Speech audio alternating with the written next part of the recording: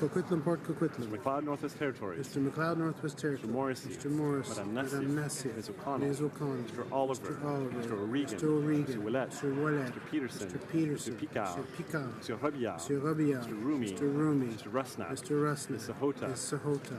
Mr. Saini. Mr. Saini. Mr. Sanson. Mr. Sanson. Mr. Sanga. Mr. Sanga. Mr. Sarai. Mr. Sarai. Mrs. Schultz. Mrs. Schultz. Mr. Serri. Mr. Serri. Madame Shanahan. Madame Shanahan. Mr. Sheehan. Mr. Sheehan. Mr. Sidhu, Mission Matsui Fraser Canyon. Mr. Sidhu, Mission Matsui Fraser Canyon. Ms. Sidhu, Brampton South. Ms. Sidhu, Brampton South. Mr. Secan. Mr. Secan. Mr. Sorbera. Mr. Sorbera. Mr. Spengeman. Mr. Spengeman. Mr. Tabera. Mr. Tabera. Mr. Tan. Tan. Mr. Van Dyke. Mr. Van Dyke. Madame Ms. Vandendale. Ms. Vandendale. Mr. Whalen. Mr. Whalen. Mrs. Zaid. Mrs. Zaid. Madame Fortier. Madame Fortier.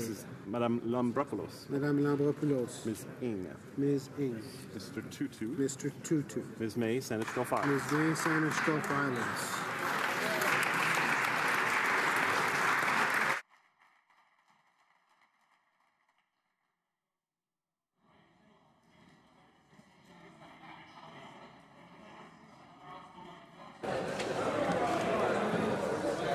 Yeas pour 122, 122. Nays contre 171, 171. Declare la motion rejetée. I declare the motion defeated. I wish to inform the House that because of the deferred recorded division, government orders will be extended by 8 minutes, which, when added to the 30-minute extension for the proceedings on the time allocation motion this morning, makes a total of 38 minutes.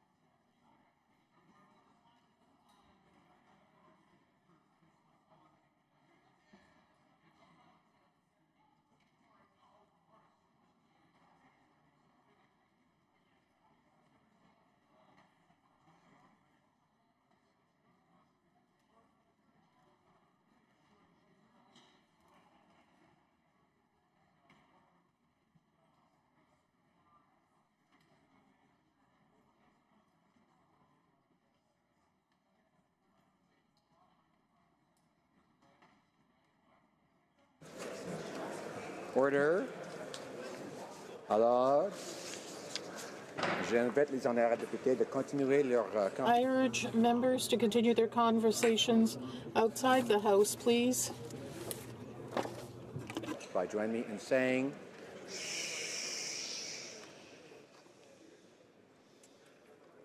La présidence voudrait The chair would like to take a few moments to provide the House with some information about parliamentary initiatives. Members will recall that when items are added to the order of priority, the chair adds bills that seem to encroach on the prerogatives of the Crown. Members can present their observations about the necessity for a royal recommendation. 2017 replenishment of the order of precedence with 15 new items. I wish to inform the House that there are two bills that give the Chair some concern as to the spending provisions they contemplate. They are Bill C-315, an act to amend the Parks Canada Agency Act, Conservation of National Historic Sites account, standing in the name of the member for Leeds, Grenville, Thousand Islands, and Rideau Lakes, and Bill C-343, Loi constituant le... An act to constitute the Office of the Ombudsman on Victims of Criminal Acts, standing in the name of the member for Côte-de-Beaupré, Charlevoix. I'd like to raise concerns, additionally, on an exceptional basis, I would like to raise concerns regarding Bill S-205, an act to amend the Canada Border Services Agency Act, Inspector General of the Canada Border Services Agency, and to make consequential amendments to other acts, and S-229, an act respecting underground infrastructure safety. Both bills have been sent to the House of Commons for consideration. The Chair expects that in due course they will be given first reading in the House, as is usually the case with bills sent to the House by the other place. Comme le savent les députés, as members know, the Chair must apply certain constitutional and procedural principles to so-called money bills because they anticipate the spending of money and require royal recommendation. One of the main rules regarding such bills is that they must come from the House of Commons. Paragraph 81 of the Standing Orders states this principle in the following manner. It is up to the House of Commons alone to allocate funds to the sovereign. Bills of this nature must originate in the House of Commons, which indisputably has the right to determine and designate the objective, destination, motivations, limits, and use of these legislative allocations without the Senate being allowed to amend such bills. This provision expressly prevents money bills from originating in the Senate. In the past, when the Senate adopted a bill requiring a royal recommendation and sent it to the House, the Speaker deemed it necessary to put an end to the consideration of this bill. Concerns about the unusual manner in which Bills S-205 and S-229 are structured. Essentially, they appear to contain spending provisions that would require a royal recommendation, but they both conclude with coming into force provisions that suggest otherwise. Receiving such bills from the Senate is exceptional and rare. Indeed, it may well be the first time the House is seized with such legislative measures. Parenthetically, Bill C-343, which I referenced earlier, contains a similar provision. If, following an anticipated first reading of Bill S-205 and Bill S-229, the Chair determines that the bills are contrary to our usual rules and practices regarding money bills, I would be obligated to disallow them to be further considered in the House. Specifically, it would be incumbent on me to order them removed from the order paper and any consideration of them ended. This is distinct from the process for bills first introduced in the House, which require a royal recommendation, which are allowed to continue to the end of third reading before the Chair interrupts their consideration. Such would be the case for Bills C-315 and C-343 should the Chair conclude that they do indeed require a royal recommendation. Compte tenu de ce qui précède. Given the proceeding, I urge members who want to make observations about the bills that I mentioned today or any other bill in the order paper to do so as fast as possible. I thank members for their attention.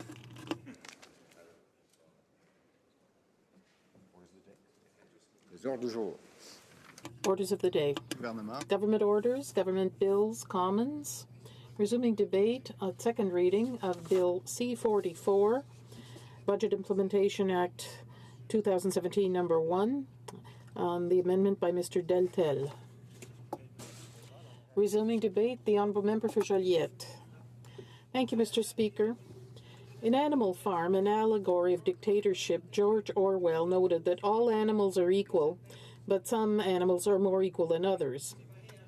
It's the same in the House of Commons, as all citizens are equal, but members of Parliament are all equal, but some are more equal than others. And therefore, I get the 34th turn to speak here and get 10 minutes to discuss a 308-page bill. And this will be my only speaking opportunity for the Bloc Québécois, given the gag order by the government.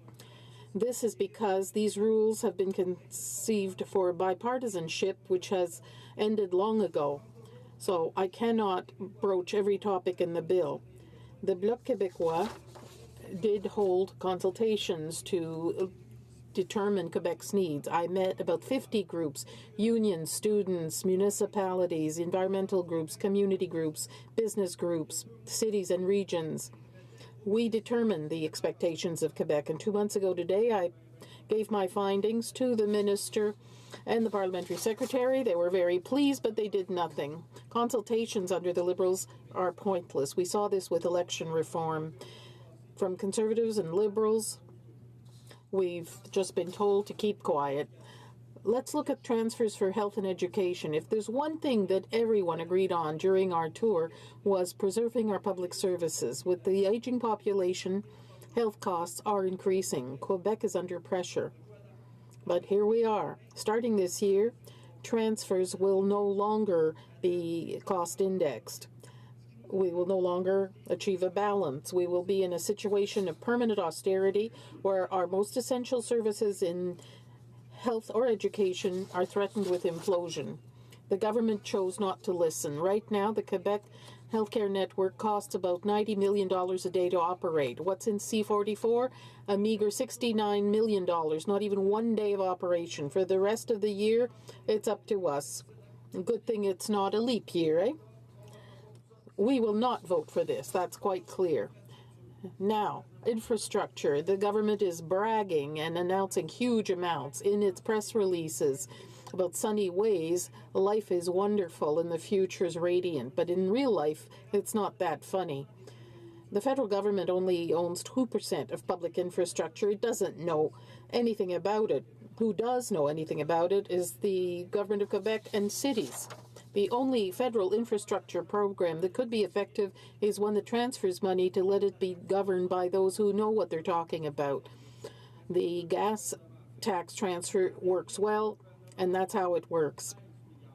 Last year, the government announced $13 billion. Everyone was pleased to communicate this with tweets and happy faces. But the cat's out of the bag now. The parliamentary budget officer, who's being muzzled under C-44, told us that only 1/3 of the amounts had been spent. Since Ottawa wants to interfere in everything and approve projects one by one, everything's frozen. 2/3 of the money stayed in Ottawa. In Quebec, it's twice as slow as everywhere else. We only got 12% of the money allocated. What's the point of announcing big amounts? We only got half what we were entitled to. I would have expected this year's budget to settle that, but no. With C-44, the government maintains its ineffective approach. Same with its infrastructure bank. That's another good reason to vote against C-44. In their Liberal platform, the government was supposed to offer a line of credit to cities and municipalities to allow them to borrow at a better rate. In C-44, they offered this financial guarantee to the bankers. C-44 is just a tool to privatize infrastructure.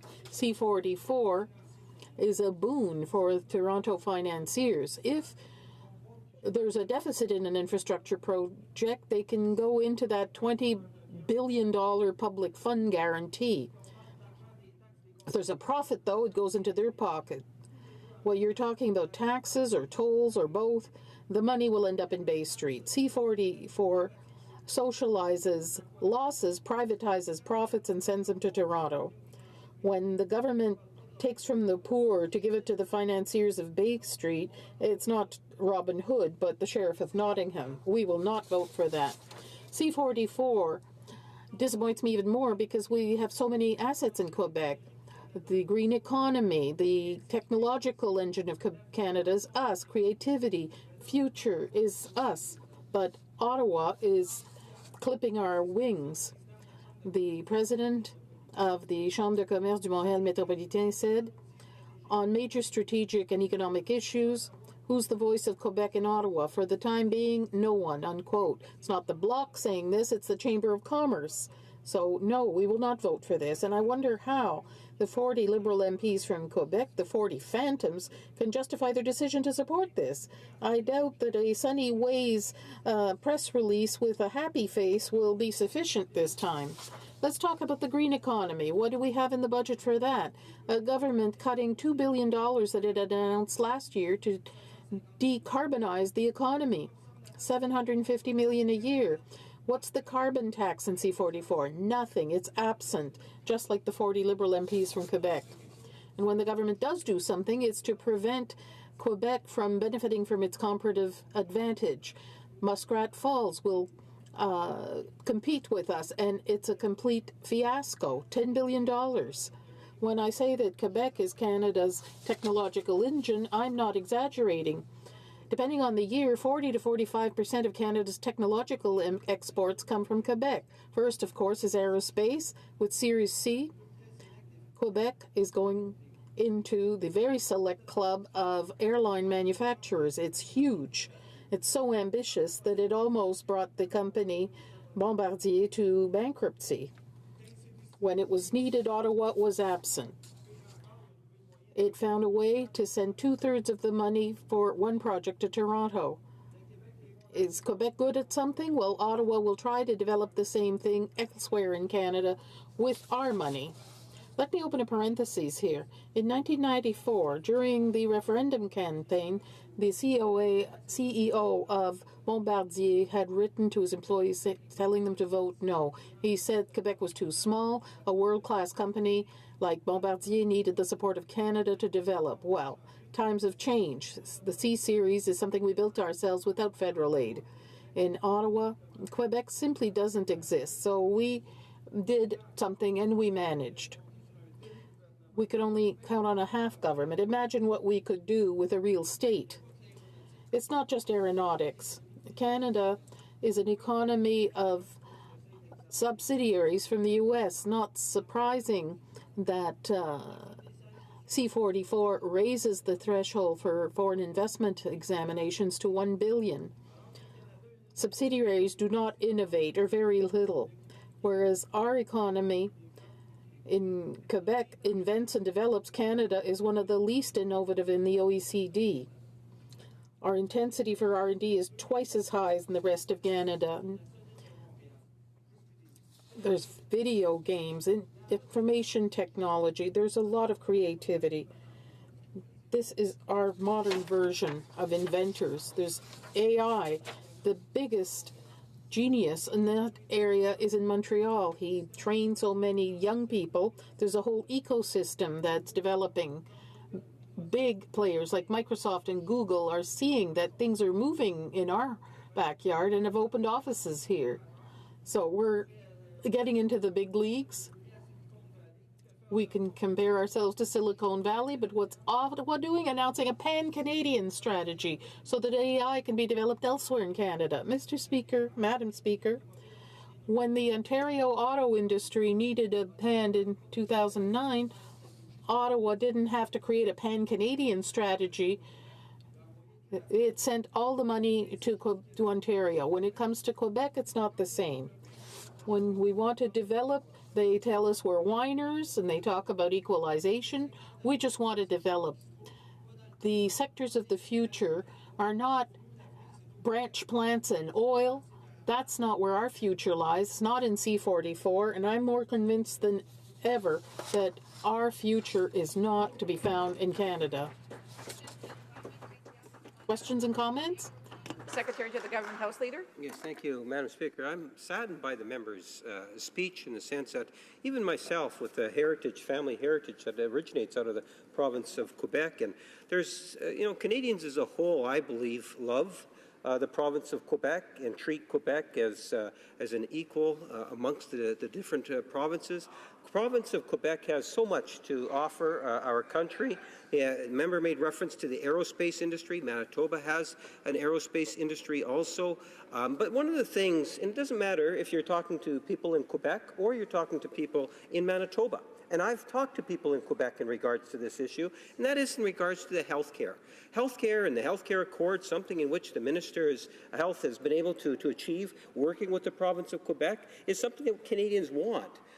Whether you're in Manitoba, BC, Quebec, or Atlantic Canada, the opportunity to have a sense of a national health care program. Does the member himself recognize the value of a national health care program, something that I believe that everyone across Canada supports? The Honourable Member for Joliette. Thank you, Madam Speaker. I thank my colleague for his question and comment. And quite sincerely, we love you too. Quebec loves the rest of Canada. That's not the issue. It's not animosity. It's just that Canada develops its policies. Quebec comes up with its own. They never match up. The wheels just start turning together.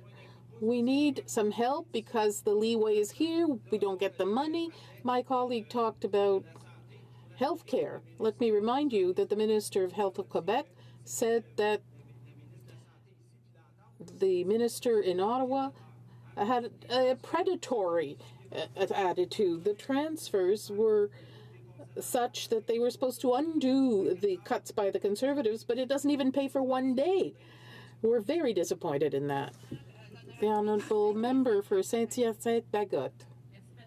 Thank you, Madam Speaker. I thank my colleague for his speech. He pointed out, quite rightly, that Quebec only got 12% of the infrastructure money, and yet the expectations were high because the government continues to promise billions and billions. Today we heard about $180 billion. I represent a riding where the largest city is the 18th largest in Quebec, and the others are even smaller. These are rural municipalities, and they will not see the color of this federal infrastructure money, even less so with this infrastructure bank that wants profitability. So I'd like to hear my colleague on that issue. What does he think of these thousands of municipalities of Quebec that will never see federal money? The Honourable Member for Joliette. Thank you, Madam Speaker. I thank my colleague for her question. We agree. The municipalities will have a lot of trouble seeing the color of that money. When we had the previous government, the party now in power denounced the slowness of the transactions with municipalities. They wanted to use the gas tax model, which works, to transfer money that should be given to Quebec or the municipalities to finance infrastructure. But once they're in power, that's no longer the case. The Parliamentary Budget Officer says 2/3 of the money has not been advanced. Now he'll be muzzled under the current bill. In addition, the Infrastructure Bank was supposed to help municipalities. It's now a gift for the major companies and corporations, friends of the government. So it's the worst case scenario, really. We have time for a brief question. Honourable Member for Saint-Scoff Islands. Thank you, Madam Speaker. I thank my colleague for Joliette. I will make an effort to make a very brief question. It's about the Board of Internal Economy. In this budget, there is a change in the legislation regarding meetings. They are to become public and open.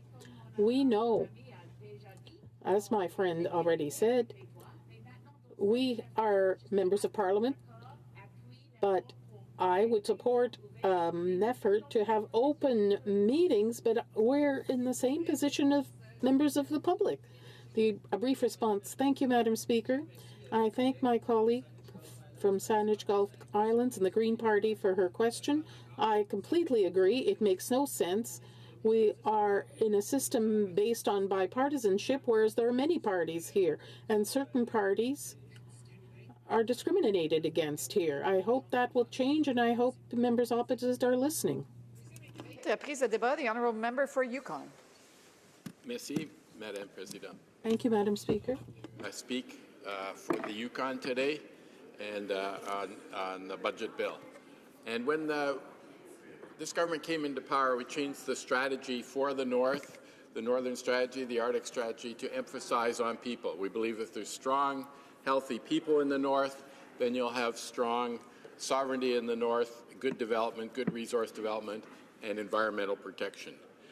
So I was delighted that the budgets of 2016, 2017 reflect this emphasis on the people, and I'll just talk about some of the items that were in those budgets that made Northerners very happy. First of all, the large increase in the Northern Allowance in 2016 budget helped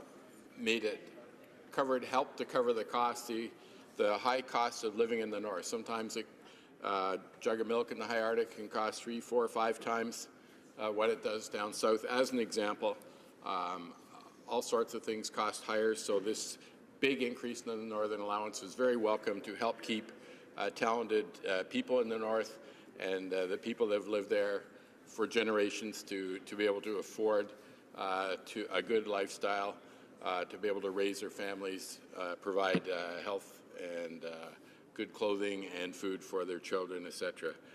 To help that immensely, of course, was the child benefit. Big increase, especially for low-income families with children. You can imagine the incredible task of a single mother in the North with these high costs, trying to raise her children. And this non-taxable child benefit has gone such a long way and made such a big help in the North. The same for all categories of people, for the OAS supplement, to help the poorest of seniors, the increase in student loans or student grants for the low-income students, and doubling the student jobs for the summer. They all go to help the people, especially the people that need it the most in the North. In the North, the biggest, in my riding, in the Yukon, the two biggest private sectors are mining and tourism. Mining, of course, has been the biggest contributor to our gross domestic product since the great Klondike Gold Rush, greatest gold rush in the world. And so it's very important. In the recent years, exploration has been very important to our economy, mineral exploration. And so we worked hard to ensure, and it occurred, and the Minister of Natural Resources also was a very strong advocate for this, for increasing the mineral exploration tax credit, for extending it another year. This is a 15% tax credit. A lot of the mining activity in the Yukon at the moment is exploration, and a lot of it, probably a vast majority of it, would not occur without this tax credit. So this is very instrumental and a huge help to the people of the Yukon. The second biggest sector is tourism.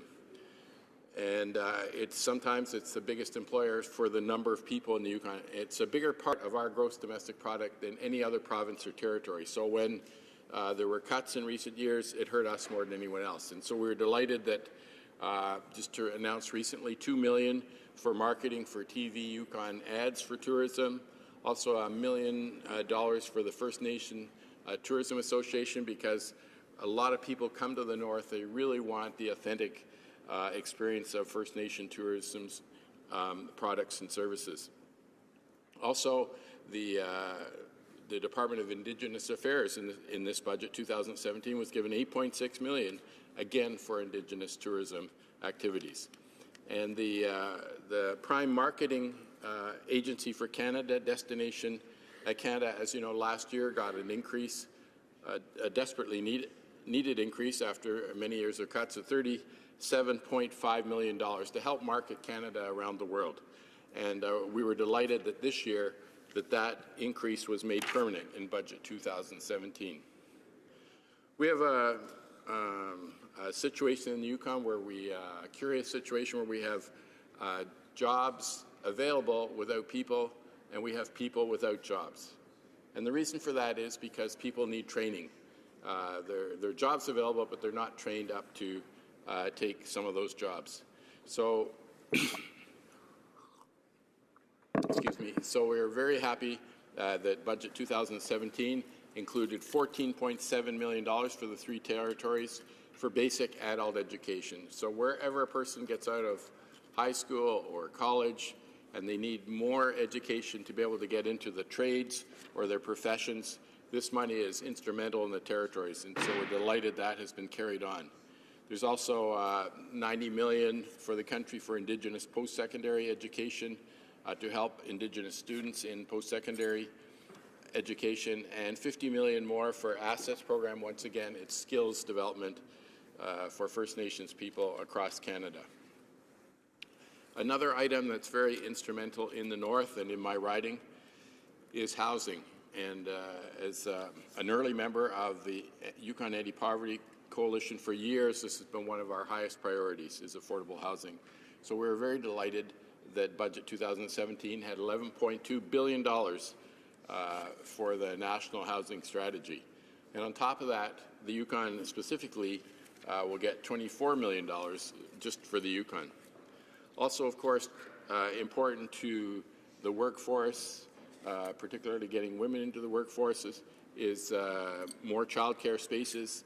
And of course, we're very happy with the $7 billion nationally to help create more childcare spaces. Like everywhere else, we had a number of Canada 150 projects going on this year, which are very exciting, and have also announced a number of seniors projects, which were very well received. The Territorial Health Investment Fund to help us in the unique challenges of health in the North of $25.6 million in this budget, $89.9 million for Canada for Indigenous languages, which again are very important in my riding. I just made a big announcement about Indigenous youth in sport for the Aboriginal Games, and of course the extra money for mental health for Indigenous people. The Yukon government also gets a transfer from the federal government, and this is the biggest transfer in history. It's $24.9 million increase over last year. The Canada Health transfer is $0.8 million, and the Canada Social transfer $0.3 million increase from last year. We're also delighted to get the new judge that we asked for. We had only 2 Supreme Court judges. You know, if one's taken up on a big federal Supreme Court judge on a major murder case, the other one has the routine proceedings every week.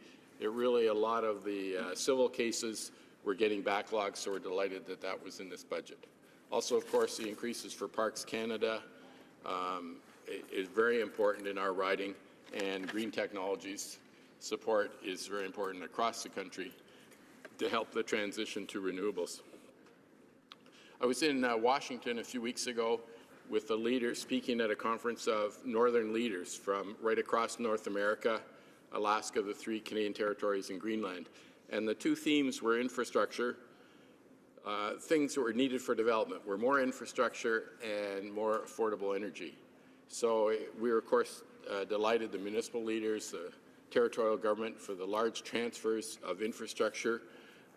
Unfortunately, I don't have enough time left to go through it all in detail, but the programs, the Trade and Transportation Corridor, $10 billion for Canada, the Building Canada Fund, all sorts of projects for water, wastewater, recreation, roads, bridges. The transit, we've already got some buses from the Transit Fund, the social infrastructure, the green infrastructure, the internet infrastructure, northern and rural infrastructure, $2 billion. I can't remember a time in history when any government has put that much emphasis on rural Canada, of coming up with a fund for rural and north of $2 billion in infrastructure, added to, because the North is also eligible for all these other infrastructure funds, and it's on a base plus basis. It's not on a per capita basis, or we get almost nothing. So we're delighted we get a base amount. There's the Infrastructure Bank and traditional knowledge to help First Nations, and money for First Nations to get infrastructure to protect from climate change. Very forward thinking. And the other area mentioned from the conference is energy, affordable energy for the North, and we're delighted that there's $21.4 million to get northern Indigenous communities off diesel. A lot of them are on diesel, and $400 million for an Arctic Energy Fund. So all these items are great for the economy of the North, the environment of the North, and most important for the people of the North, because when you have a strong, healthy, engaged people that believe and have their culture supported, then you're going to have a strong northern part of Canada, which will be important for all of us. Thank you. Merci, Masicho, Gunaschis. Questions et commentaires, questions and comments? The Honourable Parliamentary Secretary to the Government House Leader. Yes, thank you, Madam Speaker, and I appreciate the comments from my colleague. And I must say he's doing an admirable job at the Proc Committee to start it off with. But anyway, having said that, Madam Speaker, you know, when I look at the 2017-2018 budget, I see it as a continuation of our first budget, which delivered so much to Canadians. And, you know, the first thing that always comes to my mind is the increases in things such as our GIS, such as the increase in the Canada Child Benefit. Many of those programs from last year, now we have our constituents that are receiving them this year, as we're speaking today, the benefits of it. The infrastructure is a big one. That's, you know, we believe in building Canada through our infrastructure. And maybe I'd ask my colleague his thoughts in regards to just how important it is that we continue to invest in Canada's infrastructure. Honourable Member for Yukon. Thank you. Thank you for the member for the question. Yes, it's particularly important for the North, but for all Canadians. I think you can imagine, if you haven't had the personal experience of what it's like to be without a job. Can you go home and tell your kids that we have to move because we can't pay the rent, we have to sell the house, and they say, where are you going to live? And you say, well, we don't know. Or the other kids are going on a skating trip or a swimming pool trip. Oh, well, we can't afford to give you the money. Or, I'm sorry, it's craft dinner again tonight. There can't be much harder in life than not having a job to support your family. And those jobs are, the economists have explained that one of the best ways to create, of government investment to create jobs is through infrastructure. In the North in particular, where southern Canada has had infrastructure for over a century and things like ports and roads, we have a lot of our communities where there's no access by road. So you can imagine the cost of food if it has to go in by boat, if it has to go in by air. It's just incredibly costly. So, and our resources, that's why the trade corridor is so important. Our resources can't get out if there's no roads or infrastructure to get out our wealth of resources. So it's very important. Questions and comments. The Honourable Member for Vancouver East.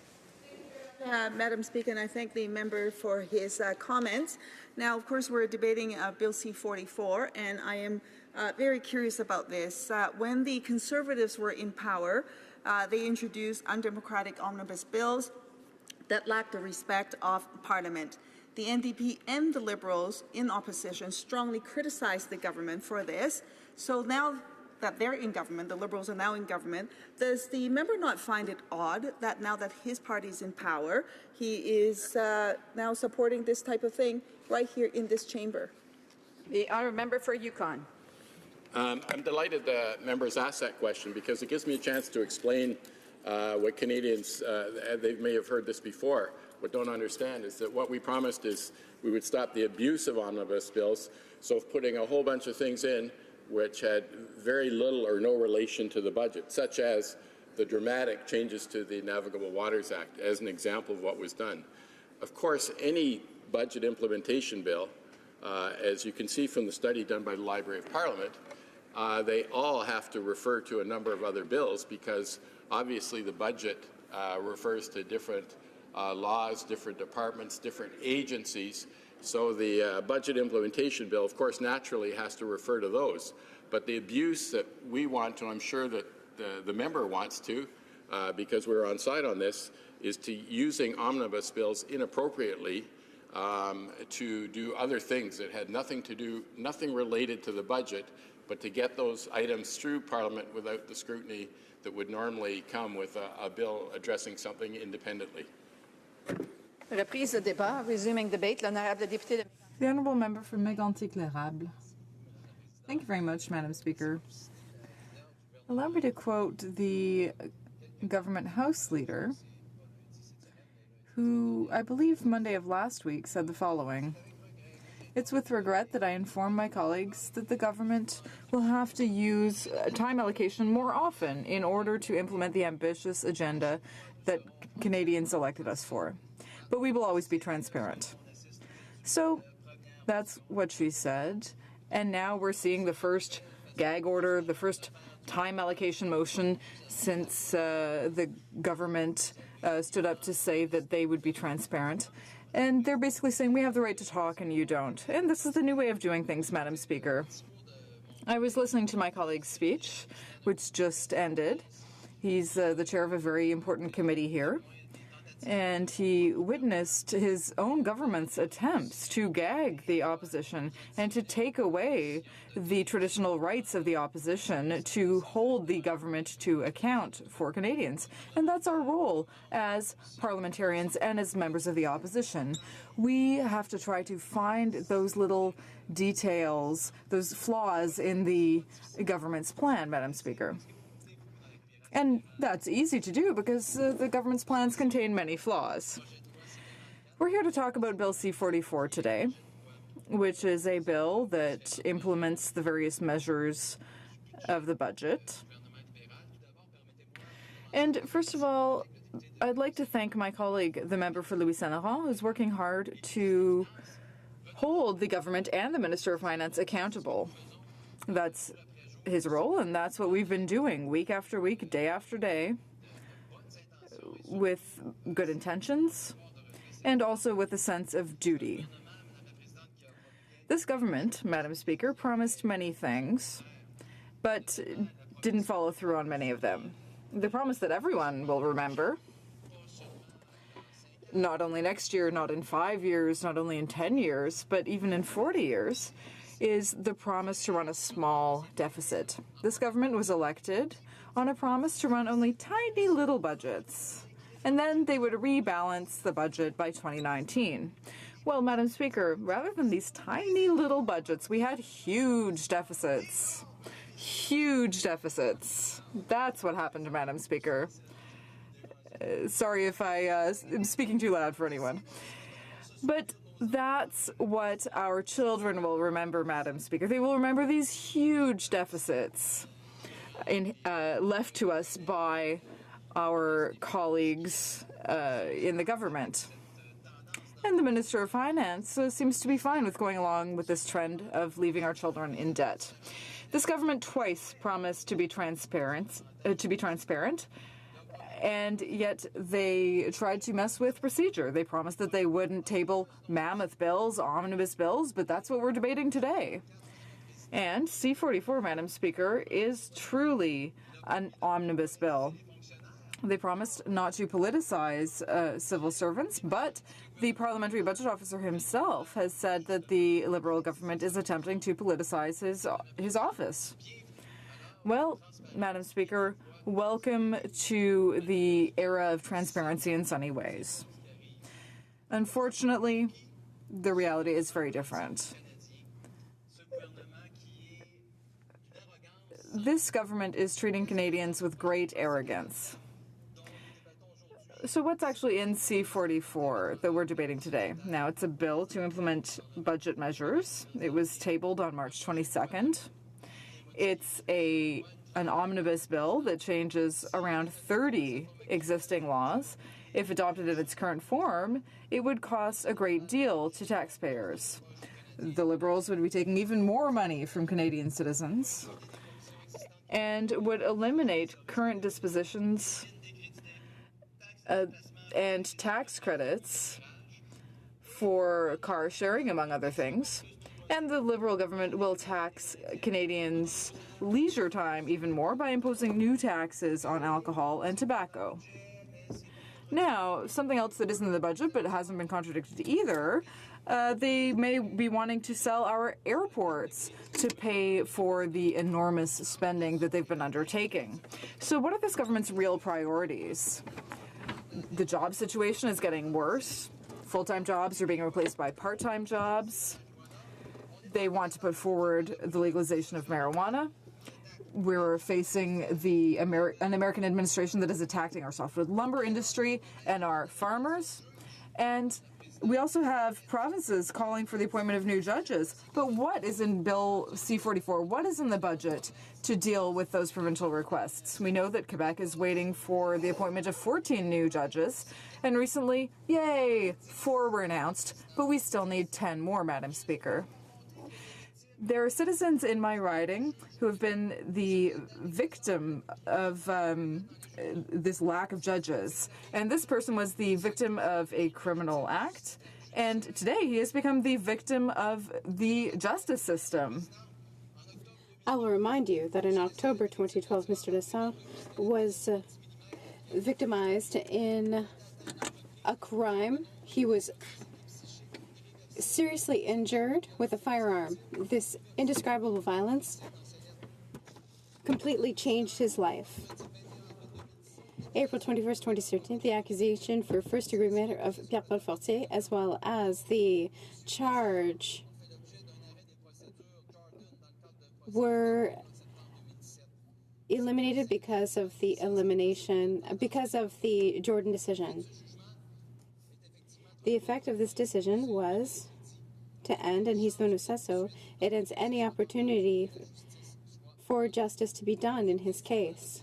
It raises the question, is it reasonable that a presumed violent offender does not face justice? Is it reasonable for this individual to live with the consequences of this assault? The consequences of the Jordan decision are a loss of trust of victims and citizens in the justice system. And what do we have in C-44? To add the judges that are needed in Quebec to avoid the excessive recourse to the provisions of the Jordan decision? Absolutely nothing. There are many important issues in this bill. One of them has to do with the Parliamentary Budget Office. Mr. Fréchette declared last week that we asked for an information session, and I left that session furious and doubtful. Liberals are trying to make us believe that we are granting more autonomy to the Parliamentary Budget Officer, but what we want is to better control the office. The Parliamentary Budget Officer will have to submit his work plan to the chairs of the Senate and the House of Commons. That is politicizing the role of the Speaker of this House, to allow the Speaker to have oversight of the Parliamentary Budget Officer's work plan. How will this process work? Will the chair of the House have to make political decisions? C-44 seems to be an indirect way of the Liberals to take control, despite everything they've said. And I will conclude by saying that the implementation of this provision may reduce the independence and the neutrality of the Parliamentary Budget Officer's office. Madam Speaker, when we implement a budget, we expect, reasonably, in Quebec, whether we're from Quebec, British Columbia, or the Atlantic, we expect the budget to include certain provisions to help citizens in our ridings. When it comes to my riding, Lac-Mégantic, unfortunately, I saw nothing in the budget or in C-44 about the bypass. I saw nothing about the use of mining tailings. Are we going to allow Thetford Mines and Asbestos to be able to continue to develop the enormous potential of their industry? Are there any real measures to help municipalities access to wireless communications? I will invite my colleagues to vote against Bill C-44 because it is a bill that is, yet again, emphasizing the Liberals' tendency to give Canadians enormous deficits. Thank you. Questions and comments. Honourable Parliamentary Secretary to the Government House Leader. Yes, thank you, Mr. Speaker. And I must say the member is also fairly consistent with his critique of the government budgets both in the past and in our current budget. And one of the things that I found about the Conservative Party that they consistently talk about is the issue of this concern about deficit.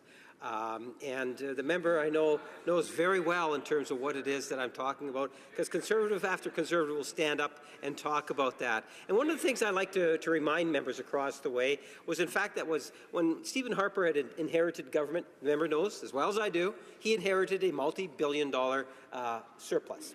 And then he turned that multi-billion-dollar surplus into a deficit even prior to the recession getting underway. Now, Mr. Speaker, we all know that Stephen Harper never did achieve a balanced budget. The Conservatives might like to believe otherwise, but we know that they haven't. My question is actually very simple. Why should a government take advice on deficit when Stephen Harper had an accumulated debt of over $150 billion and was never really never able to prove that he actually had a balanced budget? The Honourable Member for Mégantic-L'Érable. Madam Speaker, I can understand that my dear colleague is used to this back and forth. I will try to change the focus of the subject that we're discussing. When I hear him talk about deficits, of course, Canada, better than any other country of the G7, had better success getting through the last economic crisis. And what we had in mind during all those years where we saved the Canadian economy was the return to balanced books. And before he left, Mr. Harper left us with a balanced budget. Whereas they have no difficult situation. There's no problem, it would seem, because they're willing to have deficits in perpetuity. That's what we criticize them for. When are we going to come back to balanced books to allow our children to also benefit from life, not just to pay the Liberals' debts? The Honourable Member for Joliette. Or Saint-Hyacinthe-de-Bagot, pardon me. Thank you, Madam Speaker. I would like to thank my colleague, and like him, I will vote against this bill. He has every reason to describe it as an omnibus bill that changes 30 statutes. About a third of it were things that were not even announced in the budget itself. The Infrastructure Bank would have required its own statute and a discussion in this House, and the matter of the Parliamentary Budget Officer. We know that in our democracy, the role of this officer is fundamental, and his ability to act rests on his neutrality and independence. Does my colleague think, as I do, that the changes being made by the Liberal government regarding the Parliamentary Budget Officer will reduce our ability as parliamentarians to hold the government to account and to question its actions? The Honourable Member for Mégantic-L'Érable.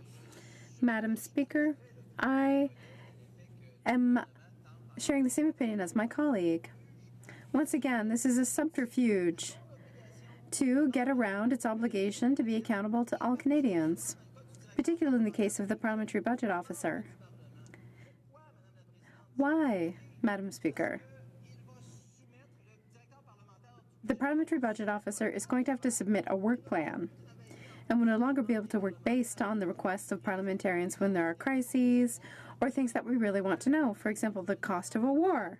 The Parliamentary Budget Officer will no longer be able to respond to the requests of parliamentarians. Will have to follow the work plan, which he will have to submit to the speakers of both houses. Not only are we losing half our autonomy in the Senate, but we're losing in the other part of the autonomy we're giving to the Speaker of the House, which is now taking on a political role, and that's unacceptable. The Honourable Parliamentary Secretary to the Minister of Indigenous and Northern Affairs. Thank you, Madam Speaker, and I thank you for the opportunity to speak today. As you know, I'm very happy to represent the people of Labrador. I'm very proud of the riding that I get to have a voice for in the House of Commons. Every weekend, when the House is sitting, of course, I travel back to my riding, and it's very large geographic region, 295,000 square kilometers, which is kind of hard to imagine. So getting around a riding is no small task on a weekend. But I can tell you one thing, that no matter where you go within the riding, people will tell you that they're seeing the improvements that they have not seen for a very long time.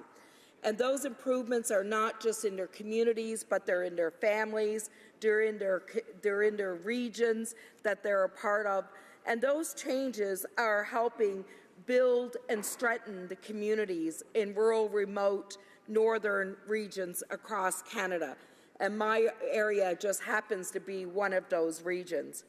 For example, Madam Speaker, when I look at the budget 2017, the things that really pop out for me are things that directly affect ordinary Canadians, ordinary citizens in this country that have long awaited for programs and investment. And I want to talk about a few of those things today. Because when you look at what 2017's budget is doing around the National Housing Strategy, which is investing more than $11 billion in a range of initiatives that are designed to help build, renew, and repair Canada's affordable housing and meet the needs that have been inadequate for many and unaffordable for many Canadians for a long time, this is being done simply because Canadians have been asking for it. And I asked members in the House why they would not support this initiative when for years and years and years, those in the country who have needed affordable housing, accessible housing, both in our cities and in rural areas, both on reserve and off reserve, throughout Canada, and have not been able to get those investments that they wanted. Why you would want to vote against that today? They have been waiting for a very long time. I know in my own riding, last year we invested in housing for Inuit-specific housing in the northern region. It was the first time ever in the history that any government recognized the real need for Inuit housing across the north and invested in those communities and ensured that the investment went to the Inuit housing corporations so they could manage their own affairs, as was the case in my riding with Nunatsiavut government. That's the kind of innovative new ways that the government is doing things. The other thing we did in this budget that many have been asking for a long time is we've been able to extend employment insurance benefits for caregivers, to allow for a caregiver benefit. It will make many caregivers eligible for up to 15 weeks of employment insurance when they have to take temporary time away from work to care for critically ill or injured family members. That is so important, and I remember the time I had a lady from my riding come to me because her child was sick, and her child had to go out to St. John's for the hospital from Labrador. She had to leave her job, a job that didn't offer her medical benefits, a job in which she had no income once she left, but she needed to be with her child while her child was sick for that 10 to 12 weeks. And there was no income program for her. This will allow parents who have sick children that they need to leave their jobs without any medical insurance or benefits or any other income, allows them to tap into the employment insurance program during that period. And that has been critical for many Canadians, and they have been asking for this. The other thing I want to talk about is medical care. Quite often in this House, issues around medical care are raised, but in particular, mental health services. Our government this year negotiated with all the provinces and territories to look at a new health accord that would include and give priority to mental health services and elderly care. Madam Speaker, as a result of that, the government is investing over $800 million in the next 5 years just to improve mental health services on First Nations and in Inuit communities. This is a new investment of money in communities in this country that need it the most. Why members would not support these investments for mental health services going into First Nations and Inuit communities in Canada that need it so desperately does not make any sense when they are the same people who every day stands in the House and says you should be investing more into mental health services in First Nations. Well, that's exactly what we are doing. And we're asking for the support of the House to make sure that those investments get to the people that need them the most. One of the other pieces I want to talk about is with regard to filling the employment gaps across the country. Through the federal government, we are able to provide for skilled training and advanced training, as well as on-the-job work initiatives for many Canadians that are trying to enter the job force, trying to find employment. And this year, we gave a very significant boost federal support to the provinces and territories by investing $2.7 billion over the next 6 years to help unemployed and underemployed Canadians to access training and employment opportunities so they can get a good job.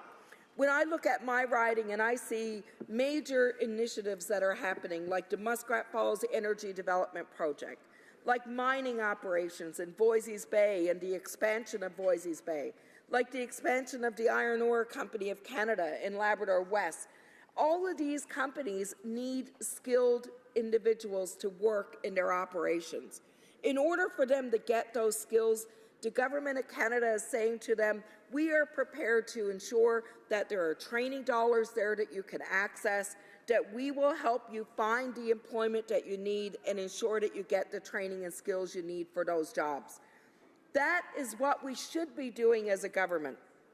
And because of that, I am hoping that people in ridings like mine will take advantage of these opportunities to get that training, to get the skills they need to have long-term sustainable employment in these resource sectors or in any sector that they might choose to engage in.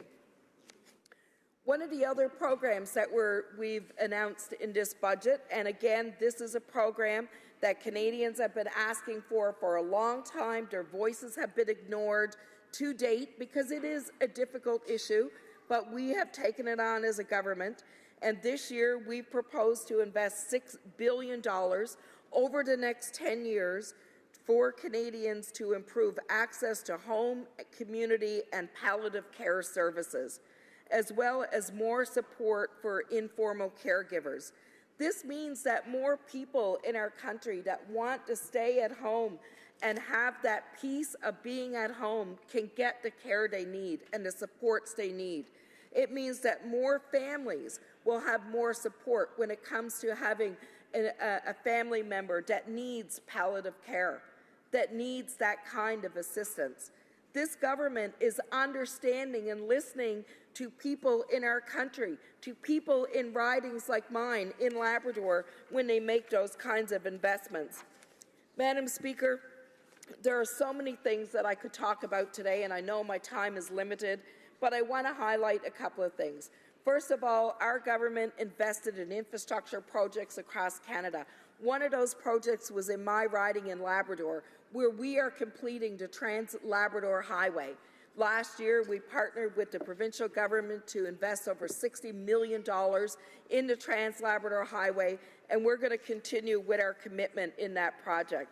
But we're also going to continue with our commitment to other infrastructure projects across Canada, including Labrador, like small craft and harbours, like women's shelters and centres, like cultural centres for people in communities, like clean water for communities that need it.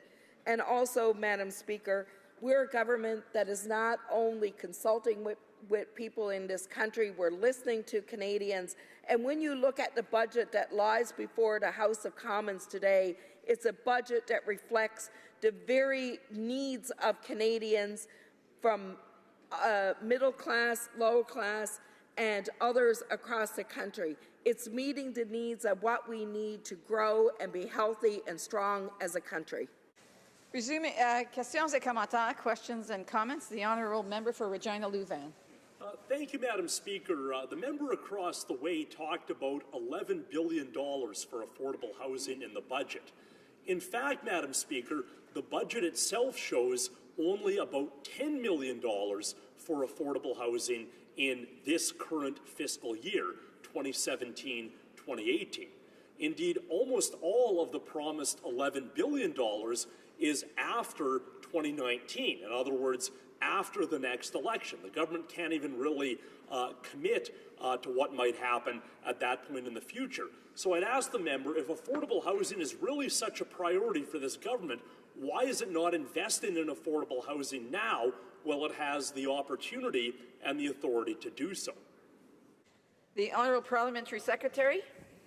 Thank you, Madam Chair. And I just want to clarify that these investments that we're making right now and in communities to be able to serve those who need to have proper housing across Canada is being done out of pure need that had been neglected in this country for a long time. And our housing is reaching all sectors of society. We're looking at urban housing initiatives that we know is needed in many of our cities across the country.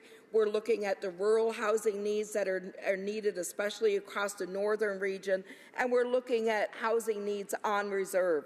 As a result of this, the government is launching a national housing strategy. Over the life of that strategy, there will be $11 billion invested in a range of initiatives. Some of it will go into renewing older properties and making them affordable. A lot of it will be going into building new properties to ensure that Canadians have adequate and affordable housing no matter where they live in the country. Questions and comments. The honourable member for Vancouver East. Thank you very much, Madam Speaker, and I thank the Parliamentary Secretary for her comments. It's interesting, you know, as we're talking about housing, I'll tell you this. In Vancouver, we have a homelessness rate that has increased by the last homelessness count, increased by 30%. We know that from the City of Vancouver, who's advised us that the money that this Liberal government committed to and announced last year for 2016 has yet to flow into the community for real projects. So consequently, all the promises in the world is ending up in no housing on the ground. Let me put this question to the Parliamentary Secretary. I have a constituent who makes $30,000 a year, and she's fighting for child support in the meantime. And she has applied for low-income housing, of course, in British Columbia. She's on a wait list forever, just really, literally waiting and waiting, and there's no housing available. Her child turned 18 this year in April, and so as a result of that, she's lost her $450 child tax credit, which, according to her, is not quote-unquote play money. This is essential money. Her child is still in high school. So my question to the Parliamentary Secretary is this: what can she do and her government do to help my constituent? Shouldn't her child, who's still in high school, be eligible to continue to receive that $450 child tax credit? The Honourable Parliamentary Secretary to the Minister of Indigenous and Northern Affairs. Thank you, Mr. Speaker, and I thank my colleague for her question. I don't know the specific case or circumstances of which she speaks, but what I do know is this, and that is that we have invested substantially in children in this country. Under our new child tax benefit, we've been able to lift many children out of poverty across the country. We've been able to ensure that families have the kind of supports they need to ensure their children could go to school and not go to school hungry, but to go to school, Madam Speaker, with all of their needs being fulfilled. We are making tremendous efforts towards that. And as a government, we have did more to invest in affordable housing than any government over the last decade in this country. That money may not have flowed as quickly as we would all like to see it flow, but that money is targeted. It is going to affordable housing. It is going to help the people who need it most, and the sooner we can get it there, the better we will all be. Resuming debate, reprise de débat, the honourable member for Souris Moose Mountain. Thank you, Madam Speaker. I am pleased to be able to rise in the House today to speak on Bill C-44, the first budget implementation bill. There are a number of measures in this bill that will affect my constituents, in some cases dramatically. and so I am glad to have a chance to represent the views of the great people of Souris Moose Mountain. Most of my colleagues here today, just a week ago, returned to Ottawa after spending 2 weeks in their constituencies. I always appreciate and cherish the time that I get to spend in my riding, speaking to my constituents and getting their feedback on how they think things are going in Ottawa. Unfortunately, my constituents were less than impressed with the Liberals' 2017 budget, which does nothing to help rural Canadians and could end up hurting them in the long run. It is not breaking news that the Liberals are completely out of touch with the wants and needs of rural Canadians. Just 2 weeks ago, the Prime Minister was in a small corner of my riding, touring a farm and talking about the carbon tax. Madam Speaker, my constituents do not want a carbon tax, and they are sick and tired of hearing platitudes and buzzwords from the Liberals. We all know that the Prime Minister's visit to my riding was nothing but a photo op, and that becomes clear when you look at the content of Bill C-44.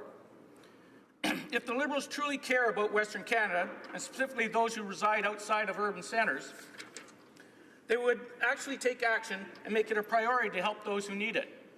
Madam Speaker, as I have said before in this House, there are a lot of farms in my riding.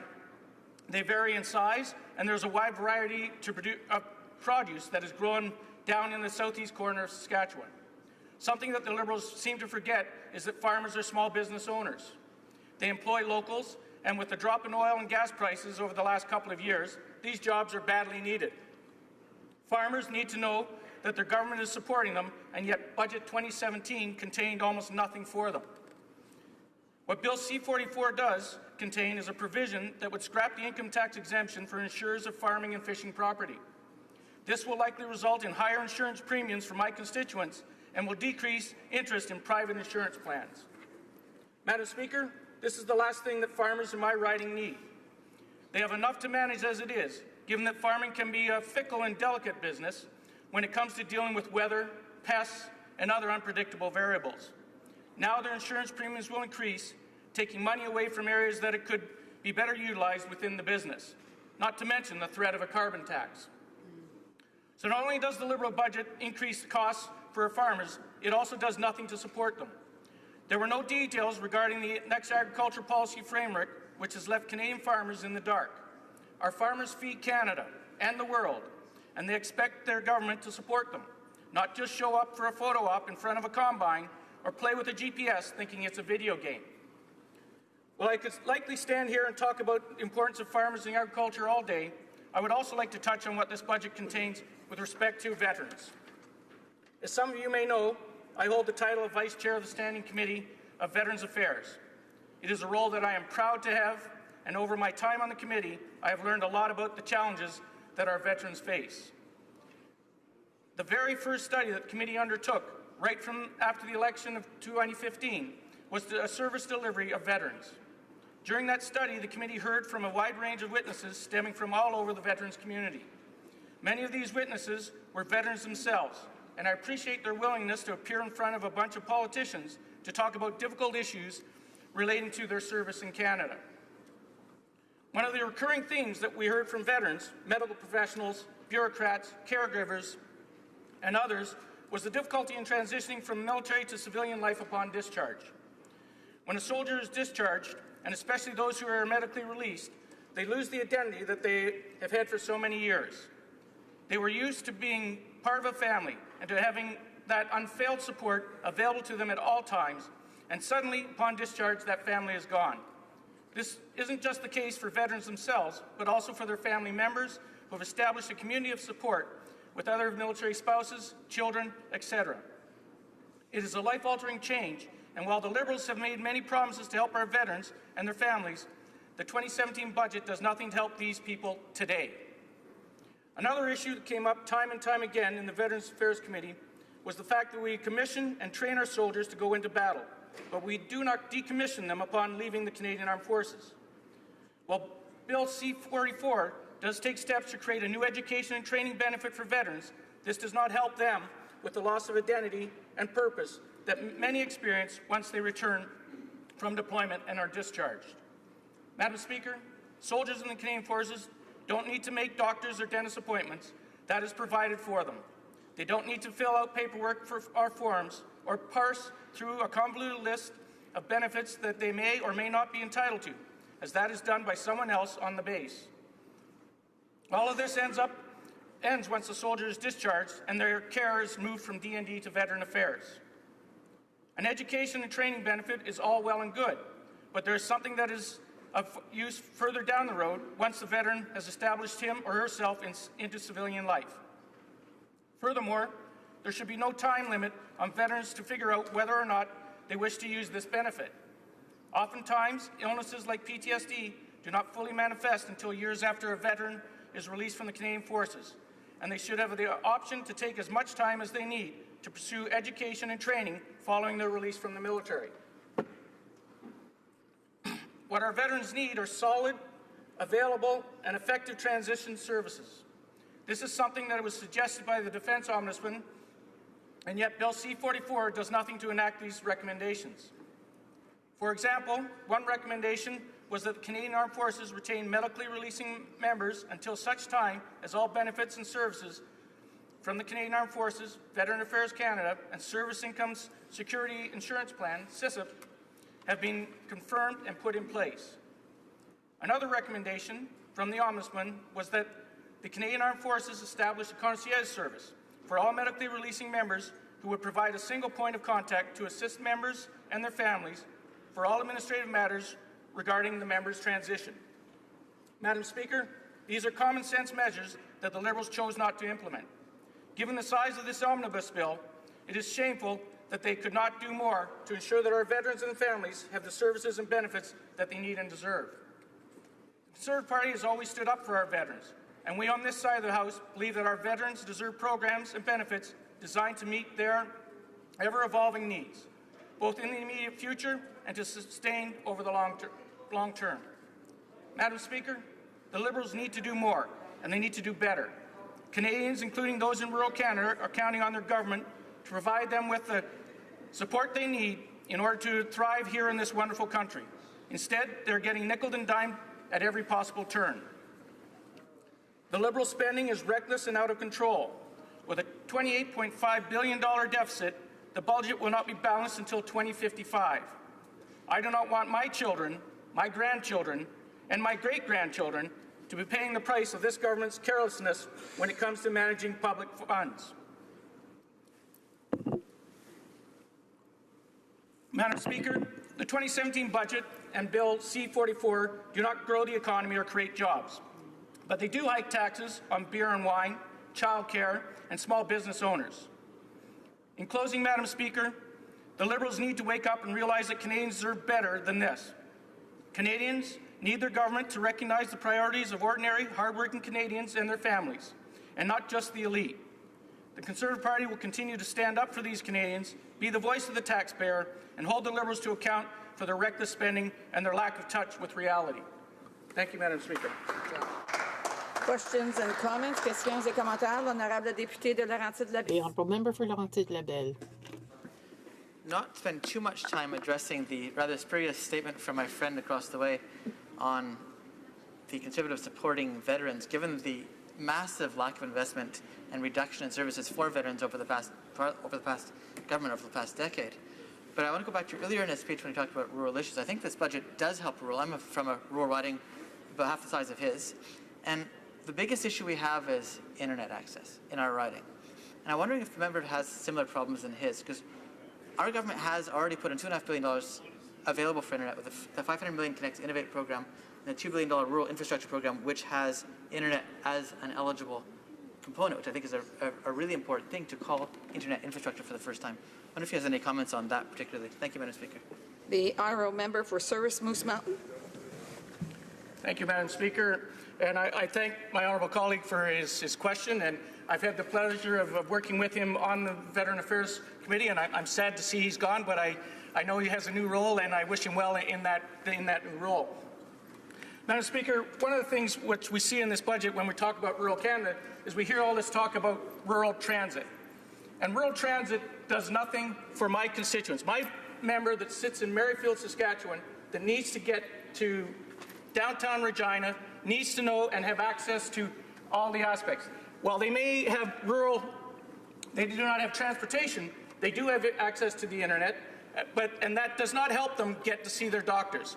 It does not help them get to that doctor in Weyburn. It does not help them get to see that oncologist in Regina. Those are the things that this present government is promising to do, is to put money into green infrastructure. They're not going to put a green infrastructure transit line from Merrifield, Saskatchewan to downtown Regina, Madam Speaker. Comments, questions et commentaires. The honourable member for Vancouver East. Thank you very much, Madam Speaker, and I thank the member for his comments, and I particularly appreciated the comments around veterans. On that same line, I have a number of retirees who've raised issues. Now, not only do we not see a government bringing in with this set of omnibus bills to improve financial security for those retirees, in fact, something that the Liberals have promised, and they're doing quite the opposite with the introduction of Bill C-27, which allowed Crown corporations and federal private sector employers to back out of defined benefits and pension commitments. And so this is impacting a lot of people in a very negative way. I have a constituent who writes, asking me to voice his concern, his outrage and disbelief at the government tabling Bill C-27, and that he is actually now forced into retirement because of declining health, but yet he has paid into a defined benefit pension for 34 years, and he is going to see a penalty as a result of the Liberal government's actions. So I'd like to ask the member this question. Do you think it's right for the Liberal government to promise retirees that they would enhance their financial security, yet when they form government, they do exactly the very opposite? Honourable member for Souris Moose Mountain. Thank you, Madam Speaker, and I thank my colleague for her question. There's a number of things that I've found with this government, Madam Speaker, that they've promised issues, in particular when we talk about the Canada Pension Plan and that aspect of protecting our people and Canadians. And they've promised that they're going to give them security with this Canada Pension Plan that will not benefit Canadians. It's going to cost them more money. It's going to add to their expenses. We're going to end up losing jobs because of this, which is not going to help the economy. On top of which, anyone that contributes to it, and I, Madam Speaker, contributed to that program in my previous career as a chiropractor for many years, and I had to put double the amount of money in. And even with that, with making a significantly good income, I will not max out on the amount that was promised. Yet, so I do not see how this promises that this present government is offering is going to work on your issue or on other issues. It's not my issue, but I would ask the members to ensure that they address the questions and the comments to the chair. Pursuant to Standing Order 38, it is my duty to inform the House of the questions to be raised tonight. The honourable member for Regina Louvain, Public Services and Procurement, and the honourable member for Sherwood Park, Fort Saskatchewan, Human Rights. Reprise de débat, resuming debate. The honourable member for Guelph. Thank you, Madam Speaker. Colleagues, the world is changing. Climate change poses serious environmental challenges. A growing number of Canadians, particularly our youth, fear they'll never be able to enter the housing market. And growing concerns over the job market have Canadians anxious. These uncertainties mean new challenges for Canadians, but they also represent a source of opportunity, an opportunity to showcase Canadian creativity and innovation, economically, socially, and environmentally. This is why I rise today in support of the government's proposed budget 2017. Because this budget will prepare Canadians for the future, addressing economic, environmental, and social development for our country. This budget looks to secure and improve upon the gains made in Budget 2016, growing the middle class. Canada has an economy that's strong, flexible, and full of potential. Canadians reflect this as entrepreneurs and as innovators who can adapt to changing markets, as people concerned for our natural heritage, and through our concern for each other. This budget puts Canada on track to build a strong, innovative, and green economy, and improve our social support networks, focusing on mental health and housing. Budget 2017 provides Canadians and Canadian businesses the tools necessary to continue the economic growth we're experiencing under our government.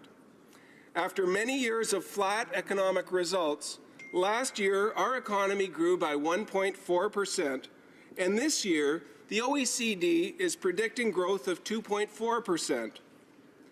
Accurate labour market data is essential in order to continue our growth trajectory. Budget 2017 commits $225 million over 4 years and $75 million after to support improved labour market information, skills development programs, and measurement of results in Canada.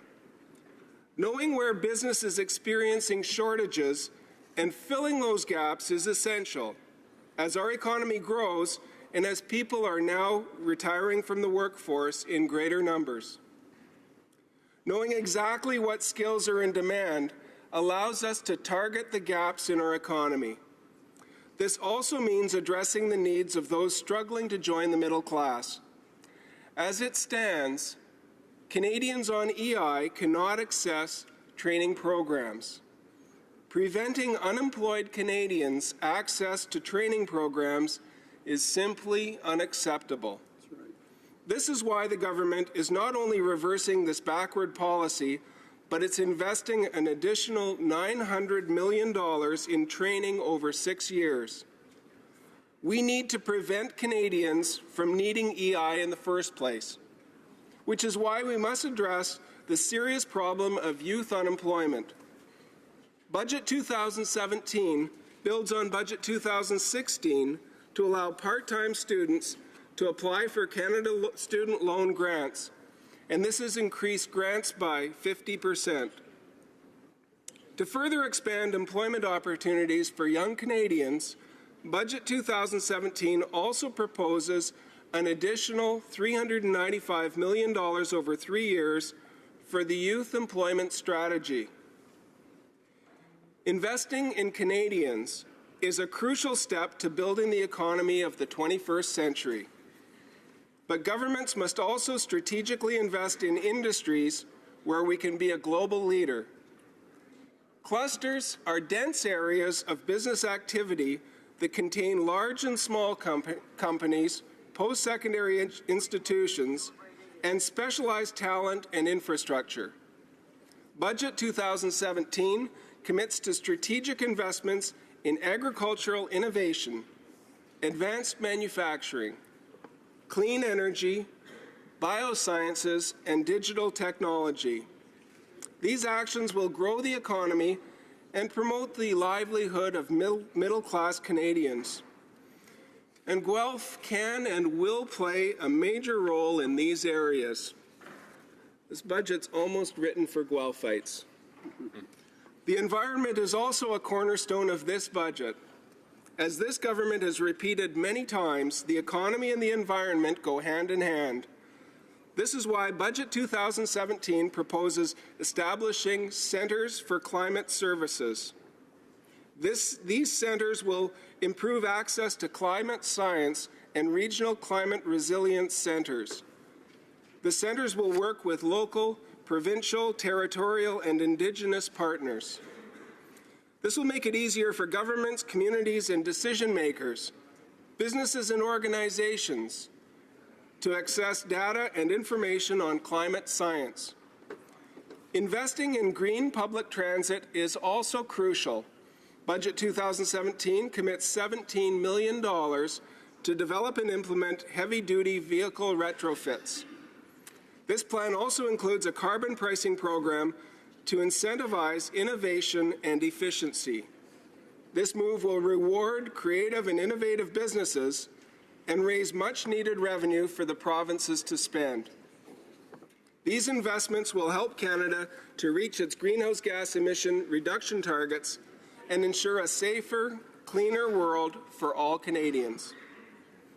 This budget addresses systemic social problems which have often been ignored. Since forming government, we've lifted 18 long-term drinking water advisories in First Nations in our first year. We're committed to eliminating all boiled water advisories, working on solutions with our Indigenous communities, researchers, training providers, and businesses. The benefit of our approach is that it's based on long-term planning initiated by First Nations leaders, which is why Budget 2017 follows through on the promises made in Budget 2016 to commit $1.8 billion over 5 years. Of this, $275 million in targeted funding has already been allocated, and 201 projects have already begun. First Nation communities are leading the development of these initiatives, informing the government and partners of what their communities need and want. We'll get this done, and we'll get it done right. The will is there, the capacity is growing, and people are truly committed to finding long-term solutions based on a new trust. Addressing the mental health crisis among Indigenous groups is also a priority for this government. The effects of depression and suicide, as well as other systemic health issues in Indigenous communities, are widespread and unacceptable. Budget 2017 proposes to invest $828 million over the next 5 years to address the immediate health priorities of First Nations and Inuit peoples. Two areas of social concern addressed in this budget are health care and affordable housing. We're also investing $7 billion over 10 years to create 40,000 child care spaces. Mental health is an increasing concern for all Canadians, and Budget 2017 proposes to invest $11 billion over 10 years to support better home care and mental health initiatives. Budget 2017 also proposes to create a Centre of Excellence on PTSD and related mental health conditions. Government has committed $17.5 million over 4 years and $9.2 million every year after. As our health minister has said, there's no health without mental health. Addressing the unique nature of mental health issues is long overdue. Adequate and affordable housing is a general concern for all Canadians, and that's why we're investing $11 billion into the National Housing Strategy to develop a stock of affordable rental housing and other housing to make better quality life for Canadian residents. The CMHC will make upfront contributions to providers of affordable housing. So, Madam Speaker, Budget 2017 offers genuine and innovative solutions to the challenges that face Canadians. Through strategic investments in the economy, the environment, and social programs, this budget follows through on the ambitious mandate Canadians gave the government in 2015. Thank you, Madam Speaker. Questions and comments? Questions et commentaires. The honourable member for Bow River. Thank you, Madam Speaker. Just to follow up, thank the honourable member for his speech there today. One of the concerns that I would have is the infrastructure piece in, for example, in water Indigenous places. As I've looked at this and talked about it for 2 or 3 years through the campaign, being here, seeing the budget, it's one thing to build infrastructure, but the piece that I'm looking for, and I think that's the critical piece, coming from a municipal background, it's easy to build those things, but it's the 24/7 trained staff that you have to have in place. If we didn't have them in municipalities, we got into trouble, and that's where many smaller municipalities are. So I can't see the piece in there where there's the education, the training for people in those rural communities to maintain a $200 and some odd million of infrastructure. If you don't, it's just going to be gone in a few years. So maybe you could respond to that critical piece of training and good jobs. The honourable member for Guelph. Thank you, Madam Speaker, and thanks to the honourable member from out west for his astute observation on this. I flew up to Dryden, Ontario in January of this year to look at the training centre that's been established there, because we know that there's no point in spending money on infrastructure if there's nobody there to operate it and operate it effectively. So part of our budget is focused on skills development and training within First Nations, as well as infrastructure investment. And hand in hand, those two investments will help us get to the clean water that our First Nations brothers and sisters deserve. Kamata, questions and comments? The Honourable Member for Vancouver East. Thank you very much, Madam Speaker, and I thank the member for his comments. He talked about the importance of housing, and there's no question about that. And I think in every community there's a great need. The government has made a lot of talk about it, but yet on the ground we have yet to see action. I know in the city of Vancouver the money has not flowed even from 2016 in that announcement. We have a crisis on our hands with people who are in dire need for affordable housing. We have co-ops who need that assistance as well. Units that have already been lost because of the government's lack of action in this regard, and that's affordable housing that we cannot afford to lose. And so my question then to the member is this: on this national affordable housing program that the government likes to brag about, when will the money actually be spent on the ground to build real units, real housing, affordable housing for the people who need it now? The Honourable Member for Guelph. Thank you, Madam Speaker, and thank you to the Honourable Member for her passion and commitment to helping people get into affordable housing.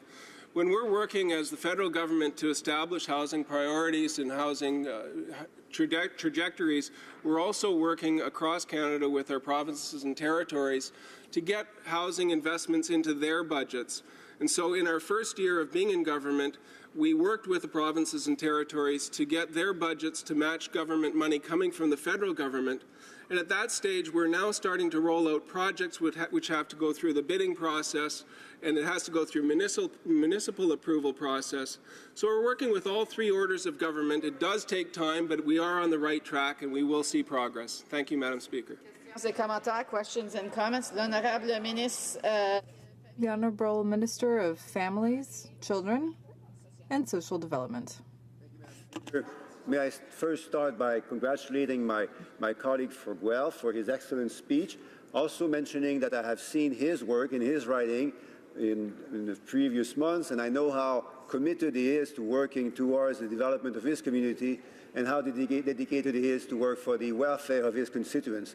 Now, I would like to invite him to give more examples of how the investments that our government is making in communities and families and workers, how these investments will make a difference in the lives of his families and his communities in his writing.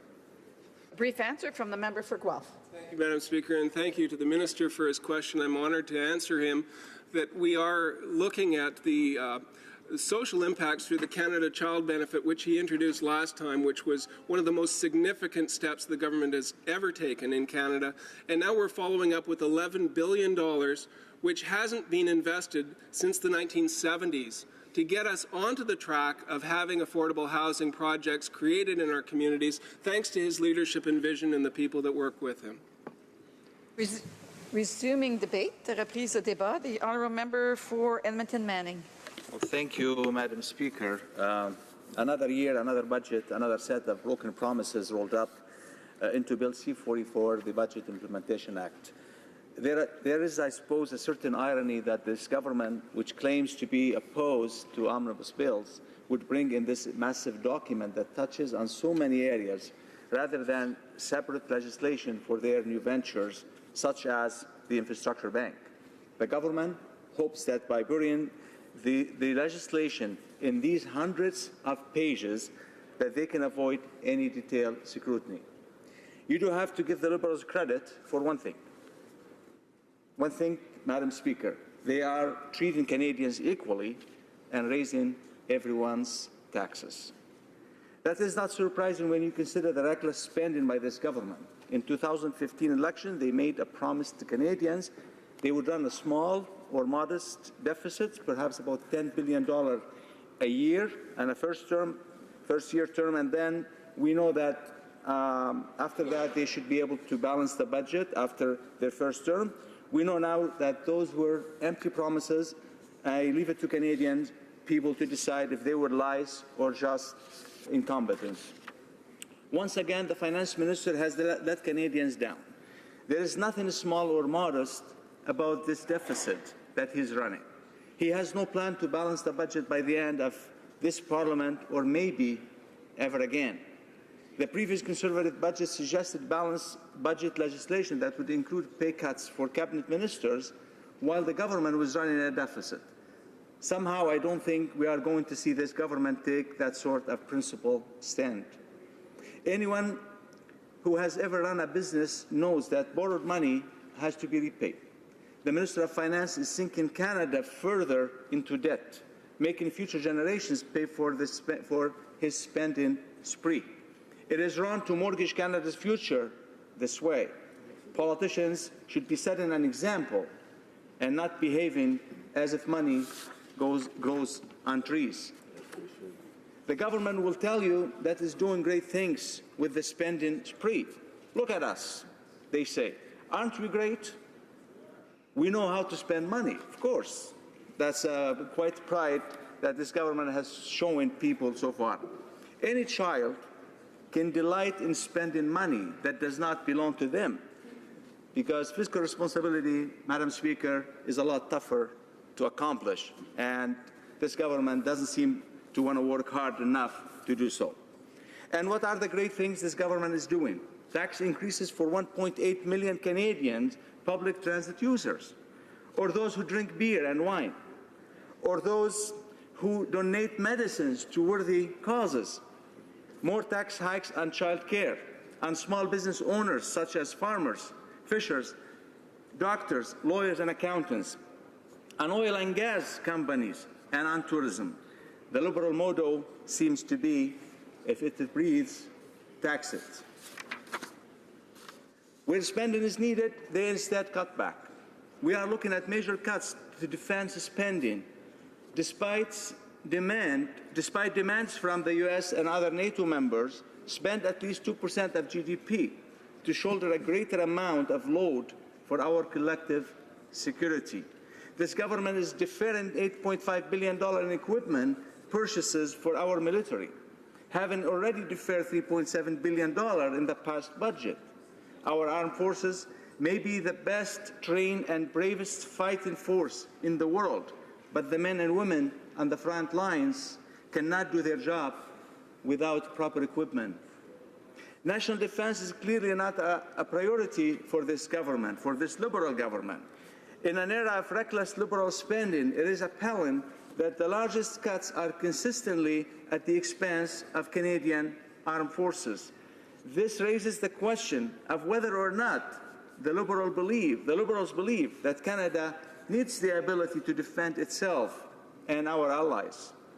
Recent examples, including the Liberals' decision to pull out our CF-18s out of the fight against ISIS, their preference for fourth-generation fighter jets, their lack of increased support for our Ukrainian allies, and their failure to advance important procurement projects suggests that the Liberals expect other countries to do Canada's share.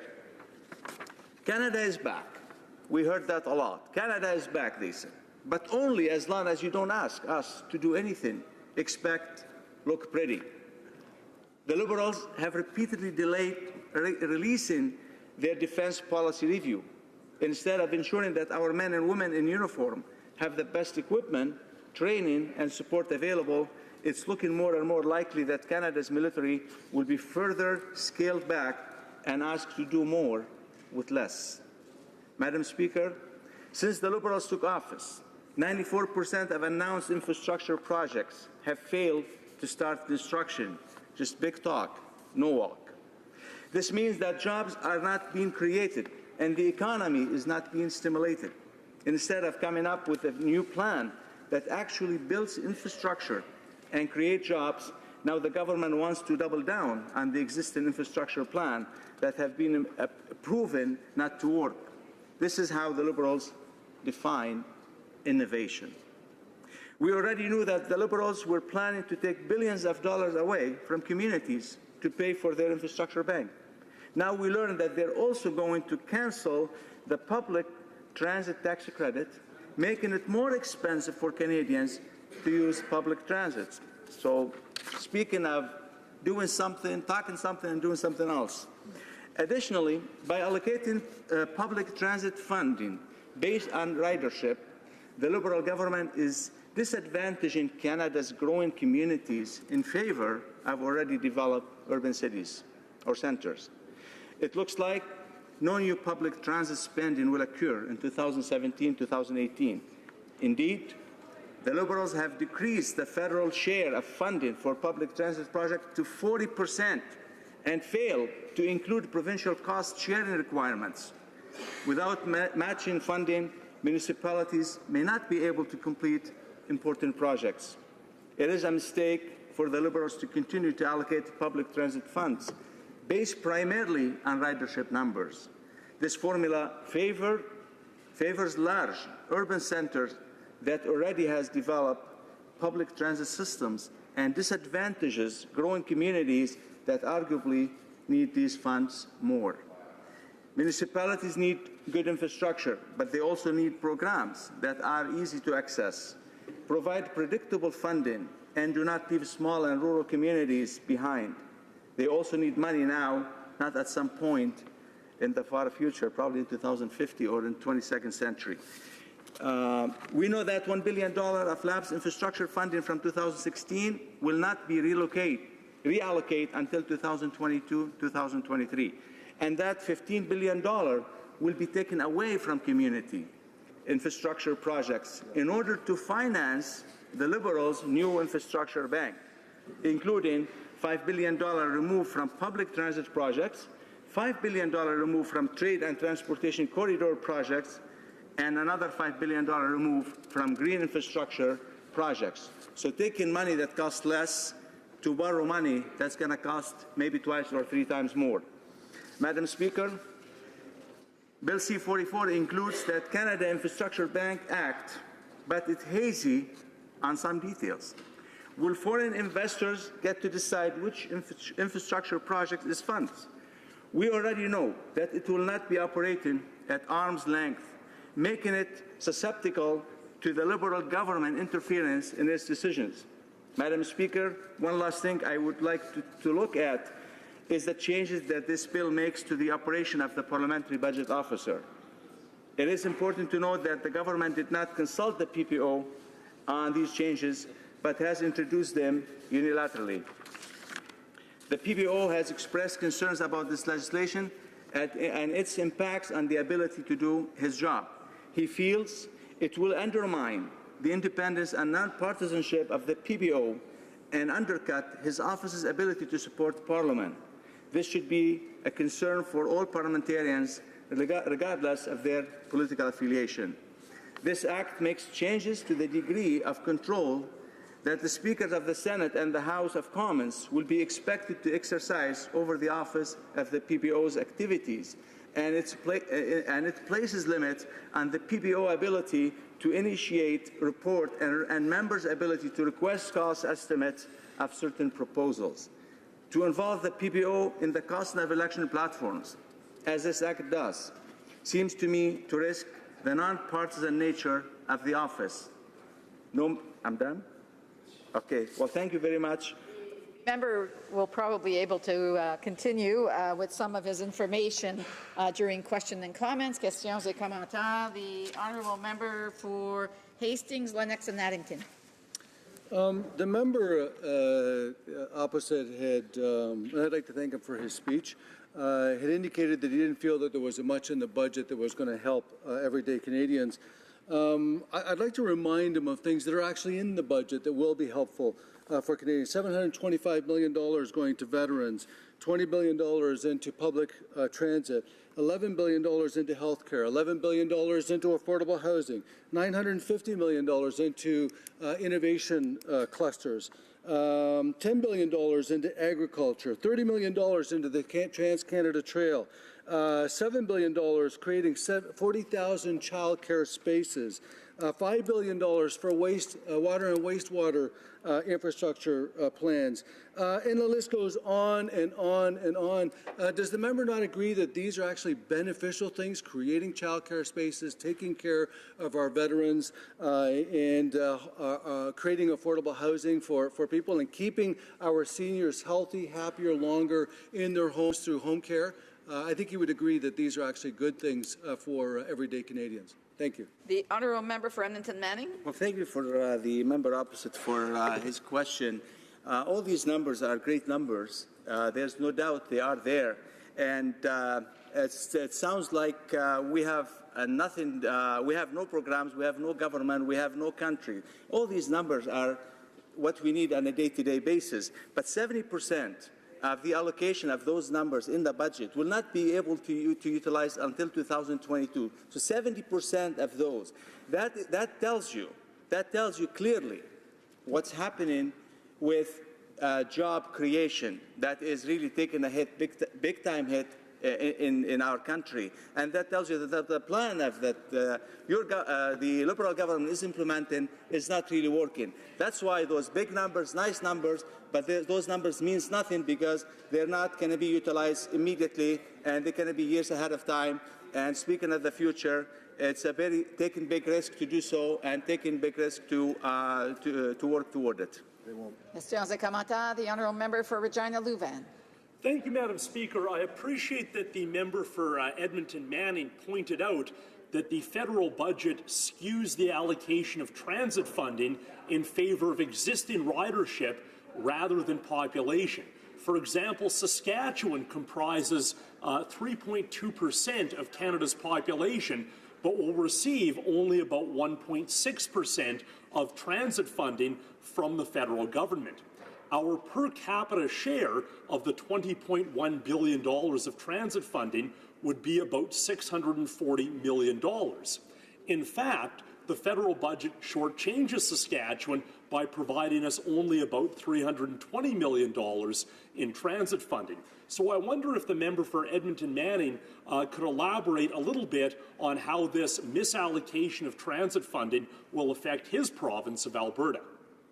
The honourable member for Edmonton Manning. Well, thank you very much for the honourable member for his good question.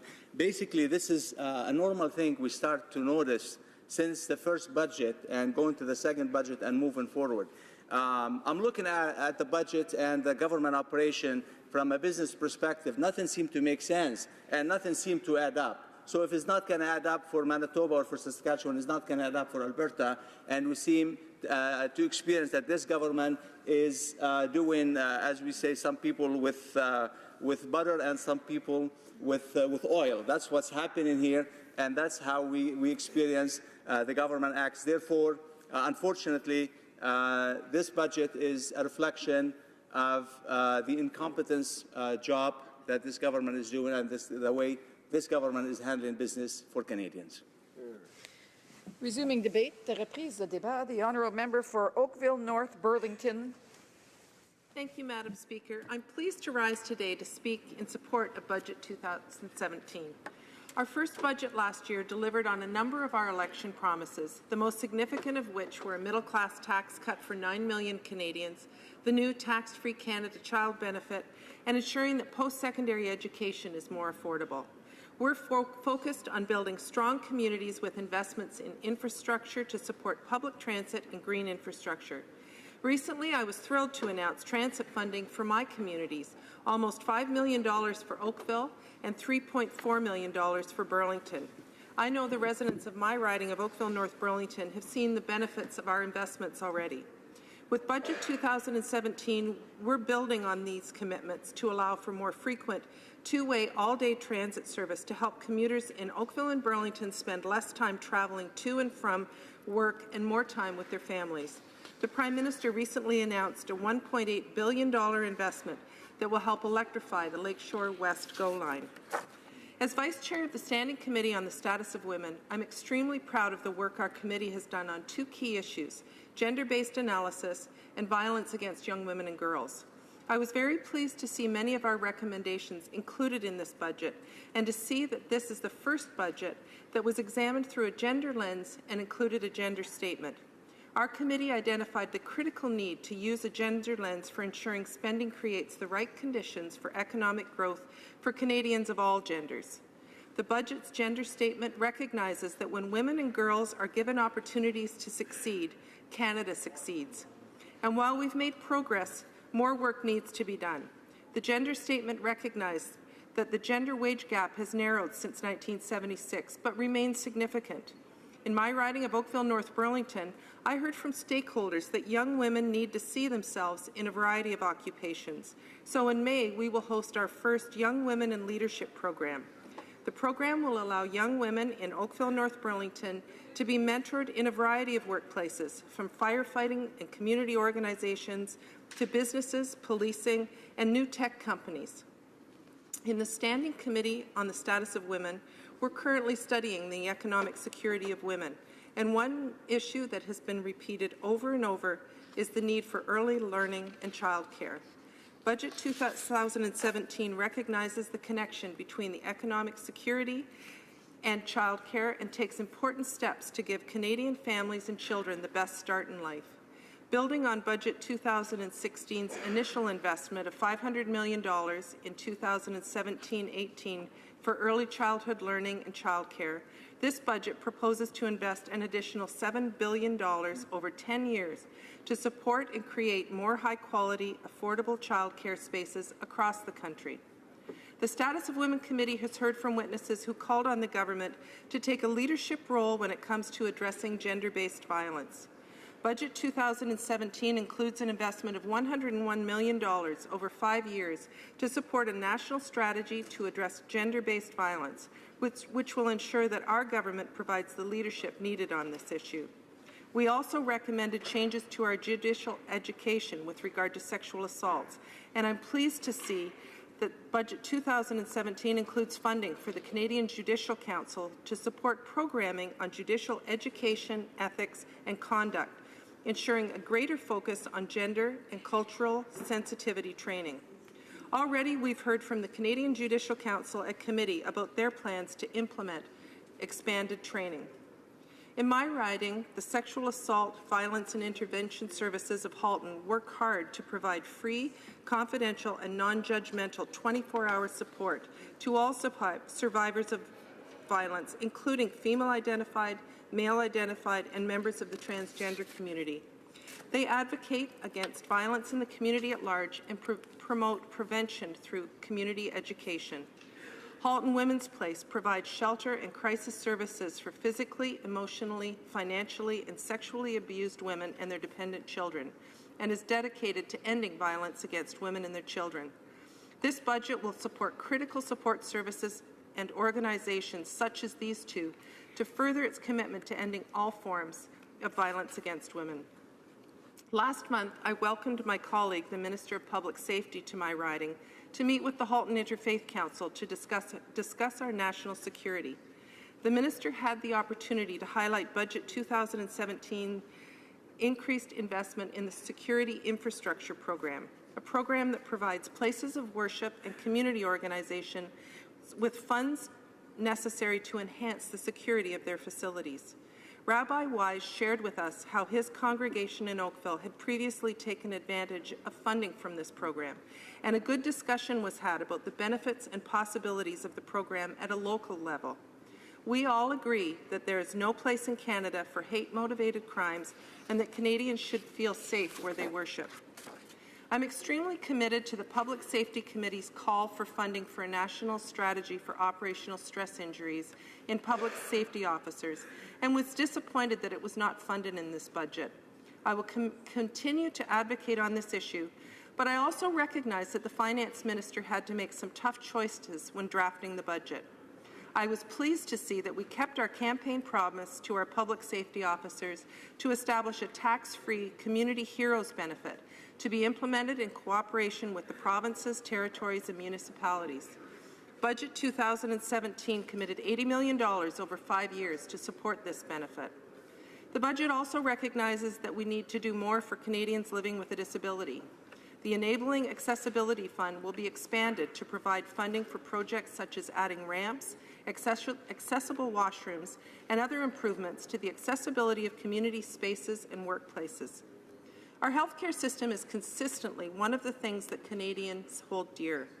Oakville North Burlington is home to the new Oakville Hospital that opened in 2015 to meet the needs of residents in my community, not just today, but well into the future. This state-of-the-art facility is the result of the largest infrastructure investment in Ontario's history. In 2017-18, the government will provide over $37.1 billion to the provinces and territories under the Canada Health Transfer, an increase of $1.1 billion from last year. Our Minister of Health has worked tirelessly to implement new agreements with our partners, including my province of Ontario. I heard from residents in my community about their struggle to juggle caring for aging parents while raising their own families. So I was pleased with our investment of an additional $6 billion over 10 years for home care.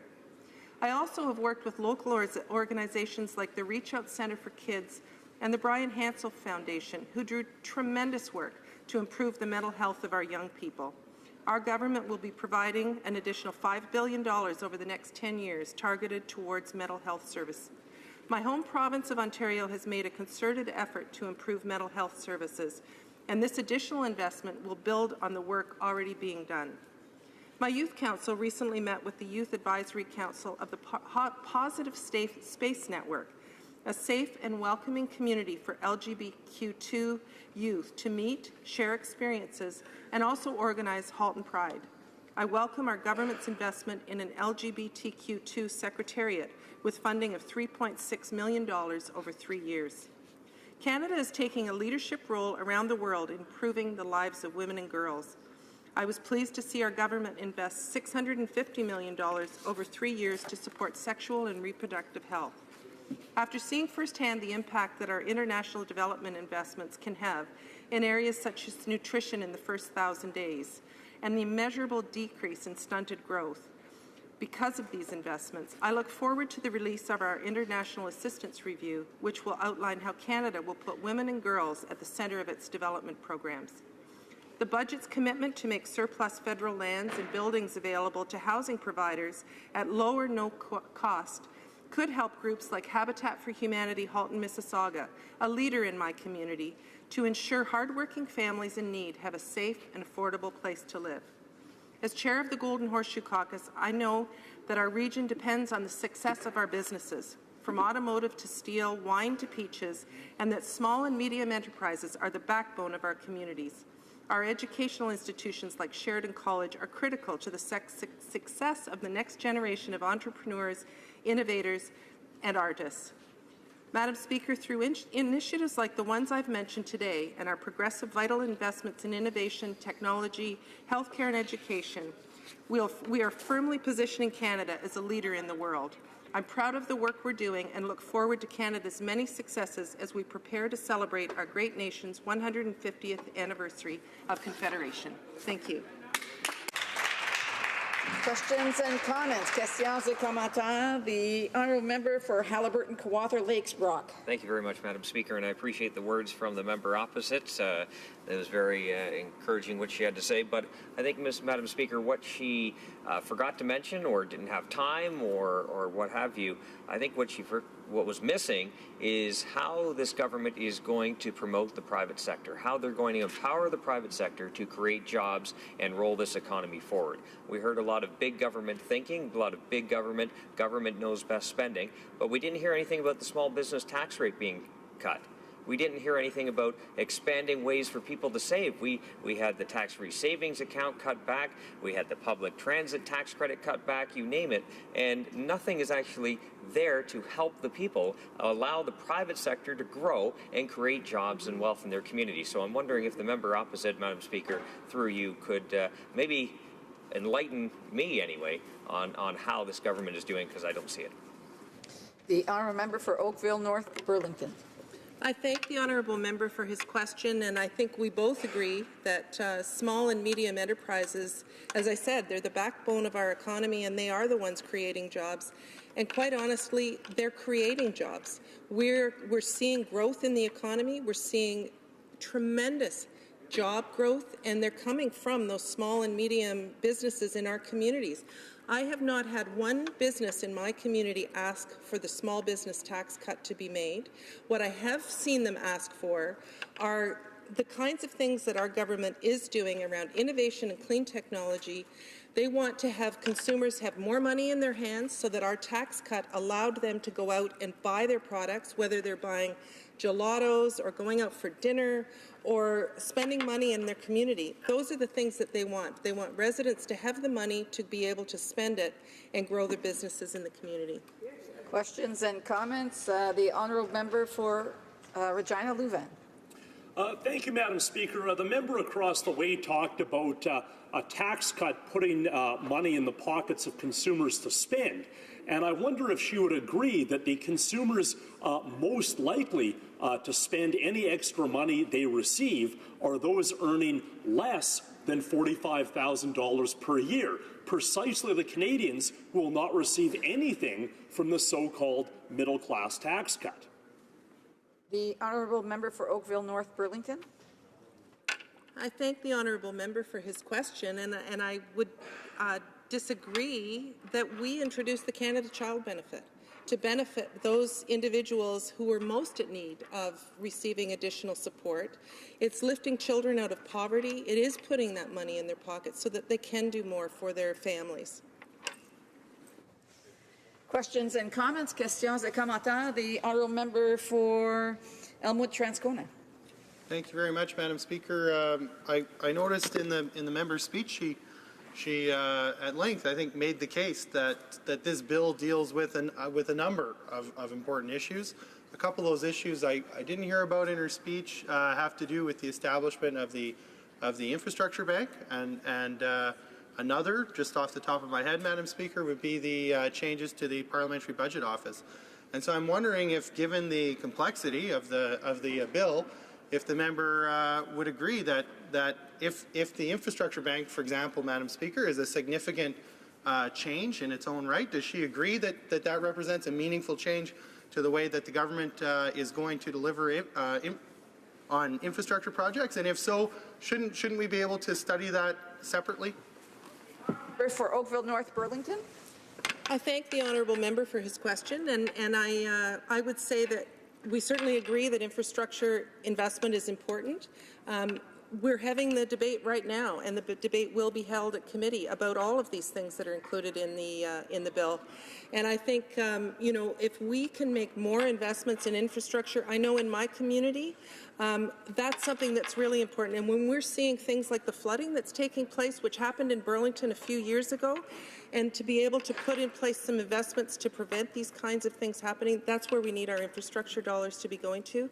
The more we can do, the better. Resuming debate, reprise de débat, l'honorable député de Hochelaga. Honourable member for Hochelaga. Thank you, Madam Speaker. I thank you for giving me an opportunity to express my views on Bill C-44 today, an act to implement certain measures in the budget tabled on March 22nd and implementing other measures. I'll start by the other measures referred to in the title of the bill. What's presented here in C-44 is an omnibus bill that we got used to for too many years when it comes to budget implementation acts. If adopted, this bill will amend over 30 statutes, whereas almost a third of them were not part of the budget that was tabled on March 22nd. What's bizarre, well, perhaps not, is that I seem to have heard the Liberals criticize the previous government on many occasions for having used omnibus bills too frequently. They had promised to abolish this practice, which they deemed anti-democratic. Let me quote the Liberal Party Electron platform, page 32. Mr. Harper also used omnibus bills to prevent parliamentarians from properly reviewing and debating his proposals. We will change the House of Commons standing orders to bring an end to this undemocratic process. If we're talking about the House of Commons standing orders that the Liberal Party is trying to change in an undemocratic manner, but that's another issue. But it's not just the Liberal platform that seems to think omnibus bills are undemocratic. On June 9, 2015, the member for Kings Hants, now president of the Treasury Board, said this in the House. For years, the Conservatives have crossed the line as what is acceptable in a functioning democracy as a government, in the respect for Parliament, It is not only how they have normalized the use of massive omnibus bills, they regularly shut down debate in the House, and yet this is what we see. Another promise that we heard in the House, Liberals will end the abusive use of omnibus bills which result in poorly reviewed laws. Who said that? The Parliamentary Secretary to the President of the Treasury Board, the member for Vancouver Quadra. The member for Bourassa should remind him. I must tell my colleague that we are against omnibus bills. A few years ago, the current government said that it was against these bills, which at the time might have had 20 or 30 pages. Now we have a bill that's 175 pages. I'd like to point out to my Montreal colleague the words that he said in this House, because the bill through which the government wants to implement the budget is indeed an omnibus bill. It has no fewer than 290 pages. They should be pretty embarrassed. But do I seem surprised here? No, Madam Speaker. It's part of the DNA of the Liberal Party of Canada to say one thing and do the opposite. The best example is, of course, election reform, a promise that was broken purely and simply, despite a solemn promise that the 2015 election would be the last under the current voting system. And just a short time later, they try to force down the throats of the opposition amendments to the standing orders of the House of Commons that may affect our privileges as members. What hypocrisy.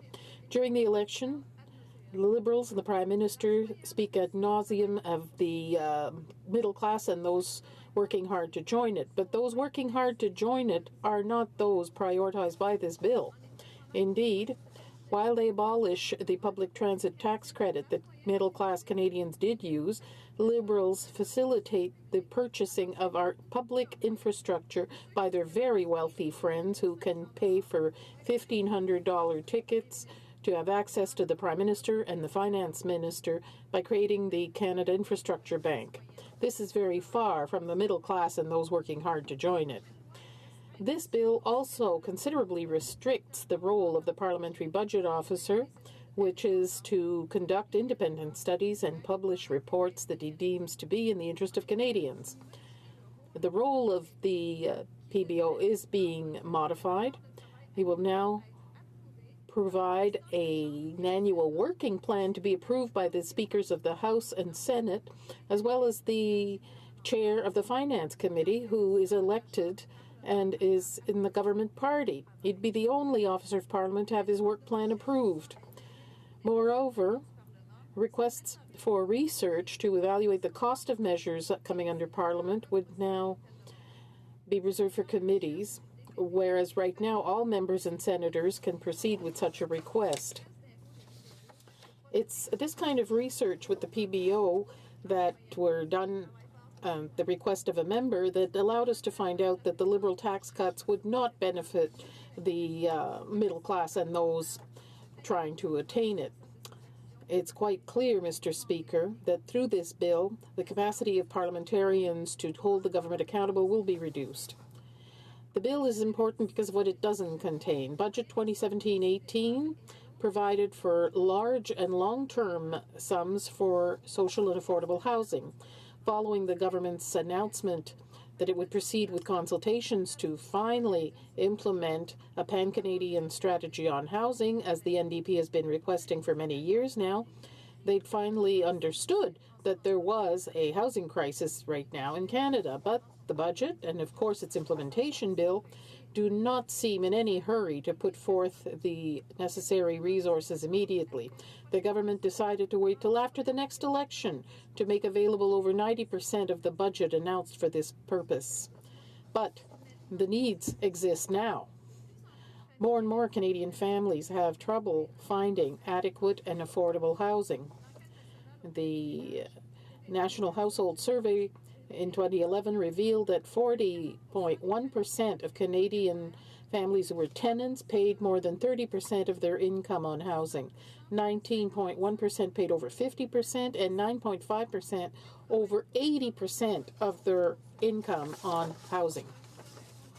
We have many reasons to believe that the numbers are no better today. Right now, the queues for low-income families who need social housing have attained record levels in our cities. Edmonton, 5,800 households waiting. Montreal, 24,000. Toronto, 90,000. Aging social housing infrastructure requires major renovation, and because of the lack of funding, many are simply closed.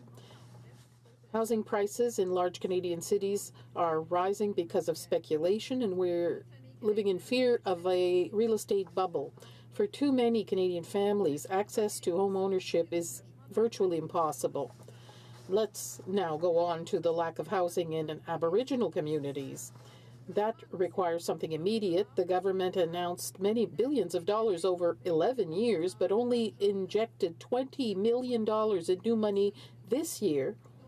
$8 million will be spent on research into housing. Mr. Speaker, if you look at the current needs, $12 million more will not provide housing for very many people.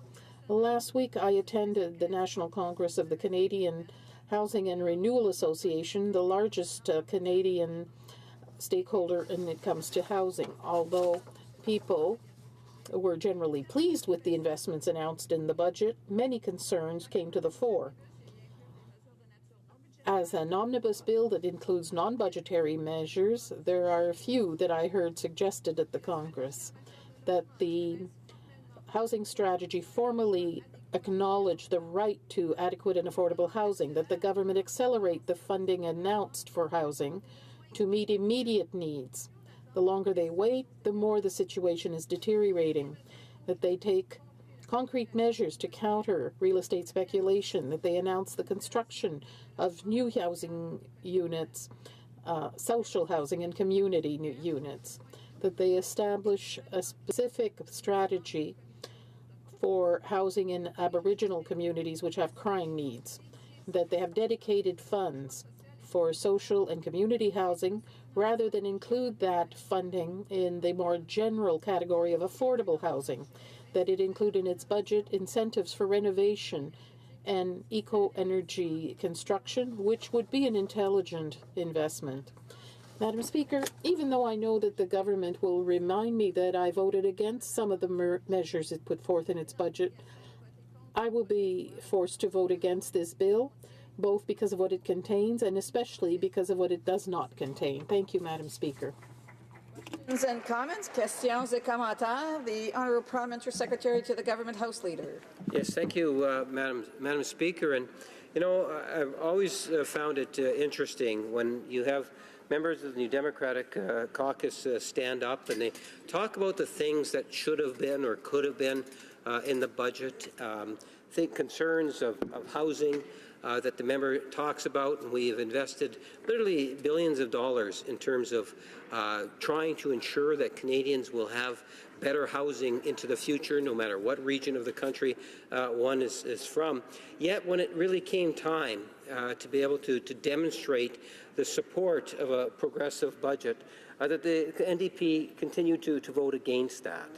We've seen very strong progressive budgets that dealt with tax breaks for Canadians, increasing the Canada Child Benefit Program, the increase to the GIS, many other tax initiatives. And I guess my question to the member is that when you take a look at the NDP platform, where they were to balance the budget, where do they believe that they would actually have drawn the funds for in order to be able to pay for some of the things they're talking about? And please don't just say it's the corporate taxes, because that's something that continuously comes across from the NDP.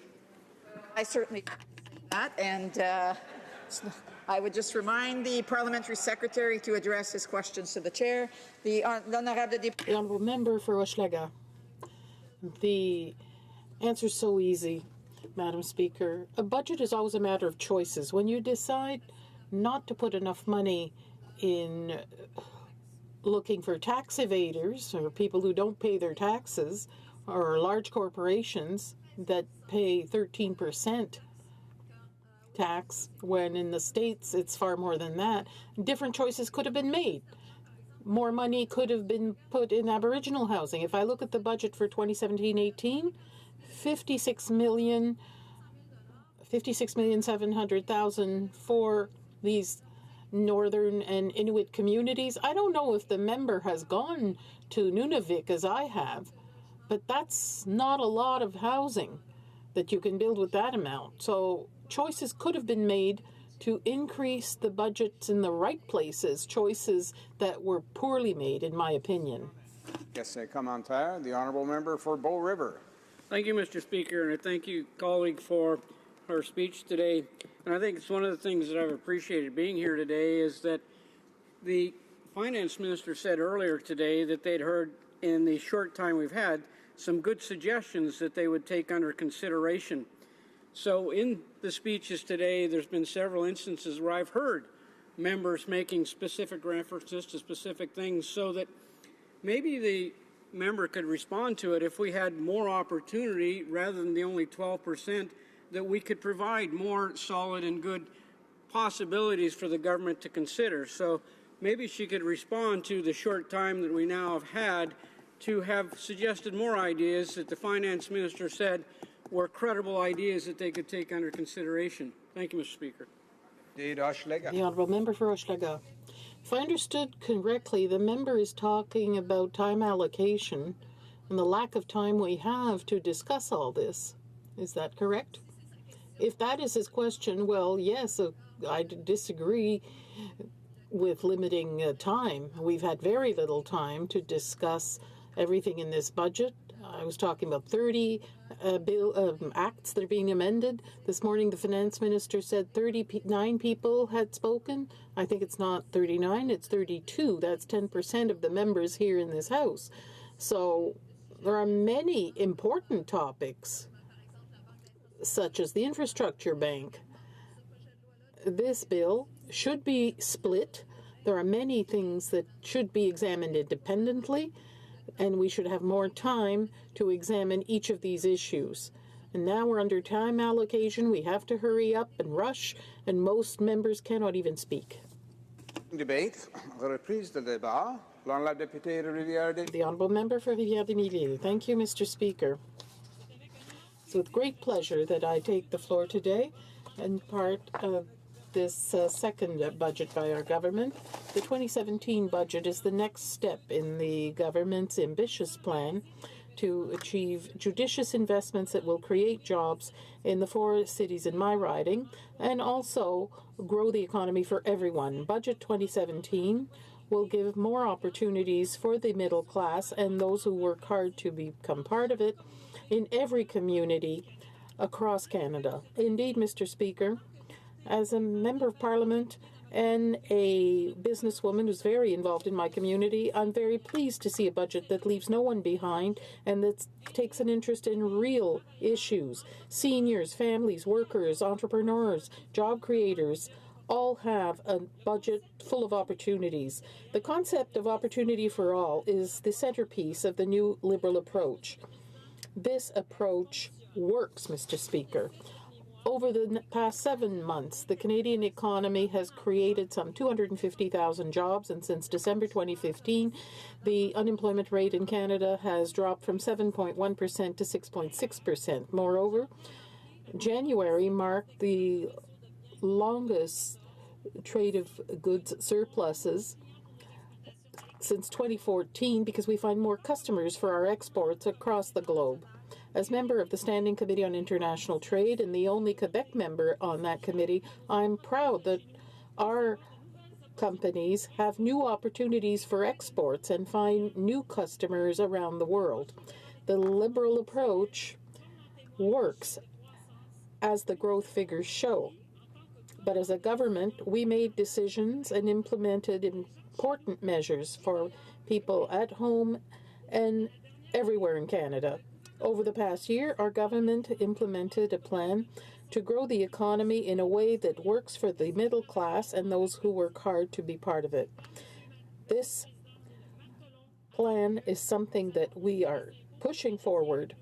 We increase taxes for the richest Canadians that represent 1% of the population in order to be able to reduce taxes for the middle class.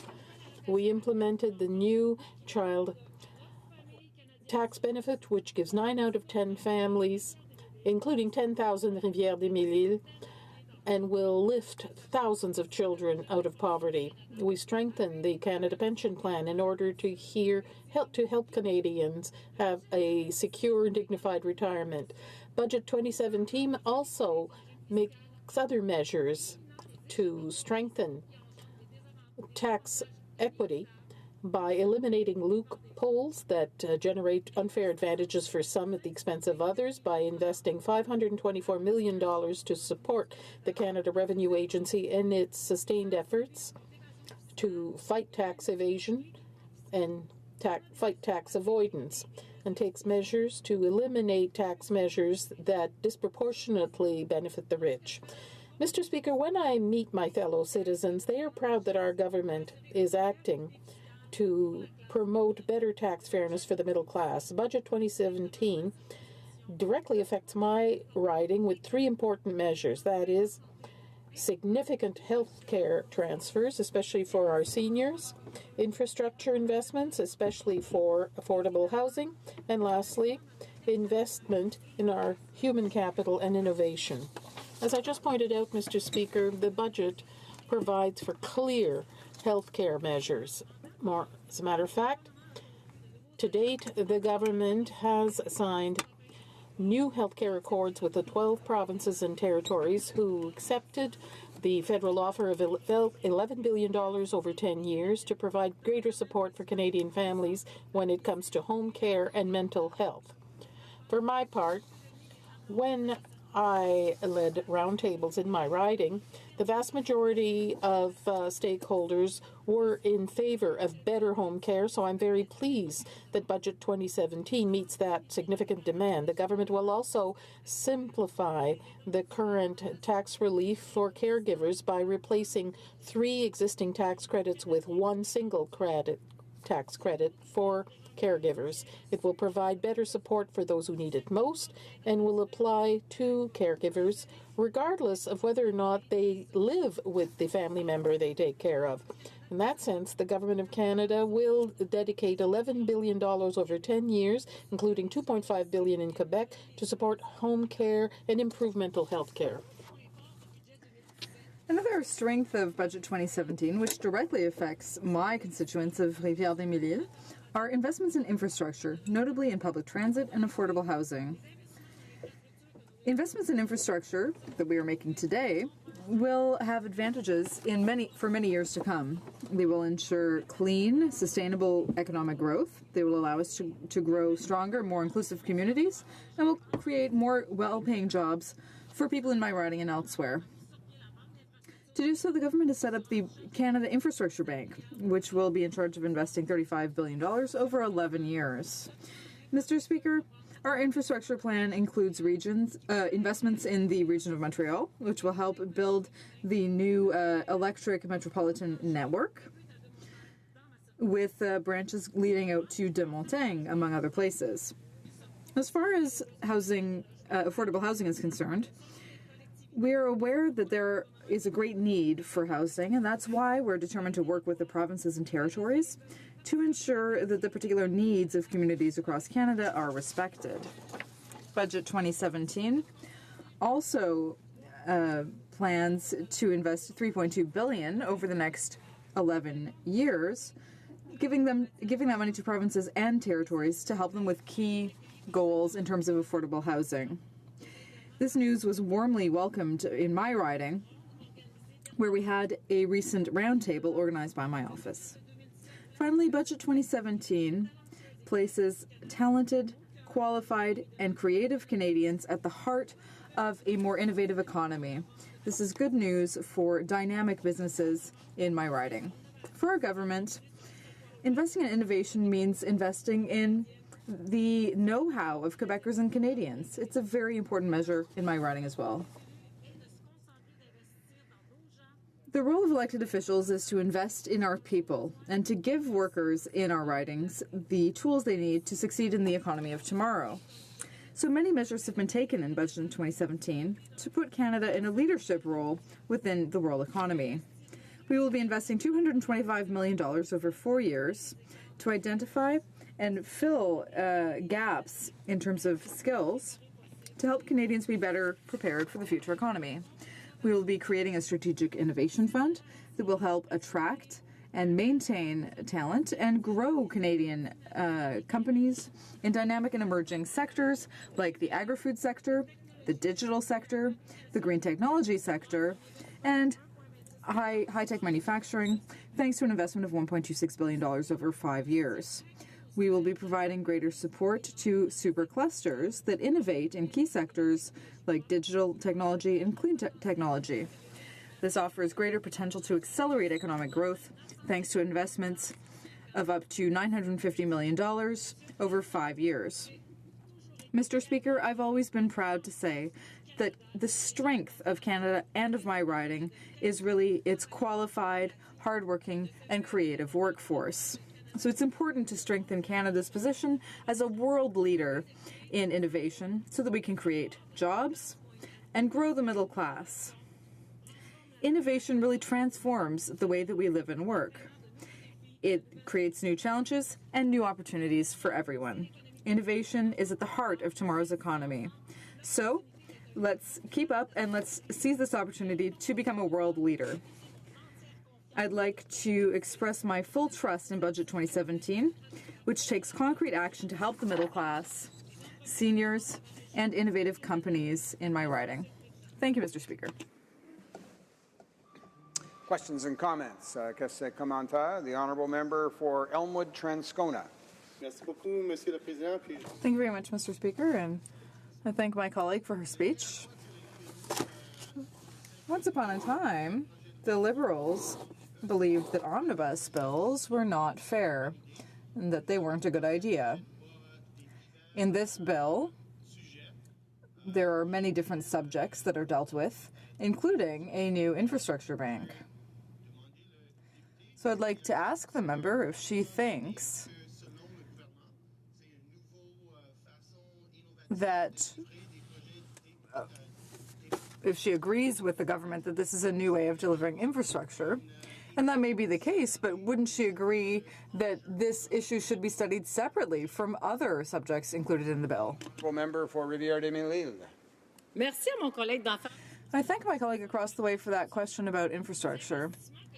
The investments that we're making today will bear fruit for many years to come and will ensure clean and sustainable economic growth that will allow us to grow stronger, more inclusive communities.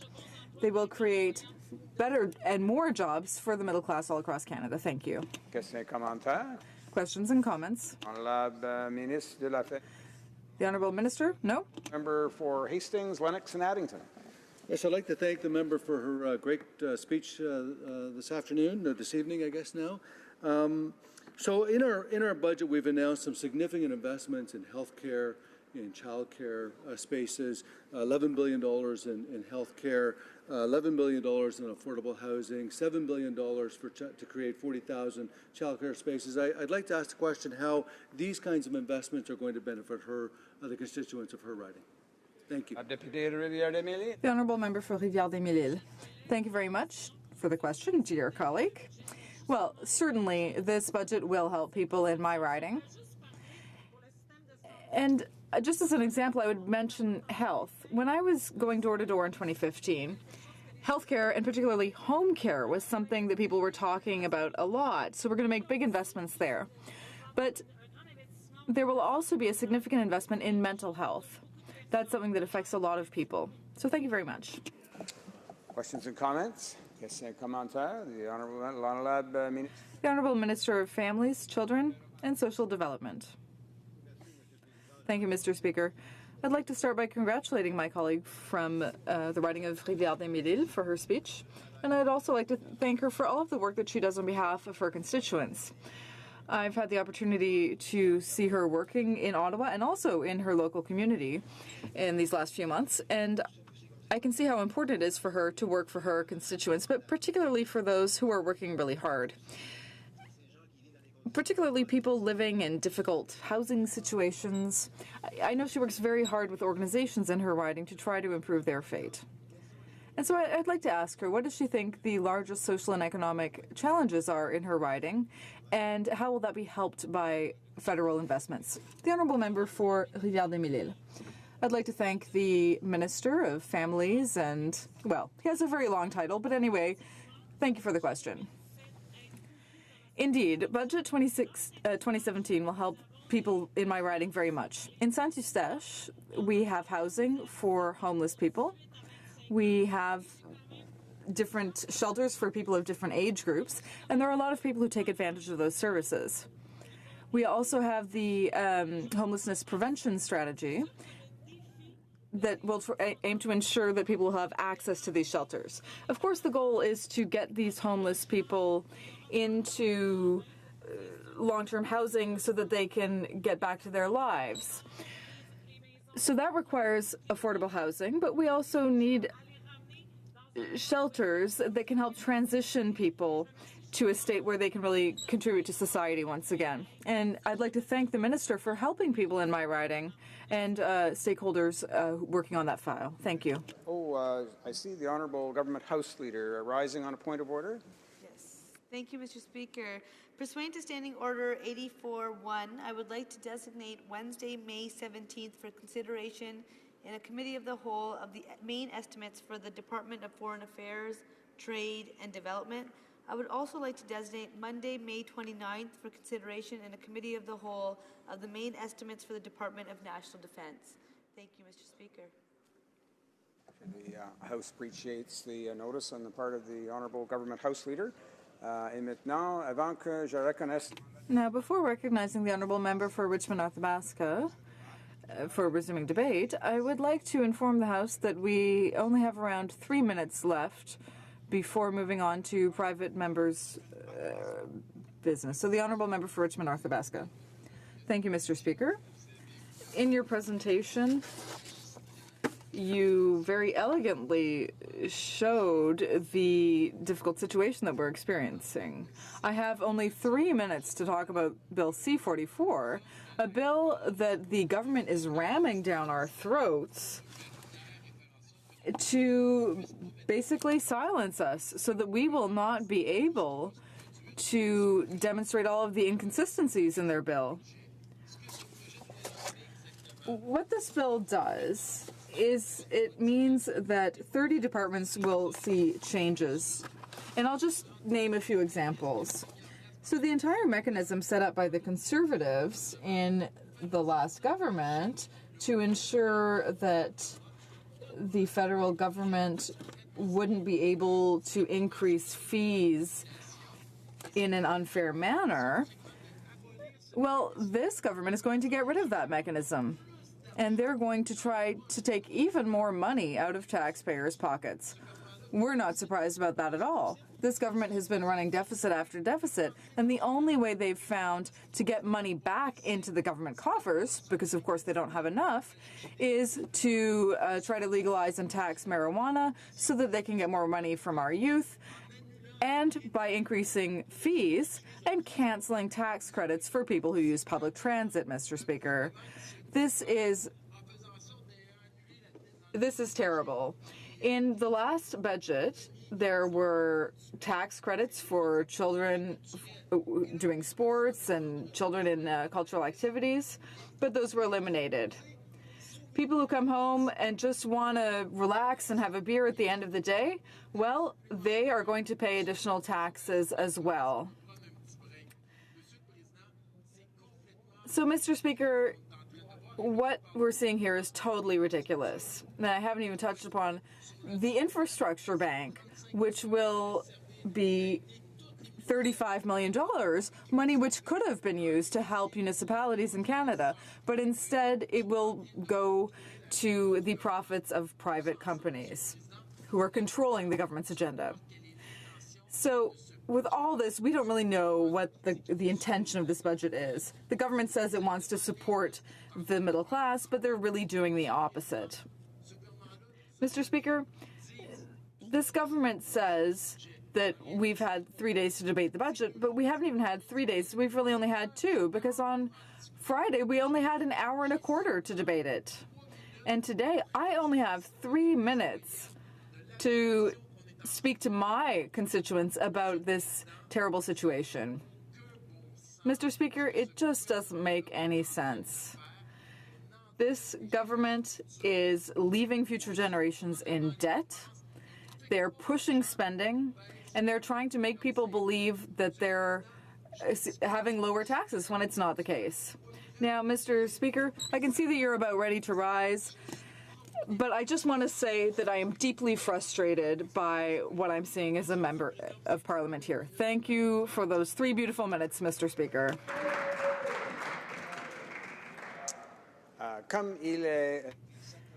It being 5:53 p.m., pursuant to the order adopted earlier today, it is my duty to interrupt debate and to move to all questions necessary to dispose of the bill at second reading. The question is as follows. By Ms. Shager, moved that Bill C-44, an act to implement certain provisions of the budget tabled in Parliament on March 22, 2017, and other measures, be now read a second time and referred to the Standing Committee on Finance. Mr. Deltel, appuyé par Madame. Mr. Deltel, seconded by Ms. Boucher, moves the following amendment. That the motion be modified by substituting the following words, or substituting all words following that by the following word. The House refuses to give second reading to Bill C-44, the Budget Implementation Act, tabled in the House on March 22, 2017, and other measures, given taxes and making it more difficult for struggling families to make ends meet is an omnibus bill that fails to address the government's promise not to use them. The question is on the amendment. Is it the pleasure of the House to adopt the amendment? All those in favor of the amendment will please say yea. Yay! All those opposed will please say nay. Nay! In my opinion, the nays have it. Call in the members.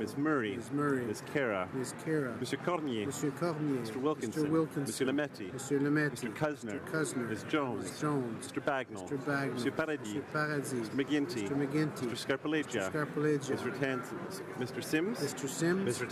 Tansi. Mr. Jesnevsky. Mr. Dhaliwal. Mr. Shifke. Mr. Varani. Ms.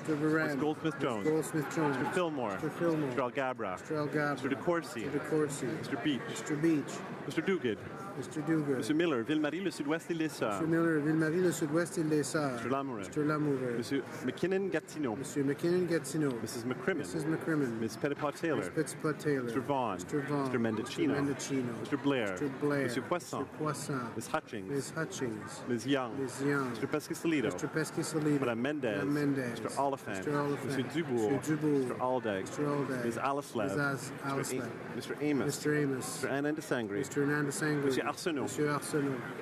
Mr. Aria. Mr. Ayoub. Mr. Badaway. Mr. Bayliss. Mr. Bittle. Mr. Boissonneau. Mr. Bossio. Mr. Brettina. Mr. Breton. Mr. Chen. Mr. Bruson. Mr. Moff. Ms. Dillon. Mr. Diorio. Mr. Drouin. Ms. Tassi. Ms. Zerowitz. Mr. Assassi. Mr. El Khoury. Mr. Ellis. Mr. Erskine Smith. Mr. Ailston. Mr. Fergus. Mr. Finnegan. Mr. Fisher. Mr. Fonseca. Mr. Fragascados. Mr. Fraser West Nova. Mr. Fraser Central Nova. Mr. Fuhr. Mr. Gerritsen. Mr. Gerwal. Mr. Hardy. Mr. Graham. Mr. Housefather. Monsieur Yakino. Mrs. Jordan. Mr. Johari. Mr. Kung. Ms. Khalid. Madame Lapointe. Monsieur Lefebvre. Mr. Levitt. Mrs. Lockhart. Mr. Long. Mr. Longfield. Ms. Ludwig. Mr. Maloney. Monsieur Massey, Avignon Lamitis Matan Matapédia. Mr. McCambridge. Mr. McDonald. Mr. McKinnon Coquitlam Port Coquitlam. Mr. McLeod Northwest Territories. Mr. Morrissey. Madame Nassif. Ms. O'Connell. Mr. Oliver. Mr. O'Regan. Mr. Willett. Mr. Peterson. Monsieur Picard. Mr. Robillard. Mr. Rumi. Mr. Rusnak. Ms. Sahota. Mr. Saini. Monsieur Sanson. Mr. Sanga. Mr. Sarai. Mrs. Schultz. Monsieur Serri. Madame Shanahan. Mr. Sheehan. Mr. Sidhu, Mission Matsby, Fraser Canyon. Mrs. Sidhu, Brampton South. Mr. Secan. Mr.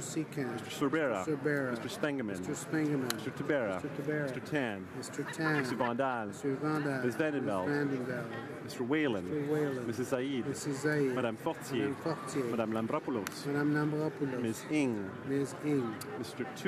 Tutu. Ms. May, Saanich Gulf Islands.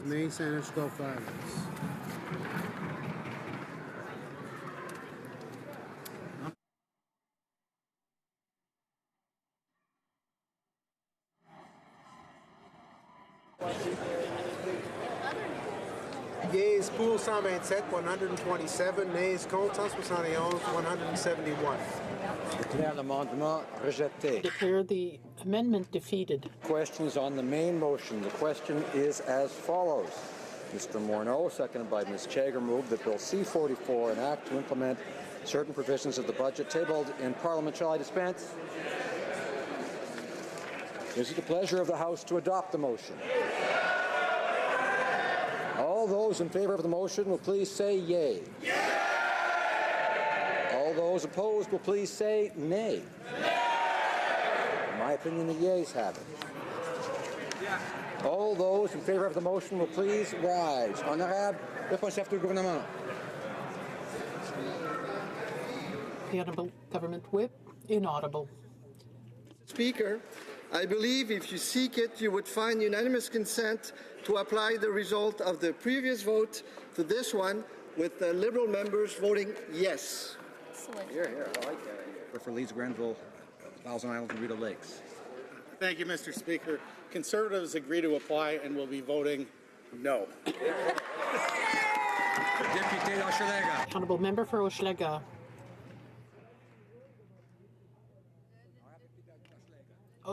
The New Democratic Party agrees to apply the vote, and you won't be surprised to hear we will be voting no. Joliette. Honourable Member for Joliette. The Bloc Québécois agrees with applying votes, but of course we vote against. So Sanix, go Filings. Thank you, Mr. Speaker. The Green Party agrees to applying the vote and votes no. The honourable member for Nunavut. Order. No, the answer is no. Thank you, Mr. Speaker. I just wanted to make sure you could hear me. I agree to apply and I'll be voting yes. So then it's agreed as described by all? Agreed. Okay. I declare, excuse me. Yes.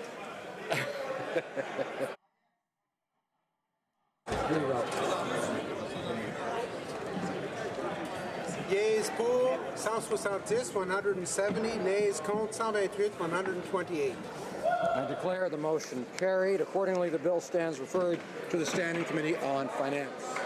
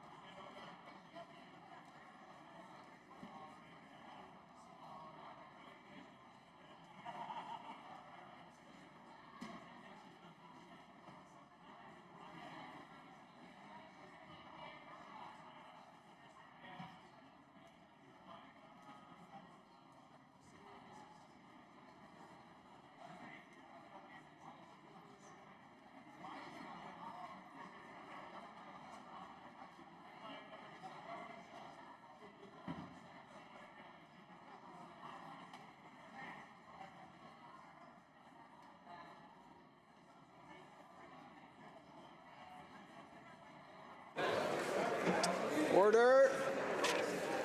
I'd ask all honourable members who wish to continue conversations to make their way to their respective lobbies.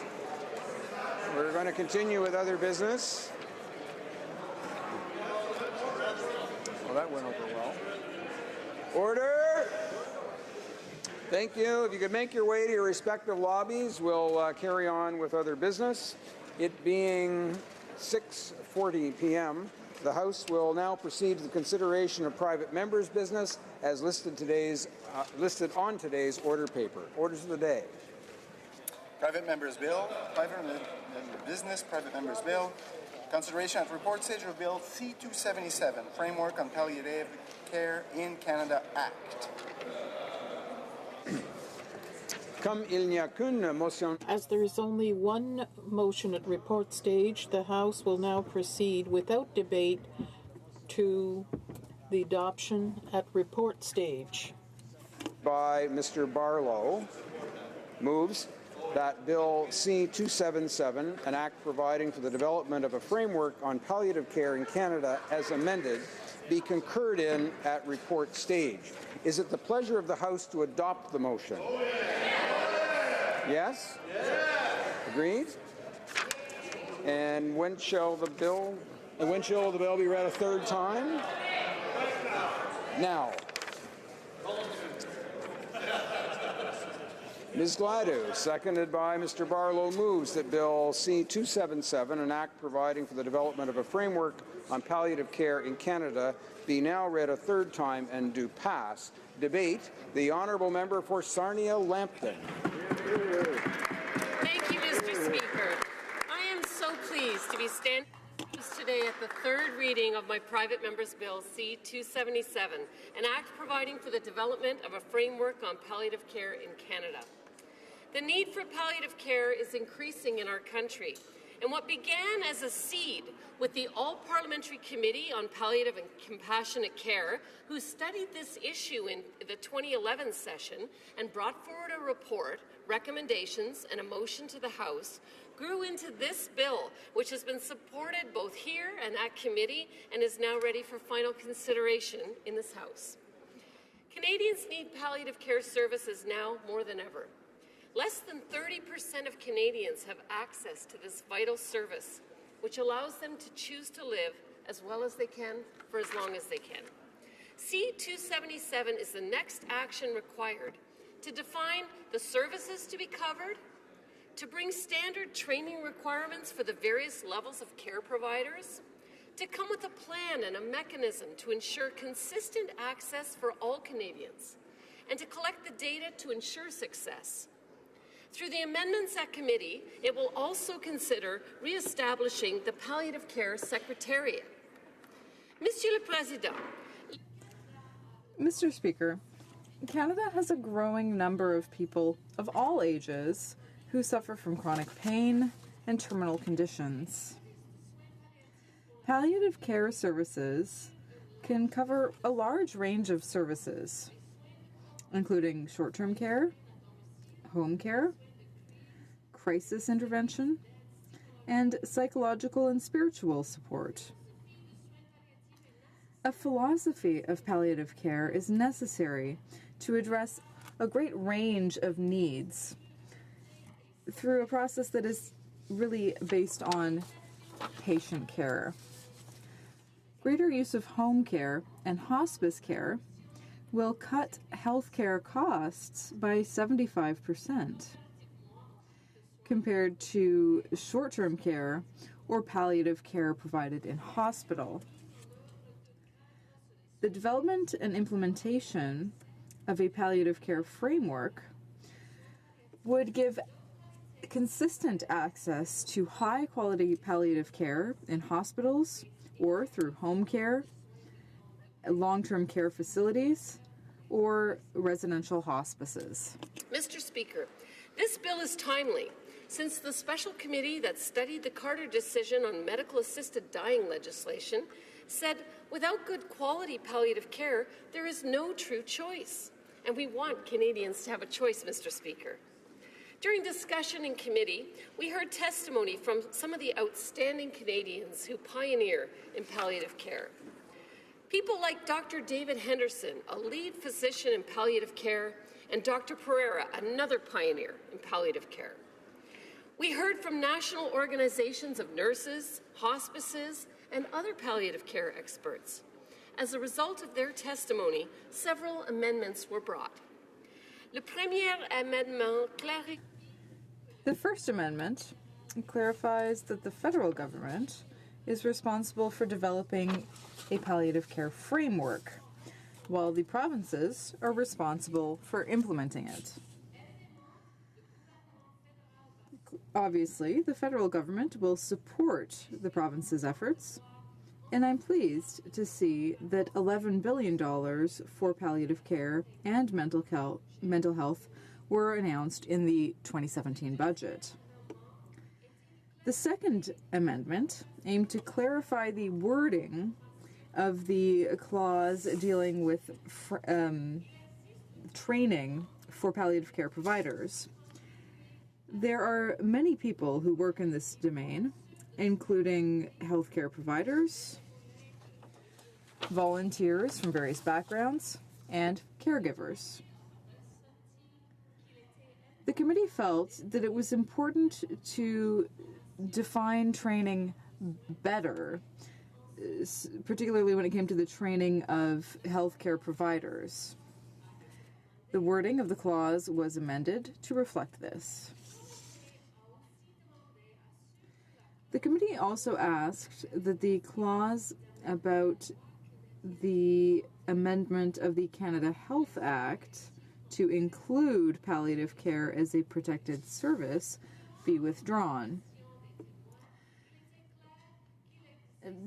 During the questioning of witnesses, it became clear that there were other mechanisms that the federal government was already examining. For example, health agreements, the consideration of infrastructure expenditures, and programs that targeted palliative care and home care. The goal of the bill was to direct our efforts to developing a plan. And there are still several ways in which this could be accomplished. One of the amendments brought forward at committee was that the proposed framework designed to support improved access for Canadians to palliative care evaluate the advisability of re-establishing the Department of Health's Secretariat on Palliative and End-of-Life Care. In June of 2001, the Secretariat on Palliative and End-of-Life Care was established as the first step in Health Canada's work to coordinate a national strategy on palliative and end-of-life care. Nearly a year later, the Secretariat brought together over 150 national, provincial, and territorial specialists in the field. This included practitioners, researchers, and those making decisions in palliative and end-of-life care. This summit, the National Action Planning Workshop on End-of-Life Care, resulted in the establishment of the main priorities or working groups deemed as essential for quality palliative and end-of-life care in Canada. These 5 working groups led to the beginnings of the Canadian Strategy on Palliative and End-of-Life Care and focused on best practices in quality care, education for formal caregivers, public information and awareness, research, and surveillance. I'm very interested to see what an entity similar to the Department of Health Secretariat on Palliative and End-of-Life Care could look like today. This bill now outlines the advisability of reestablishing this secretariat, which could be discussed at length. However, I'd like to elaborate on what such a secretariat or regulatory body might look like.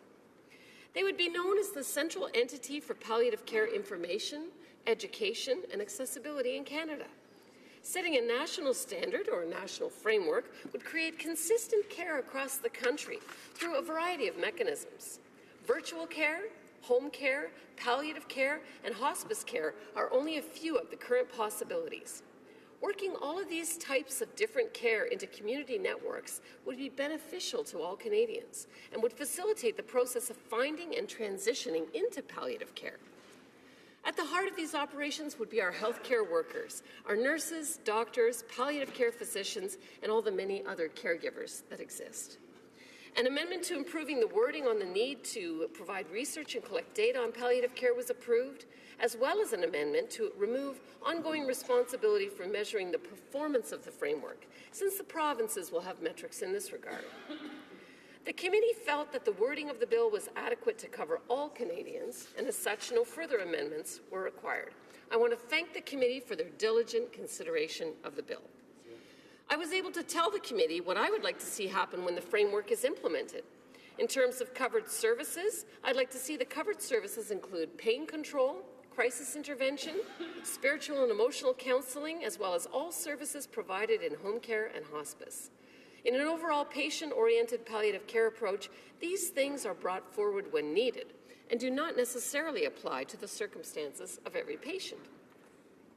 I would like to see the government leveraging training on palliative care that is already available through organizations like Pallium Canada and many universities.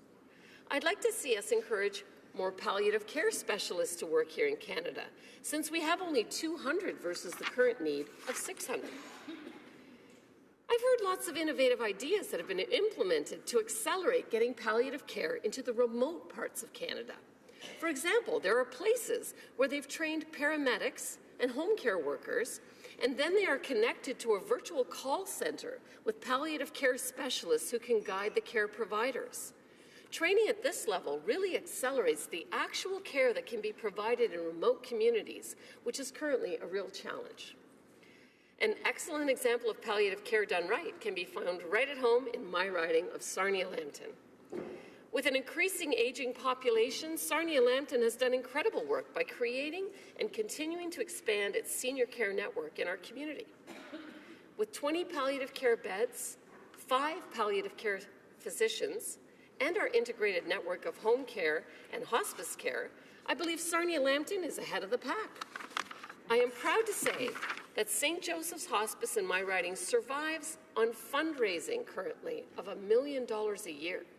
So hopefully we can have the government provide support for these hospices, which provide such a great service. I'd like to thank Dr. Glenn Madison, who along with his many colleagues at the St. Joseph's Hospice provided input on this bill. I believe all Canadians should have access to consistent and quality care such as is available in my riding. I'd like to thank Sarnia-Lambton's many institutions and groups that support and deliver palliative care, such as the Healthcare Society, the Resource Centre, the Blue Water Health Palliative Care Unit, the Erie St. Clair Community Care Access Centre, and of course St. Joseph's Hospice. But unfortunately, these resources are not abundant everywhere. So I'm doing everything in my power to create them in the rest of Canada. I would also like to have the data we need to take improved action on palliative care over time.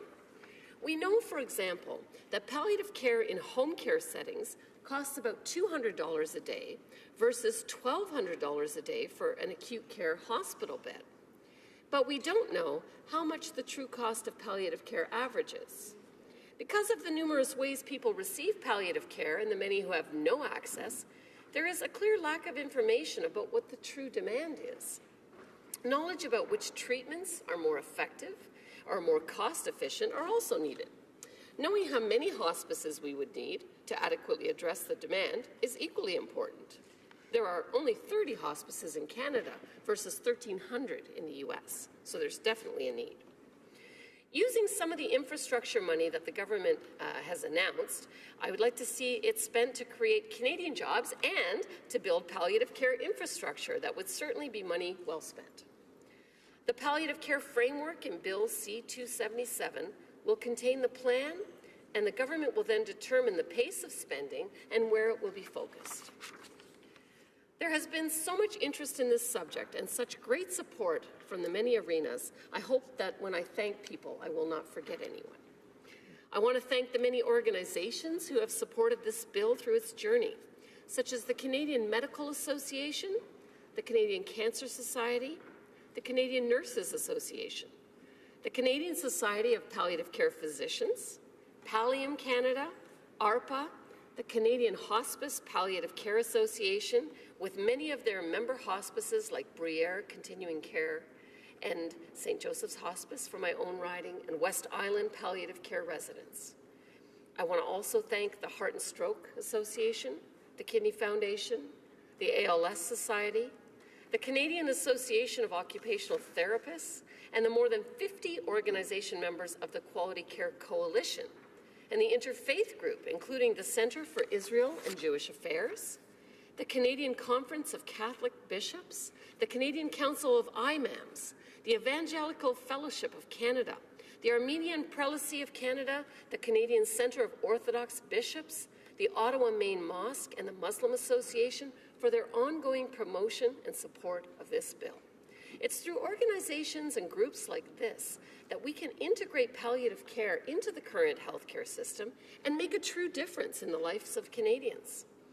I also want to thank my colleagues on all sides of this House who have spoken passionately and in support of this bill. I want to thank the thousands of Canadians who have written letters to MPs and to the Prime Minister and who sent more than 84 petitions to this House asking for palliative care. I want to thank the Minister of Health for her advocacy on this issue with the provinces and for putting dollars into the budget to begin the journey to ensure that all Canadians have access to palliative care so they can choose to live as well as they can for as long as they can. The time is right, Mr. Speaker. This bill has been another fine example of how political parties can come together and work for the common good of Canadians, and it has been an amazing experience being part of it.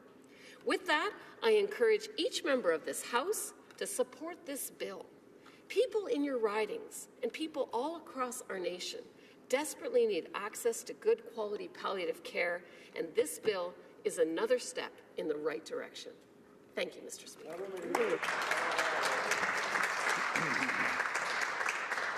Questions and comments? Questions et commentaires? The Honourable Parliamentary Secretary to the Government House Leader. Yes, thank you, Mr. Speaker. I know palliative care is something in which all members of Parliament are concerned about. We have had a government that has allocated a considerable amount of resources. We've had the Minister of Health raise the issue with the provincial counterparts. I can recall a very good dear friend of mine, Sharon Carstairs, is a former senator, and the fantastic work that she had done on this particular file. I compliment the member in terms of bringing forward the bill and being open to the amendments, and maybe just ask her to provide some of her thoughts in terms of just how it is that this particular issue has brought so many of us together, because we do recognize the importance of palliative care in Canada. The Honourable Member for Sarnia-Lambton. Well, I'd like to thank the Parliamentary Secretary, the Government House Leader, for his question and for his support on this issue. As he has said, this is really an issue that is timely because of the assisted dying legislation, but even more so, the aging population in Canada. And we see the incredible need out there, and it's daunting to think about remote communities. How are we going to get access for these 70% of Canadians that currently have no service? And so we're going to require some innovation, and I think there are pockets of innovation that have already started to happen. The provinces are all starting to march along their own way, and so the government can have a role in bringing a bit of standardization to the whole thing. And I think that with that, there's an opportunity for government to partner. We have infrastructure dollars that we want to spend.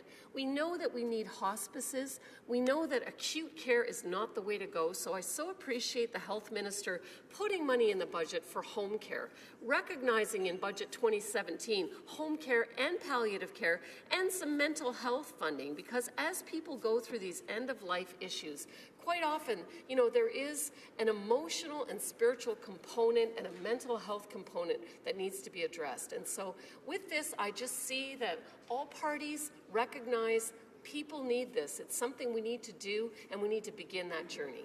Thank you, Mr. Speaker. The Honourable Member for South Surrey, White Rock. Well, thank you very much, Mr. Speaker, and I want to thank my colleague for the tremendous amount of work that she has done and to bring this bill forward. And I think every member in this House is really proud of the fact that we can come together and we can, especially on a topic such as this. And I just want to ask my colleague, in terms of the assisted dying legislation, how this plays such an important role and what her thoughts are on that. The Honourable Member for Sarnia-Lambton. Well, I thank the member very much for her question. And I think when it comes to the assisted dying legislation, the important thing to note is that the committee that studied that whole Carter decision said that without good palliative care, you didn't really have a real choice. And so for many of Canadians that are in places where they have nothing, they are suffering horribly in pain, and they really don't have a choice. We want people to have a choice, and I think that said, we see many examples and testimonies. I've heard stories that would make you cry in this House of people that went into palliative care and were able, in a pain-free way, to enjoy their last moments with their families, living much longer than many had anticipated and much better than many had anticipated. And so, although the C-14 bill was more to address the criminal code with respect to assisted dying legislation, I think this bill brings the framework for palliative care and starts to build on the various aspects of that. And I appreciate the work of the minister working with the provinces, because that will be key. We know the provinces implement the work and the government funds the work. And so I think there's an opportunity to partner with them to get a really great result for Canadians. Resuming debate, the Honourable Parliamentary Secretary to the Minister of Health. Merci beaucoup, Monsieur le Président.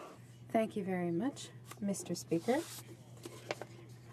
I'm very pleased to be here today to express support for Bill C-277, an act providing for the development of a framework on palliative care in Canada. Our government believes that this bill provides us with a timely opportunity to take a leadership role in this issue. I would like to recognize the efforts of the member for Sarnia-Lambton, who had the class and elegance of sending compliments. I think she has done extraordinary work on this issue, and she has a very well thought out proposal, and I would like to sincerely thank her. I would also like to thank the members who served on the Standing Committee on Health. Our government understands that palliative care is a critically important part of our healthcare system, providing much-needed support to patients and to their families at one of the most difficult moments of their lives.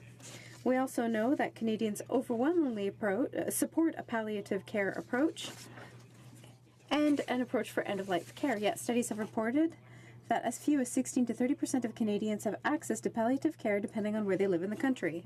Palliative and end-of-life care so that Canadians, irrespective of where they live, have access to timely, high-quality care at the end of their lives.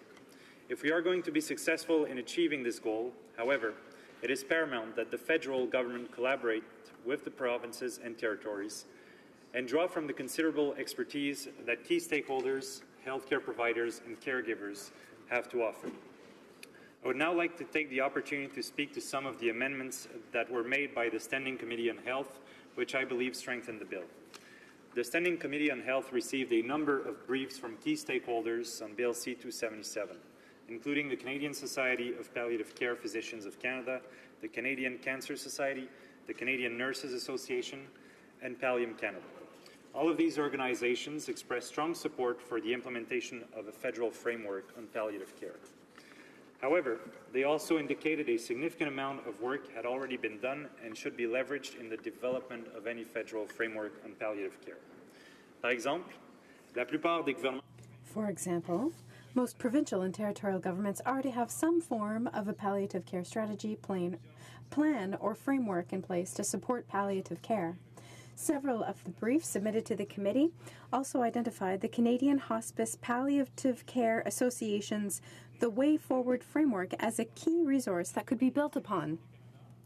Funded by Health Canada, the Way Forward framework was developed through an extensive consultation process with healthcare providers, experts, key stakeholders, and all levels of government.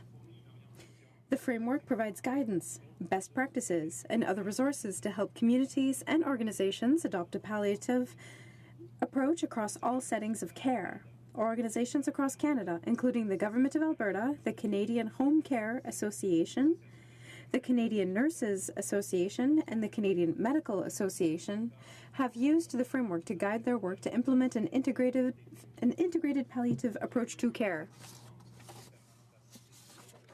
I was pleased that the members of the Standing Committee on Health acknowledged this significant body of work, and it will be considered in the development of any future framework.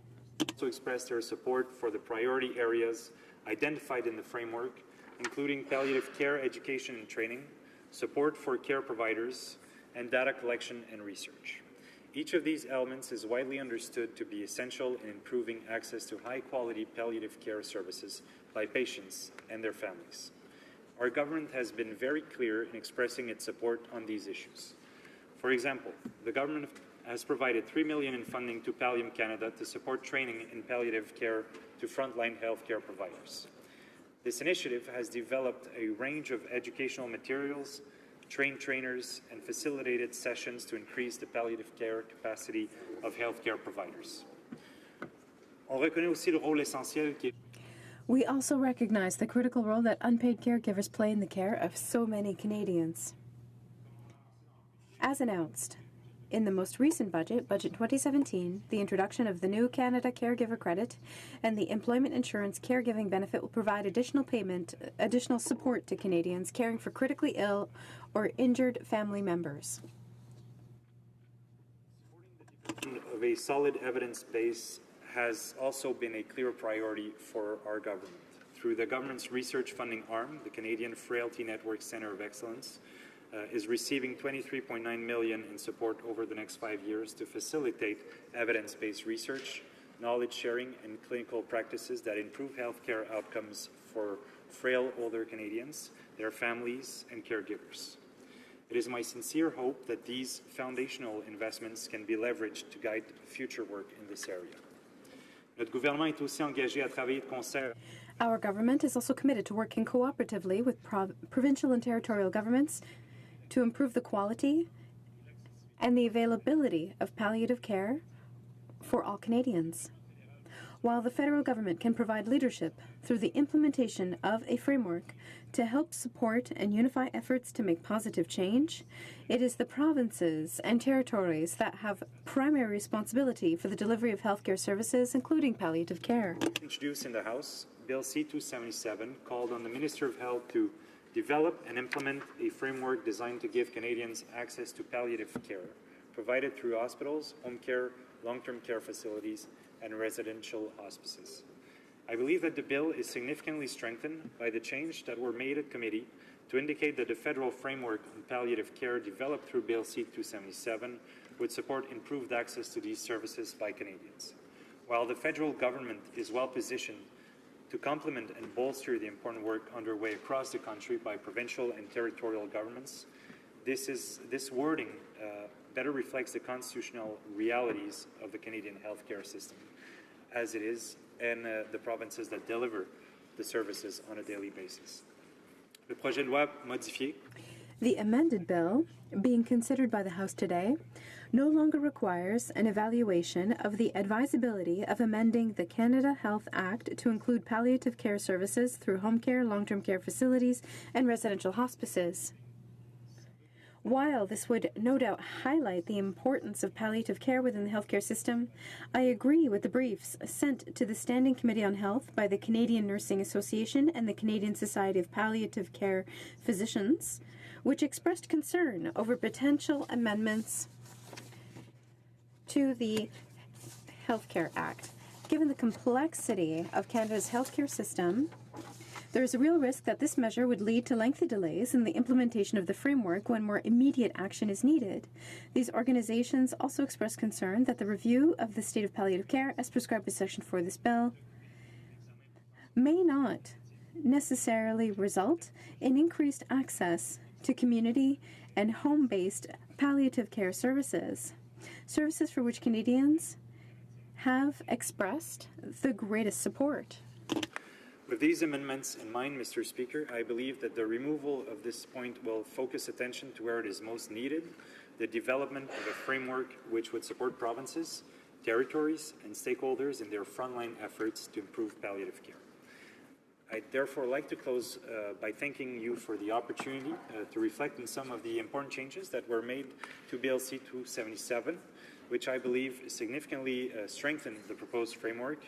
And I'd also like to conclude, as I started, by thanking the member for Sarnia-Lambton for putting forward such a well-considered proposal and offer my support of the amended bill currently before this House and our government's support. Thank you very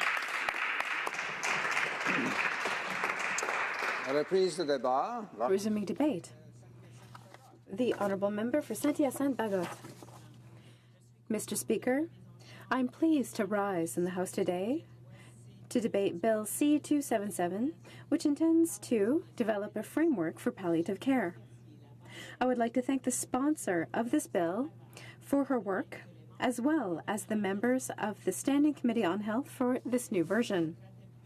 The New Democrats have supported and defended the idea of implementing a pan-Canadian strategy on palliative care for some time in order to offer end-of-life care to all Canadians. Given the aging Canadian population, which is putting a strain on the health system, it has become more necessary than ever to implement throughout the country a coherent, concerted strategy for palliative and end-of-life care. This is an issue that affects us all in some measure.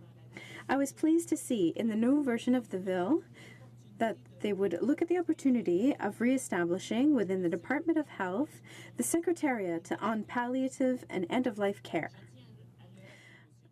I would remind everyone, Mr. Speaker, that this is the situation we're in because when they were in power, the Conservatives unfortunately chose to put an end to the Secretariat and to end work on the National Strategy on Palliative and End-of-Life Care. we lost the opportunity to make serious advances for the well-being of patients, families, and our society. This decision was ill-advised in this file, and there was inaction for 10 years, which was a real hindrance. I hope that the Liberals, with this bill, will seize the opportunity to re-establish the Secretariat and that it will be granted adequate funding. I also hope that healthcare professionals will have the resources needed in order to offer services throughout the entire country because, as we all know, the needs are great and growing. I was able to see how serious the situation had become when I had the opportunity to sit with colleagues in this chamber and the other chamber on the Special Joint Committee on Physician-Assisted Dying. During the hearings, witnesses and experts told us just how essential palliative care, quality palliative care, and its availability were essential for all Canadians. I am aware of the fact that throughout the country, only 16% of Canadians have access to quality palliative care. That means 1 out of 10 Canadians has access to high-quality palliative care. 1 out of 10, that's too little, truly too little. The NDP respects the fact that a great deal of healthcare services are offered by the provinces, but the federal government has a fundamental role to play in working with them. That is why we've been asking for some time that a national palliative care strategy that respects the provinces and territories' jurisdiction, but would still find ways to offer services, or palliative care services, that are adequate to everyone. Within the framework for the Joint Committee for Physician-Assisted Dying, we made well-thought-out recommendations regarding palliative care. First of all, reestablishing the Palliative Care Secretariat and its funding, creating a pan-Canadian strategy on palliative care and end-of-life care and funding it, and the support of caregivers and improving benefits. These recommendations must be taken into consideration and meet, or rather respond, to Canadians' concerns. As you no doubt are aware, the National Palliative Care Week will be held from May 7th to 13th. I would like to seize the opportunity to thank everyone who, day after day, work with our fellow citizens. I'm thinking of healthcare professionals who devote themselves to this task, as well as volunteers. Their commitment is essential, and I would like to sincerely thank them. I would like to seize the opportunity to especially thank health professionals, organizations, and many volunteers in my riding for Saint-Hyacinthe-Bagotte that work with patients. These people play a highly essential role by offering quality palliative care. They give patients and their families the support that they truly need during one of the most difficult times of their lives. Palliative care, whether they be offered at home, in a palliative care center, or a hospital, are more than indispensable. In my riding of Saint-Hyacinthe-Bagotte, many organizations do exceptional work. These organizations offer palliative care services. Others collect funds to make sure that those who need quality palliative care can have access to them. We have l'Hôtel Dieu de Saint-Hyacinthe.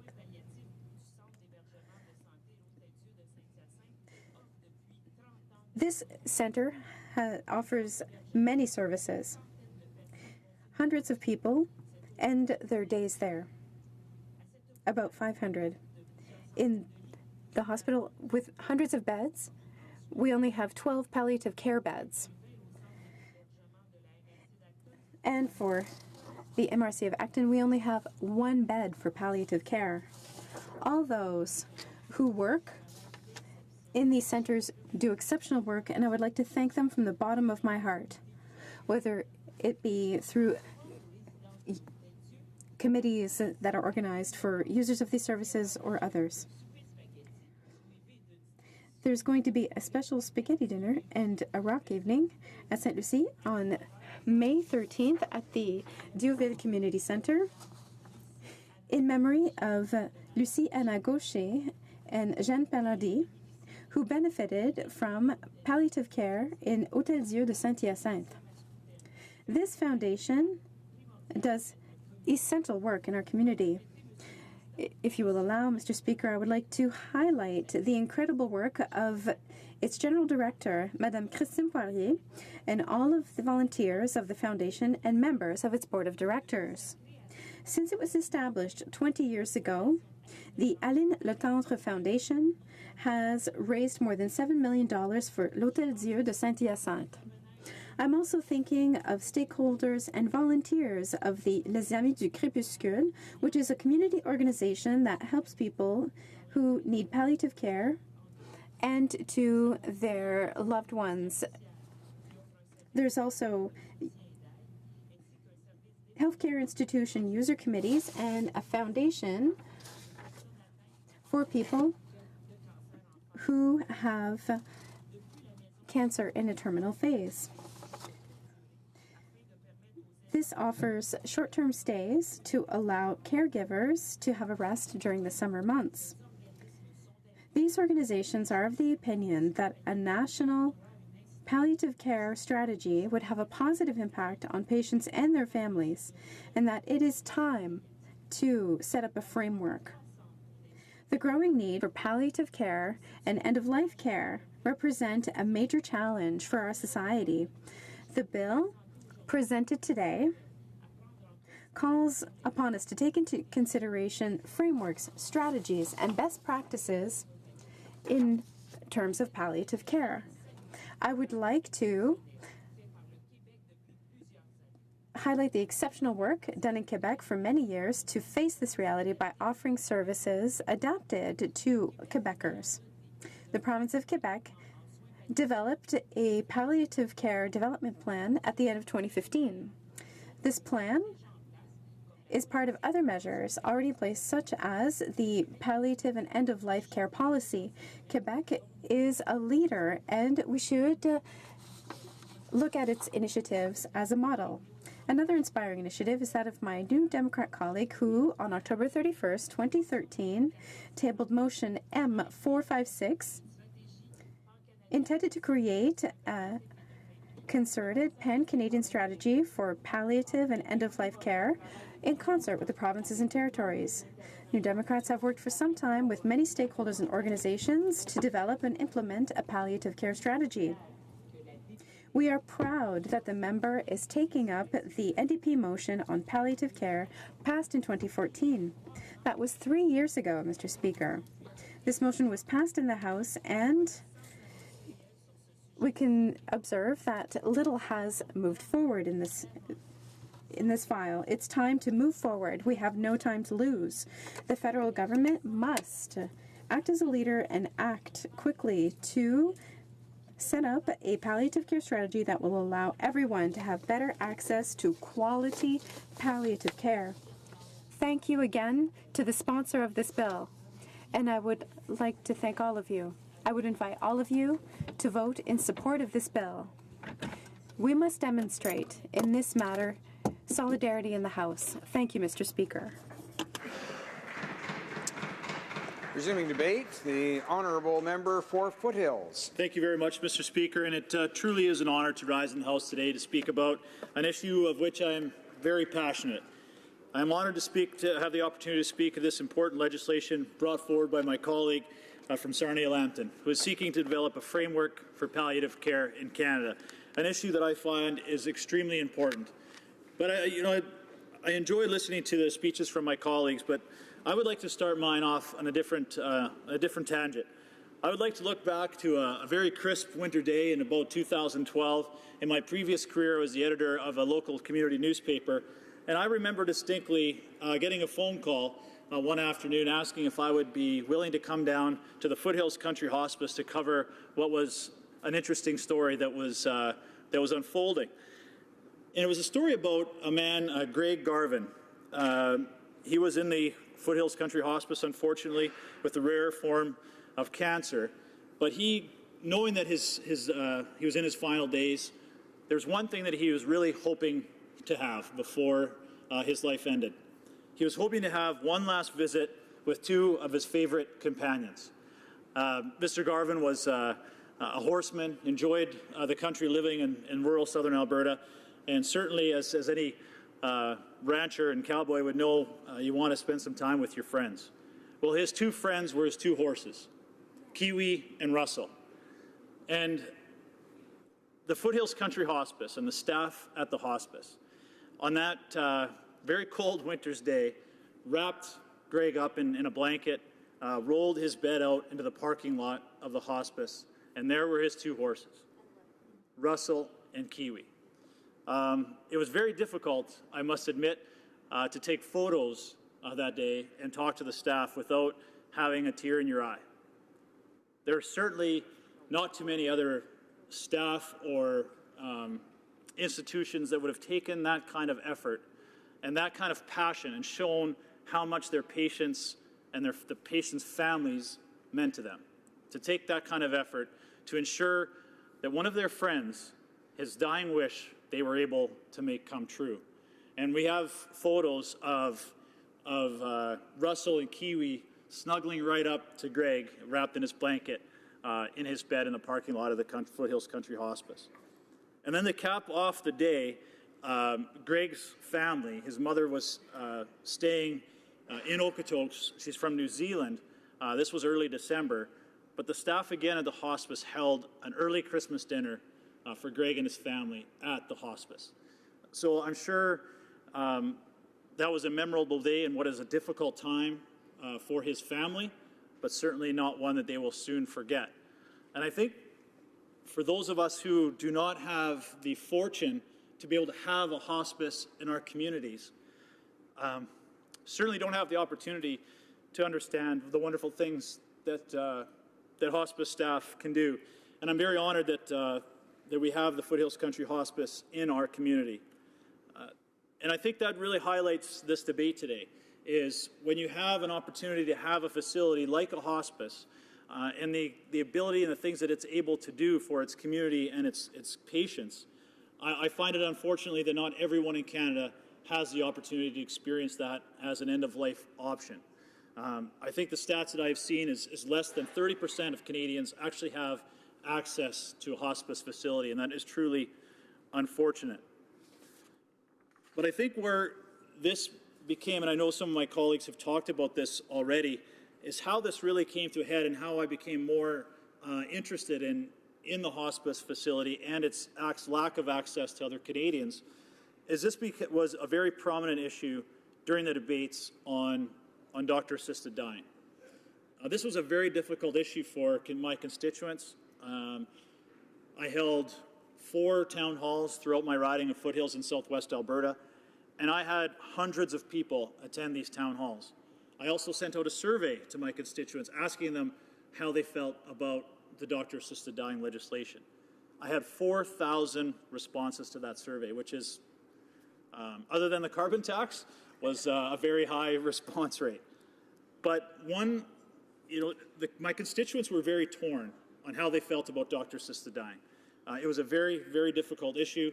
Some were adamantly opposed, some were adamantly in favor, but the one theme that went through all of my town halls and through those surveys was the importance of offering palliative care as part of that legislation to allow, if we were going to provide doctor-assisted dying, my constituents wanted to ensure that there was resources in place, that palliative care and a framework for palliative care would also be a part of that legislation. It was very clear that my constituents wanted some options, and one of those options, if we were truly going to have doctor-assisted dying, that Canadians had to understand that they had another option, and that option was end-of-life care through hospice. Now, and again, because I think what made that so profound and so loud and clear in my constituency is because we have the Foothills Country Hospice, where many other constituents and many other Canadians don't have that. And we are certainly blessed in my constituency to have the hospice, but also to have the people who work so hard to make it a reality. It's been about 10 years since the hospice was open, but it's been almost 20 on how long it's been since my constituents worked hard to make this project come to fruition. And I really want to take an opportunity, if I may, Mr. Speaker, to thank a few people who were instrumental in ensuring that this hospice became a reality in rural Alberta. It was people like Dr. Eric Moselenko and his wife Louise, David and Leslie Bissett, Jean Quigley, Dr. Jim Hansen, Doug and Susan Ramsey, Beth Kish and Don Elliott, Mark Cox, certainly the council at the MDA Foothills and the town of Okotoks. These people worked extremely hard to make this project a reality in southern Alberta. The annual budget for the Foothills Country Hospice is about $2.8 million. The province has picked up a significant part of that budget, but the community is also being asked to raise close to $1 million or more each and every year to make sure that the hospice is able to operate. That is one of the wonderful stories about the hospice, is to see the community buy into that and each year come forward to raise that type of money. But it also shows that this is not an easy task when it comes to having a hospice in your community. We cannot have these types of facilities and the wonderful people who work in them without support from all three levels of government. And that's why I think this motion is so important, and this private member's bill is so important, is that we develop a framework to ensure that we can have the resources there to offer hospice care to Canadians, but also ensure that we have the resources there to make it a reality. And I think that's what we are missing. As we worked, I know on both sides of the floor during the doctor-assisted dying debate, is many of us wanted an amendment as part of that legislation to ensure that there was funding available for a hospice. I am encouraged to see support amongst all parties in this House to ensure that that becomes a reality. It's one thing to talk about it, but we have to make sure that we provide the resources and the commitment as a federal government to Canadians that as we proceed with doctor-assisted dying, one of the most important parts of that is also to ensure that we have a framework to ensure that hospice care is provided and a commitment to ensure that it is funded. As I wrap up, Mr. Speaker, again, I spent a lot of time talking about the Foothills Country Hospice in my riding, and why I thought that was important is I wanted to put a personal face to this service. I know many of us talk about hospice care, and it's something that's important. It's an important option for that end of life. But I think when I spoke and toured, and I've been through it many times, and I talked to the nurses and the doctors and so many wonderful volunteers and staff who take their time to work there, is it's hard to explain a hospice unless you've had an opportunity to experience it. And unfortunately, that's not something many of us want to experience. But it is a life-changing option. And I think that's what we have to get across as parliamentarians and to my colleagues, is this truly brings a new definition to end-of-life care, that there are ways to make those difficult times for you and your family as comfortable as possible. And if we're truly going to have doctor-assisted dying, we must also have that other option, which is palliative care. In conclusion, Mr. Speaker, I want to again thank my colleague from Sarnia-Lambton and all the work that she has done, which has been yeoman's work to make this reality. And I look forward to working with my colleagues on both sides of the floor to make sure this becomes a reality. Thank you. Resuming debate, the honourable member for Coquitlam, Port Coquitlam. Thank you, Mr. Speaker. I'm pleased to be here today to address Bill C-277, an act providing for the development of a framework on palliative care in Canada, and to discuss our government's commitment to improving palliative and end-of-life care for all Canadians. This bill comes at the right time in our national dialogue on palliative care. And I would like to recognize the efforts of the member from Sarnia-Lambton in moving this discussion forward. I had the opportunity to review this legislation with my seniors council in Coquitlam, Port Coquitlam, at our last meeting. I want to thank them for their input and for helping me better understand just how important it is for this bill to proceed. Our government knows that the quality and availability of palliative care is an issue of great importance to Canadians. A Harris Decima survey found that more than 90% of Canadians believe that palliative care improves the quality of life for both patients and their family members. Studies have shown that patients who receive palliative care services are happier, more mobile, and in some cases live longer than patients who don't. The recent legislation on medical assistance in dying has amplified the public conversation on options for care at end of life. While medical assistance in dying is only one potential option at the end of life, experiences in other countries suggest that only a fraction will seek it. Il semble que bon nombre de Canadiens. It seems that a number of Canadians would benefit from palliative care do not receive such care. For example,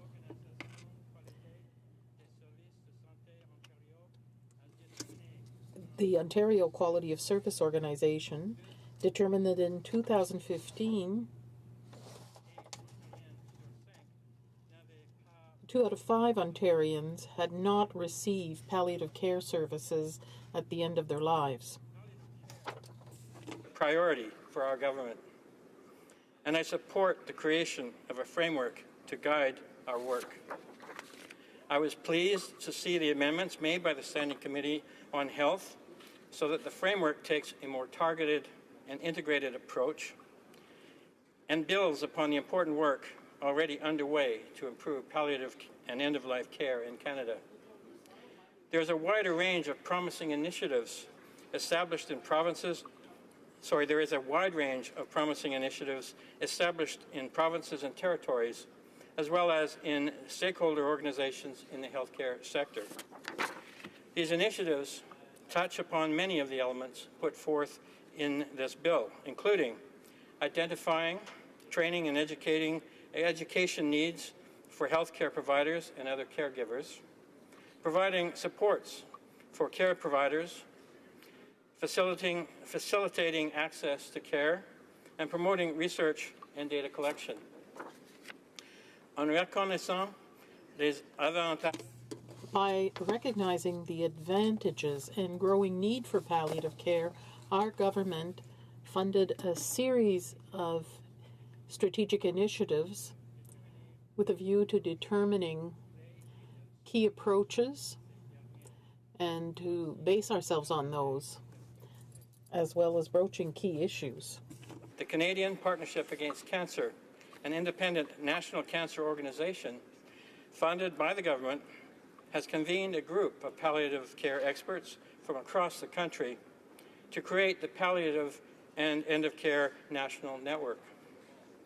The network includes representatives from every province and territory, officials from provincial ministries of health, representatives from both professional medical organizations and patient advocacy groups, and patient and family representatives. Through this venue for national conversations, the Palliative and End-of-Life Care Network is working to improve coordinated support for patients and families through the education of health professionals, patients, and caregivers. The network is also increasing access to evidence-based, integrated, high-quality palliative care services that align with patient preferences. Apart from the network, the Canadian Partnership Against Cancer has also funded a series of studies focused on the experience of palliative care from the patient and family perspective. This patient-centered approach focuses on the importance of early and ongoing assessments of the expressed wishes of the patient and family for symptom management and quality of life. The Canadian Partnership Against Cancer has been expanding the visibility of its work by distributing their findings widely so as to bring this evidence to the broader health care community. By emphasizing the centrality of the patient and family, the Canadian healthcare system can provide end-of-life care that is responsive to patient needs and provide an improved experience for patients and families going through the most trying moments of their lives. The Canadian Foundation for Healthcare Improvement is another national organization funded by our government to help identify proven health system innovations and accelerate their spread across Canada. In recent years, one of its priorities has been to evaluate and disseminate data on best practices with respect to palliative care services. The Canadian Foundation for Healthcare Improvements programming in palliative and end-of-life care is well underway and focuses on identifying and validating high-impact innovations and practices ready to be spread and scaled up across the country. For example, in February, they launched a pan-Canadian call for innovations to identify and validate high-impact palliative care models, practices, and tools. Projects identified as having the greatest potential impact will be featured at a forum of experts, decision-makers, and health administrators in June to discuss how these innovations can be scaled up and spread to other organizations and jurisdictions. I would also like to highlight the important work being undertaken by Canadian researchers to understand the current status and potential of palliative care in Canada. Since 2011, the government has invested over $546 million with the Canadian Institutes of Health Research to support research on aging, including palliative care or related late life issues. One area where the Canadian Institutes of Health Research are supporting a wide variety of research is through their team grants in late life issues. In the past, these research projects have examined some of the most pressing issues on palliative care in Canada, including improving knowledge uptake across providers and institutions, appropriate protocols for transferring patients between different levels of care, and developing ways to measure the quality of the patient experience.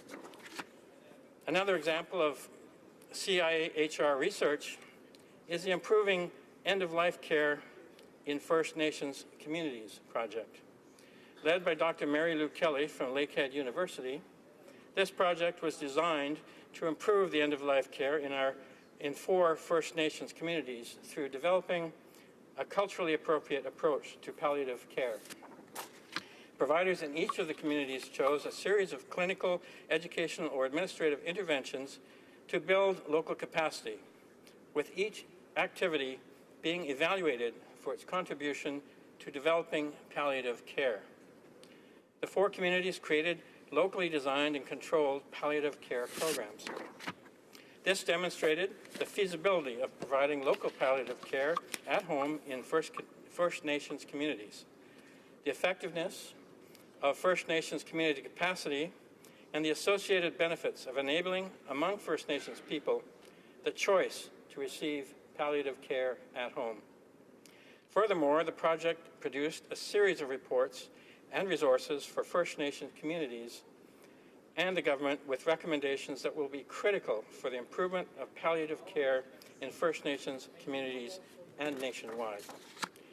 To build on this work, our government has now provided funding to work with Lakehead University to provide coaching and mentoring support to 24 First Nation communities in Ontario who want to implement palliative care services within their community.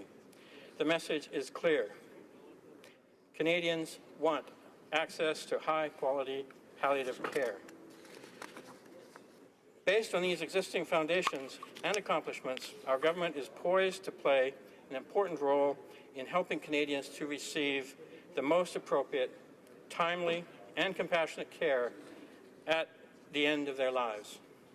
I'm proud of the work our government has already supported in this area and the significant strides we have seen in the provinces and territories, as well as among stakeholders in the healthcare sector. I look forward to continuing to work towards improving access to quality palliative care services for all Canadians. Mr. Speaker, the member for Sarnia-Lambton should be commended for her work on this and for bringing this bill forward. I also appreciate the work my seniors council did to prepare me for this debate. Thank you, Mr. Speaker.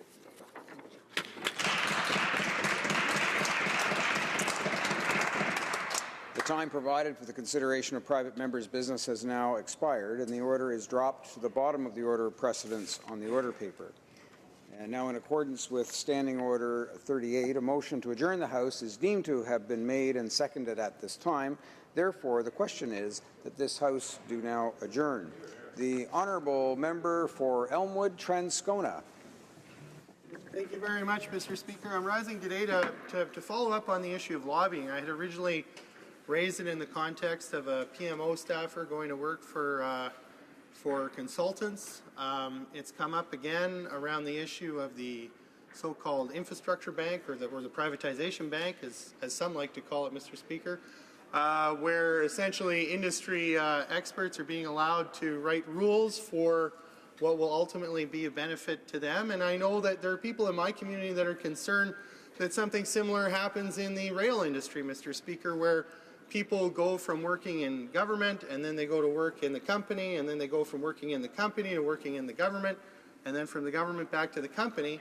And so when you have this kind of intermingling of lobbyists making government policy or moving between companies and the regulator, it undermines the integrity of the regulatory process.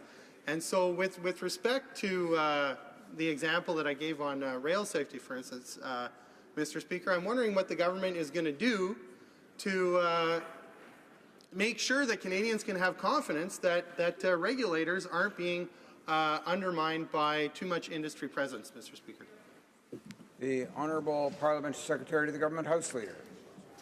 Well, I think, Mr. Speaker, the most important thing to recognize is that, in fact, we do have a lobbying act. So there's legislations and there's protocols that are put into place that ultimately, Mr. Speaker, ensure that there is a lot of common sense, that, in fact, individuals that are leaving government offices, where there's cooling off periods, where there's the need to be that arm's length that is, in fact, applied. I think that we have to recognize that we have amazing individuals and talents, both in the public sector and in the private sectors. And as long as it's managed in a transparent fashion, one that ensures accountability, this is something that's been very important to the government, and we will continue to push on that, Mr. Speaker. The member made reference to the investment or the private infrastructure bank that has just been established. And I think it's important in making reference to that I acknowledge that, as a government, we have seen the benefits of investing in Canada. And it's really important that it not be distorted in any fashion. At the end of the day, we have a government that has invested record amounts, historic amounts of investment in Canada's infrastructure in the coming years, well in excess of $100 billion. It could be at times difficult to imagine $1 billion, let alone $100 billion, Mr. Speaker. And there is such a high demand. And remember, across the way, I'm sure, would be very sympathetic to this time of the year in Winnipeg, in our community, where there's a lot of potholes. There's always, whether it's potholes, different capital infrastructures, that there is a need for government to get engaged and to assist. And I would ultimately argue, you'd have to go back decades, 50, 60, 70 years before you've seen a government such as ours that has recognized that how important it is that we support that.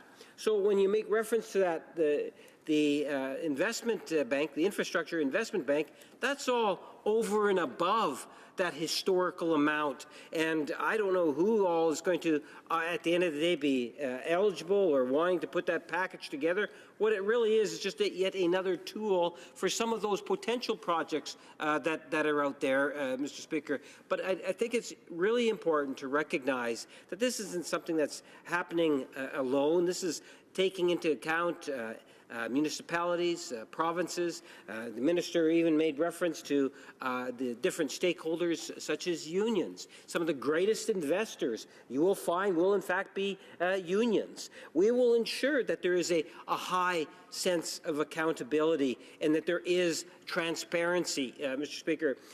This Prime Minister, in fact, this government as a whole, takes the issue very seriously, and I would try to provide assurances to my colleague and friend across the way that the government is, in fact, on the right track, and we do have legislations. There is protocols that are in fact in place so that we can avoid as much as possible any appearance of a conflict of interest. The honourable member for Elmwood Transcona. Thank you very much, Mr. Speaker. The honourable member says we need to go back 60 or 70 years in order to find a comparable government. I would say you have to go back to the 19th century to find a government that is so unabashedly willing to use taxpayer dollars to line the pockets of global capitalists. So I would go back further, Mr. Speaker, than the member suggested we do. And as a member from Winnipeg, I'm sure the member will recognize the names of Sam Cates and Phil Schiegel, and I think those are the names that come to mind for me when we talk about people in the private sector who come into the public sector and aren't clear about how the public sector relates to the private sector. And as Winnipeggers, we know what the outcome for us was in terms of the use of tax dollars. We saw a lot of that money go to waste, and there are investigations about who that money went to and under what circumstances and why. And so in order not to repeat those kinds of errors, it's important that we be clear from the start in terms of what role private investors are going to be having when it comes to setting public policy for this infrastructure bank. And I have to say that the current rules don't satisfy me that taxpayers are going to be protected. The Honourable Parliament Secretary. Well, Mr. Speaker, at times we'll have to agree to disagree. And one of the things that I know is that we have pension funds. Many of those pension funds are union member pension funds, Mr. Speaker. There's all sorts of investments that are there. In fact, you know, I believe I had read a while ago, one of the biggest investors in Canada is, in fact, the teachers' pension fund in the province of Ontario. We're talking about hundreds of millions of dollars. A lot of that money leaves Canada, and it's investing in other infrastructure around the world. Now, again, this is just an option for municipalities and provinces to look at. And it also provides an option for pension funds. Why not allow for it? It's not like, Mr. Speaker, this is the only pot. Remember, this is a secondary pot. The primary pot is one of public finances, well over $100 billion, historical amounts of money. I don't believe the member across the way should be as fearful as he tries to portray. There's a lot of good in this, and we need to start looking for more good in things. Thank you, Mr. Speaker. The honourable member for Regina Leuven. Thank you, Mr. Speaker. I rise to discuss the Phoenix payroll system, which has burdened federal employees in our country for well over a year now. People who are delivering important public services all across Canada continue to be paid incorrectly, to have problems accessing benefits. And, Mr. Speaker, this is really a travesty. If we look at the advanced economies around the world, their national governments are able to pay their workers correctly and on time. Provincial and municipal governments in Canada do not seem to have a problem with this, so it's really quite an embarrassment that our federal government still has not fixed the Phoenix payroll system. Now, this program started out as a conservative scheme to cut costs and cut corners by merging the payroll systems that existed in different departments and agencies. There were a couple of major flaws with the idea. One was the notion that this new centralized payroll system could be run using off-the-shelf software from IBM. Another mistake was to locate the new pay center in Miramichi, New Brunswick. The only reason it was put there was to replace the jobs that were lost when that former government eliminated the firearms center. It was not put there because there was a population there that had expertise in managing federal government payrolls. So you had the Government of Canada laying off people that had experience in federal payrolls and moving this new centre to Miramichi for political reasons. Now, the current Liberal government rushed ahead with the implementation of Phoenix despite many indications of problems, despite many warnings that the system was not ready to go.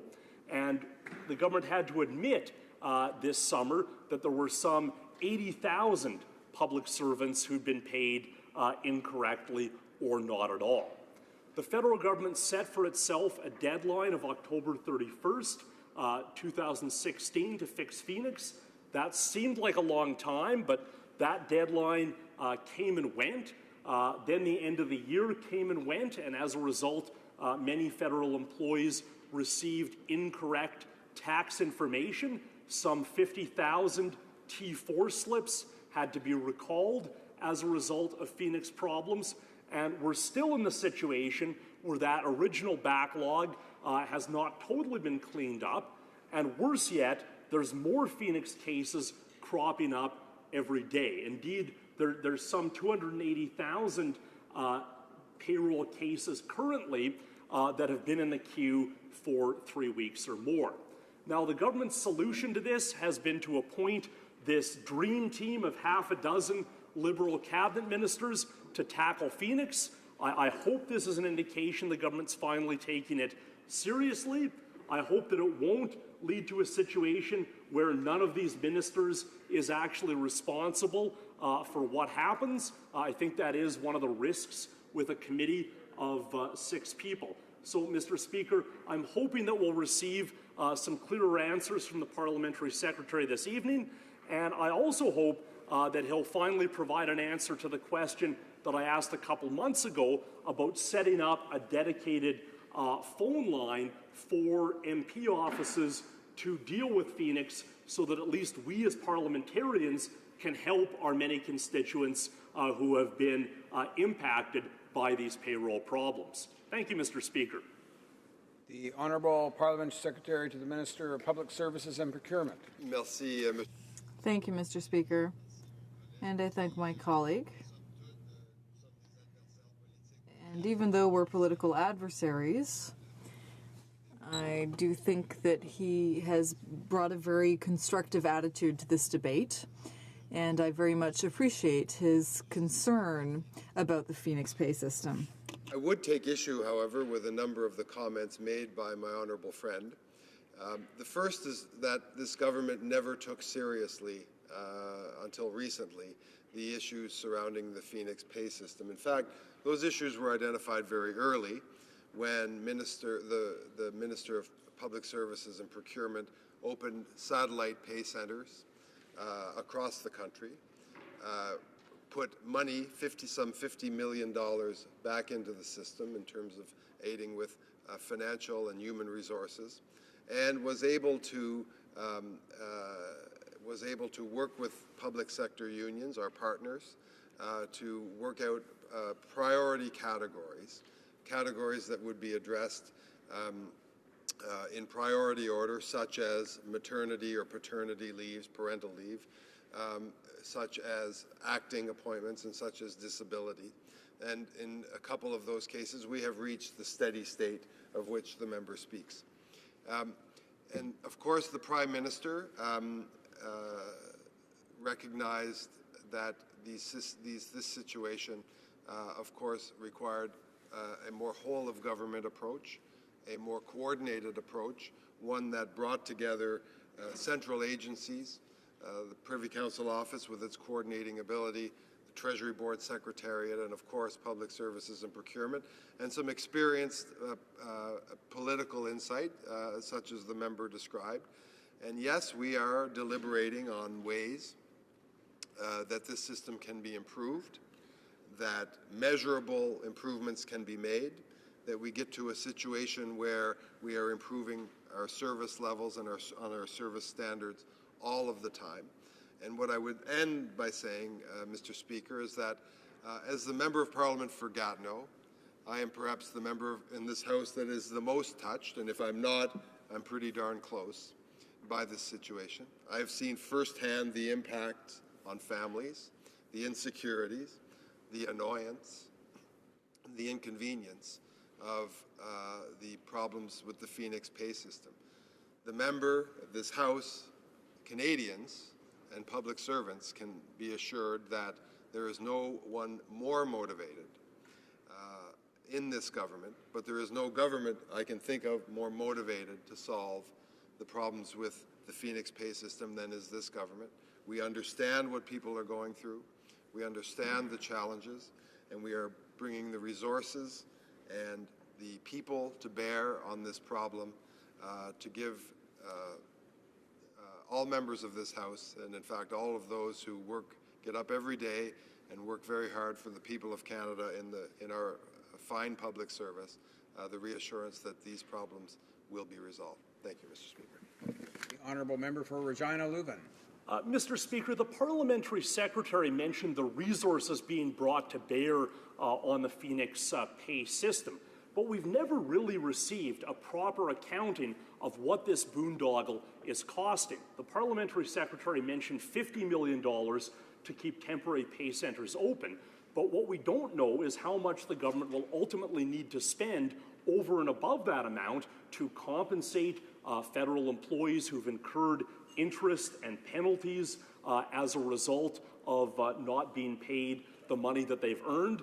As part of announcing this task force, the government has talked about spending $140 million to fix Phoenix, but I don't think that's based on an actual accounting or estimate of costs. I think what the government has done is said that Phoenix was forecast to save $70 million a year, so that if we use the supposed savings from Phoenix for 2 years, that comes to $140 million and will be enough to solve the problem. But, Mr. Speaker, that's kind of fun with numbers. I think we need an actual audit. I think we actually need an accounting of the specific and tangible costs of cleaning up this mess. Thank you very much.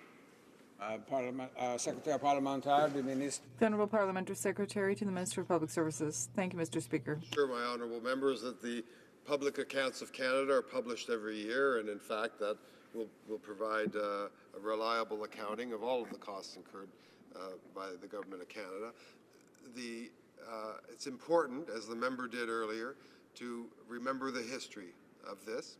You had the previous government, which decided, and some of the member's diagnosis was in fact correct, that decided that it would fire 700 people summarily, experts, compensation advisors, send them home, consolidate pay operations in one location, and account for, before realized, $70 million annualized in savings.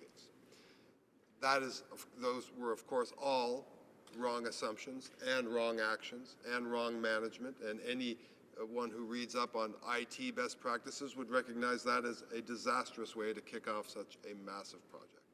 We are now recovering from all of those mistakes, this poisoned legacy left to us by the previous government. We will come to the end of this issue, and that is the commitment that we would give our public servants and all Canadians, Mr. Speaker. Thank you. The honourable member for Sherwood Park, Fort Saskatchewan. Thank you, Mr. Speaker. It's good to see my friend, the Parliamentary Secretary, here ready to answer this question, and I look forward to continuing to work with the government on this issue that is so important and should transcend party lines. Mr. Speaker, I've spoken out regularly in this House and elsewhere about the human rights violations confronting the Muslim Rohingya people in Burma. The United Nations Office of the High Commission of Human Rights released a report into this situation 3 months ago, and I'd like to read an excerpt from the press release. Mass gang rape, killings, including of babies and young children, brutal beatings, disappearances, and other serious human rights violations by Myanmar security forces in a sealed-off area north of Mangdao in northern Rakhine State have been detailed in a new UN report issued Friday based on interviews with victims across the border in Bangladesh. Of the 204 people individually interviewed by a team of UN human rights investigators, the vast majority reported witnessing killings, and almost half reported having a family member who was killed, as well as family members who were missing. Of the 101 women interviewed, more than half reported having suffered rape or other forms of sexual violence.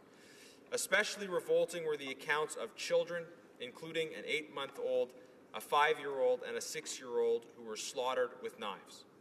One mother recounted how her 5-year-old daughter was trying to protect her from rape when a man, quote, took a long knife and killed her by slitting her throat. In another case, an 8-month-old baby was reportedly killed while his mother was gang raped by 5 security officers. Mr. Speaker, 2 days ago, Aung San Suu Kyi said that she would not allow a UN fact-finding mission on the ground in Rakhine State, saying, We do not think that the resolution is in keeping with what is actually happening on the ground. To claim that these atrocities are not happening, but at the same time to deny anyone the capacity to investigate, this is despicable, and this is complicity. At present, Aung San Suu Kyi is choosing to be complicit in these abuses. She should either allow international access to Rakhine State now, or she should give back her Nobel Peace Prize. Here in Canada, we need to up the diplomatic pressure on the Burmese government and on Aung San Suu Kyi in particular. She is, after all, an honorary Canadian citizen, honored in the past for human rights activity, and yet we have this deplorable situation, and her in particular speaking to say that they will not allow the investigation to proceed in Rakhine. Having reflected on these atrocities, there can be nothing more important than saving these women, children, and men who are facing horrific abuses in Rakhine. So I want to ask the government specific questions. Will they raise this issue directly with Aung San Suu Kyi? Will this be raised directly with her, directly with the Burmese government? I know we've had statements in the House, and I appreciate those statements. But will this be raised with Aung San Suu Kyi and the government of Burma?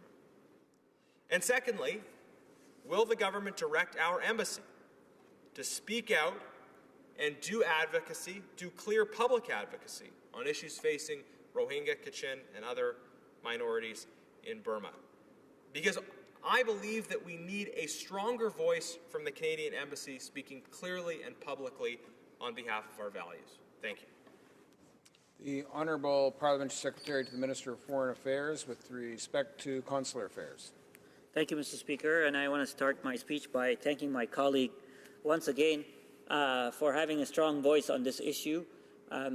I really think when we talk here, we're not really debating.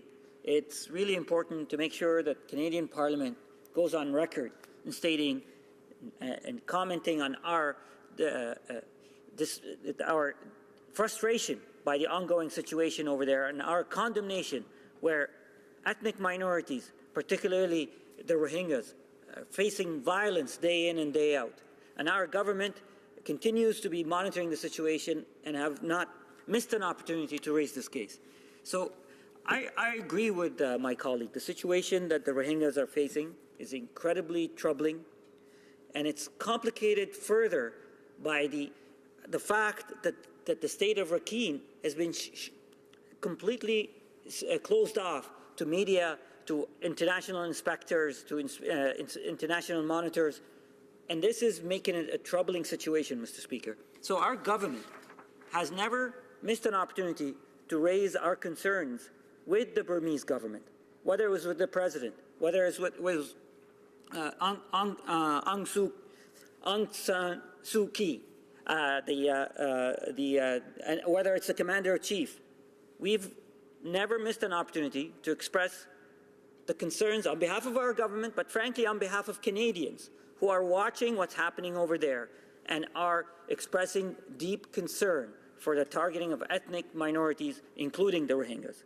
Mr. Speaker, we also note the instability that it's causing in the region.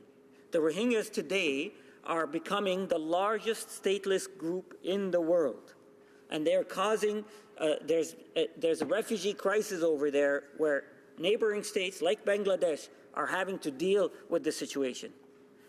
Last month, I visited the United Nations Human Rights Council in Geneva, and I had the opportunity to meet with the UNCHR Asia desk, where they briefed me on the situation in Burma.